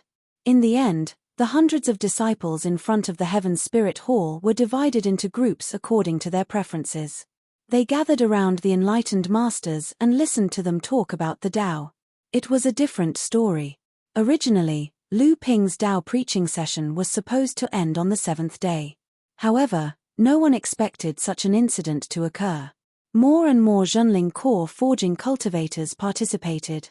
After a full 3 days, this unexpected Tao preaching session was ended by Tianfan Laozu's personal intervention. However, Tianfan Laozu ordered that after the Zhenling disciple ceremony, there would be a 6-day Tao preaching session for core forging cultivators. It was mainly targeted at blood condensation cultivators. After the preaching session, there would be a Tao preaching session for 3 days. It was mainly targeted at core forging cultivators, but blood condensation cultivators were also allowed to listen. The session would last for a total of 9 days. Lu Ping didn't think that his unintentional action would create a tradition of Zhenling. However, at this moment, Lu Ping wasn't interested in these things. After the Tao preaching session, Lu Ping originally wanted to visit second senior sister, Li Xuanru. However, From second senior sister's disciple, he found out that second senior sister had left Qianling Mountain under the orders of master for many years. Not only second senior sister, third senior sister Zhao Xuanji and fourth senior sister Wang Shenjing had also left Qianling Mountain.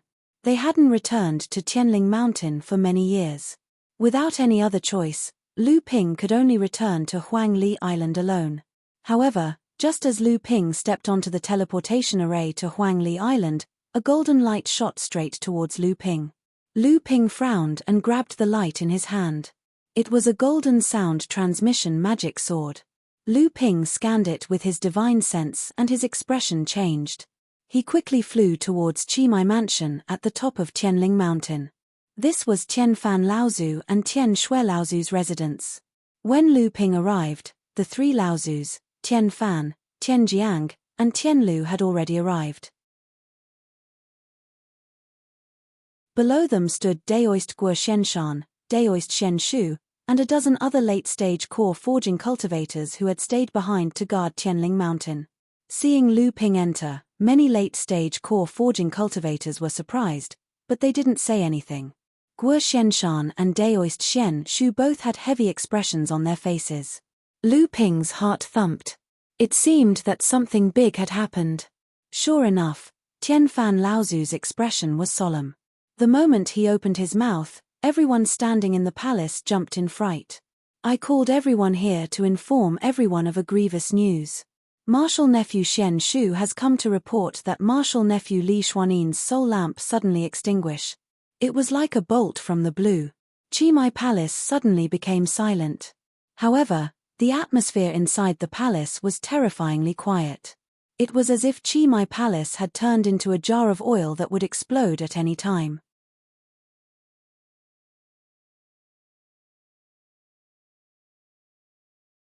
Chapter 449. After Lu Ping left Qimai Palace, he directly returned to Huangli Island. After thinking for a while, Lu Ping directly sent a few sound transmission magic swords out of the island. After thinking about it, the news of Daoist Li Xuanin's death couldn't be hidden for long.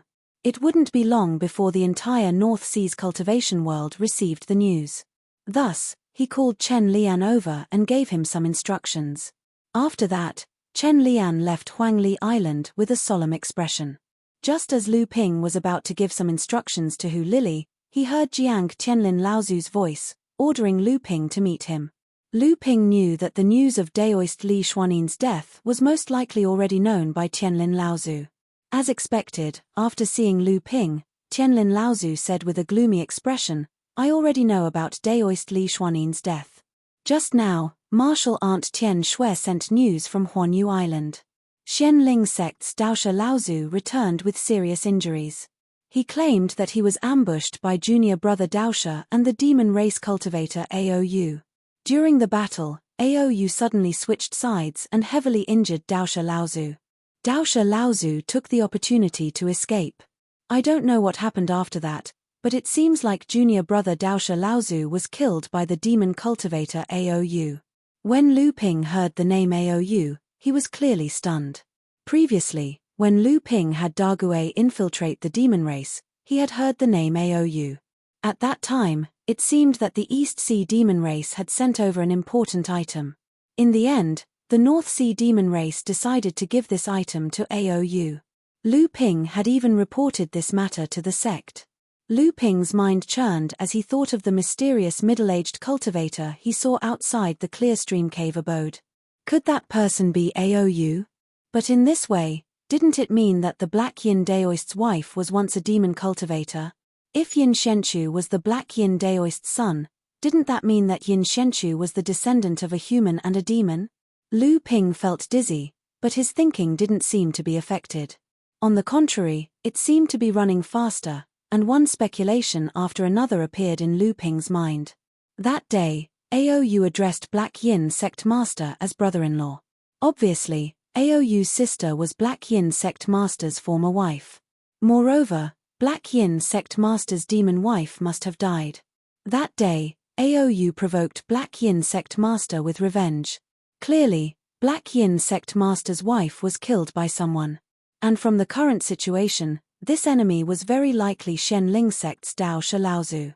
The reason why Master Mysterious Yin had endured for so many years, other than Dao Shi Laozu's tyrannical strength as Dharma idol Laozu, it was also because of his wife's identity as a demon. The human and demon races had been opposing each other since ancient times, but Black Yin sect master had created this kind of relationship between a human and a demon. This was more or less a taboo in the cultivation world. When the time came, it would be difficult for Junling to stand up for him. Everything was deduced in Lu Ping's mind, but the doubts in his heart grew. Since Black Yin sect master and Aou had joined forces to sneak attack Dao Shi Laozu, why did Aou turn against them after they succeeded? Was Dao Shi Laozu lying, or did something else happen? Black Yin sect master had joined forces with a demon cultivator to sneak attack Shenling sect's Laozu. How big of a storm would this cause in the North Sea's cultivation world? Would Shenling sect take advantage of the situation to incite the North Sea's cultivators and magnify this matter into a collusion between Junling and the demon race? Would they join forces with the North Sea's cultivation world to suppress Junling? Also, did his good friend Yin Shenchu know the truth of the matter? And what kind of impact would this matter have on him? Lu Ping was frightened. Previously, he was worried that Yin Shenchu would go out to seek revenge because of Black Yin sect master's death. Thus, he had sent a sound transmission sword to a few of his good friends, asking them to take care of Yin Shenchu. He had even sent Chen Lian to personally make a trip. However, if Yin Xuanchu's identity as a descendant of the human and demon races was exposed, he would immediately become the target of the entire cultivation world. At that time, in order to not be passive in the cultivation world, Junling would most likely sacrifice Yin Shenchu.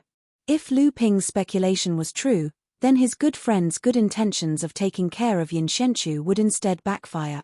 Lu Ping's heart was burning, and an anxious expression inadvertently appeared on his face. Tianlin Laozu suddenly asked, "Did you think of something?" Startled, Lu Ping hurriedly suppressed the thoughts in his heart. After thinking for a while, he asked, "Is what Shenling sect's Dao Shi Laozu said true? Will Shenling sect take the opportunity to attack our sect in the North Sea cultivation world?" Tianlin Laozu smiled in relief, but still said solemnly, "As a Dharma phase cultivator, Dao Shi wouldn't go so far as to lie about this matter. I'm afraid Shenling sect will also come to our sect for an explanation. However, Shenling sect can't do anything to us now. At present, other than the late core forging cultivators who are in charge of guarding the place, the other late core forging cultivators in Tianling Mountain have all gone out to the sea to search for junior brother Shen Yin's corpse. At the same time, they are also tracking Aou's traces. Our sect will definitely not let this matter go. Our sect will definitely avenge junior brother Shen Yin's death.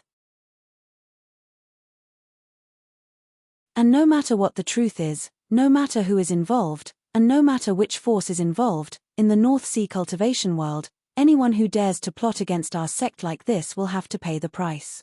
Lu Ping's blood was boiling after hearing Tianlin Laozu's seemingly unreasonable words of protection. This was the embodiment of a sect's cohesiveness and cohesiveness. It often manifested in the unreasonableness of a sect when they were united against outsiders.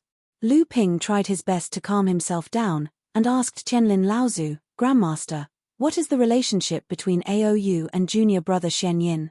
Tianlin Laozu looked at Lu Ping and said, "Don't worry about this for now. You are about to head out to the sea that Dao Shi mentioned. I know that you have a few accomplished demon pets, and when the time comes, you will need to borrow your demon pets to track Aou under the obstruction of the demon clan. Right now, the few Laozu of our sect have all headed out to the open sea to confront the Dharma power of the demon clan, Laozu, and have no time to attend to other matters. After Aou ambushed junior brother Shen Yin, in order to avoid being hunted down by our sect, he will definitely head to the deep sea to hide in the demon territory. That is the base camp of the demon clan. You and the others must intercept Aou before he escapes back to the deep sea demon territory. Otherwise, if Aou escapes back, when he enters the Dharma stage, it will be even more difficult to avenge junior brother Shen Yin." Lu Ping hesitated for a while, but still retreated from Tianlin Laozu's cave. Tianlin Laozu's gaze was deep, and rays of light shone from his eyes. Then, he suddenly disappeared from the cave. When Lu Ping left the cave, he hurriedly found Hu Lili and Zheng Jie and told them the gist of the matter. Ignoring their gasps of surprise, he said anxiously, "I didn't think too much about it before, but now it seems that junior brother Shen Chu's identity as a demon clan bloodline can't be concealed. When the time comes, it will be fine if the sect protects junior brother Shen Chu, but if things don't go well, and someone wants to harm junior brother Shen Chu, I'm afraid that even the elders of our sect will not be able to directly intervene. When the time comes, it will be up to us, who are friends." Zhang Jie patted Lu Ping's shoulder and said with the spirit of brotherhood, "Don't worry, I know what to do." Ever since Lu Ping's cultivation rose higher and higher, his status within the sect became more and more prominent. Cultivators of the same level as Lu Ping became more and more respectful towards him. Even among his own good friends, there were few like Zheng Jie, who dared to pat Lu Ping's shoulder and speak in a carefree manner. However, this feeling made Lu Ping feel very gratified. Lu Ping nodded and said, "There are many complicated matters on Huangli Island. I will still need senior sister Hu to stay here and look after junior brother Shen Chu. As for junior brother Shen Chu, I will need senior sister Zheng to go over and tell the others about my intentions. If the situation turns bad, you must protect junior brother Shen Chu's life." After sending Zheng Jie off, Lu Ping thought for a moment and still felt uneasy. So, he left the House of Gold for Hu Lili and said, "This time, the commotion is not small. There is an 80 to 90% chance that Grandmaster Tian Lin will leave Huangli Island to confront the demon race's Laozu.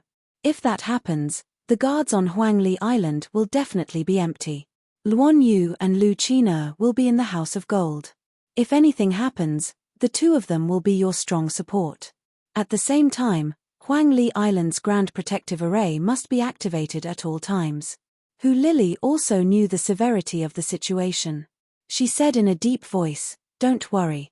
Huangli Island is your blood, sweat, and tears. I will definitely protect it with my life.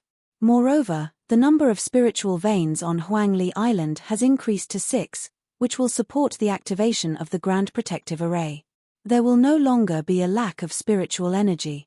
Furthermore, Luan Yu and Lu Qina's cultivation base is above mine. In this way, even if Chen Lian and Zheng Jie are not on the island, I can still protect Huangli Island." Seeing Hu Lili's solemn expression, Lu Ping smiled and said, "There is no need to be so serious. Save the people and lose the land. Both the people and the land will survive. There is no reason for you to disregard your life just because of this island. So what if you lose it? If I can conquer Huangli Island once, I can do it a second time and a third time." After bidding farewell to Hu Lili, Lu Ping left Huangli Island. Just as he was about to rush towards the place where Xianling sect's Dao Shi Laozu was ambushed, a bold idea suddenly appeared in his mind. He turned around and flew towards the direction of the Clear Stream Cave. In the depths of the sea where the Clear Stream Cave was located, a bright pearl the size of a wicker basket was suspended above Lu Ping's head. It allowed Lu Ping to almost double his speed in the sea. One must know that Lu Ping specialized in the North Sea wave listening spell. He was best at flying in the water. Compared to the water spirits like the green sea snakes, he was only slightly slower. However, when Lu Ping summoned the water moon repelling pearl above his head, his speed had already far surpassed the 3 green sea snakes. Outside the Clear Stream Cave was the place where Lu Ping had found the mysterious Yin Master and the middle-aged cultivator who was suspected to be Aou. Lu Ping first used his divine sense to cover a radius of 8 to 9 miles of the sea. After finding nothing, Lu Ping came to a corner of an underwater valley that was overgrown with seaweed.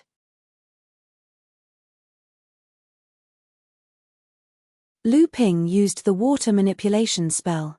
The seaweed in the corner and the seaweed on the ground seemed to be imprisoned. They slowly floated upwards, revealing a small teleportation array hidden underneath. This was the teleportation array that Lu Ping had used to watch the middle-aged cultivator leave. Lu Ping once again found the simple stone armor from the storage ring and put it on his body. Then he released Samling and Da Gui from the spirit beast bag. The 4 monster pets also seemed to understand that Lu Ping was going to take a risk. Even Samling was not as naughty as he used to be. He quietly followed behind Lu Ping and watched Lu Ping put a few top-grade spirit stones into the array. He stamped his foot and activated the spirit stones with a surge of qi.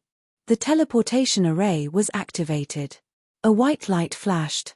Lu Ping and the 4 spirit pets had disappeared, leaving only the seaweed floating above the teleportation array, slowly falling down, once again covering the teleportation array in the mud and weeds of the seabed. You're tuning in to the Celestial War YouTube channel. Don't forget to subscribe and join us on this journey to catch the most captivating stories.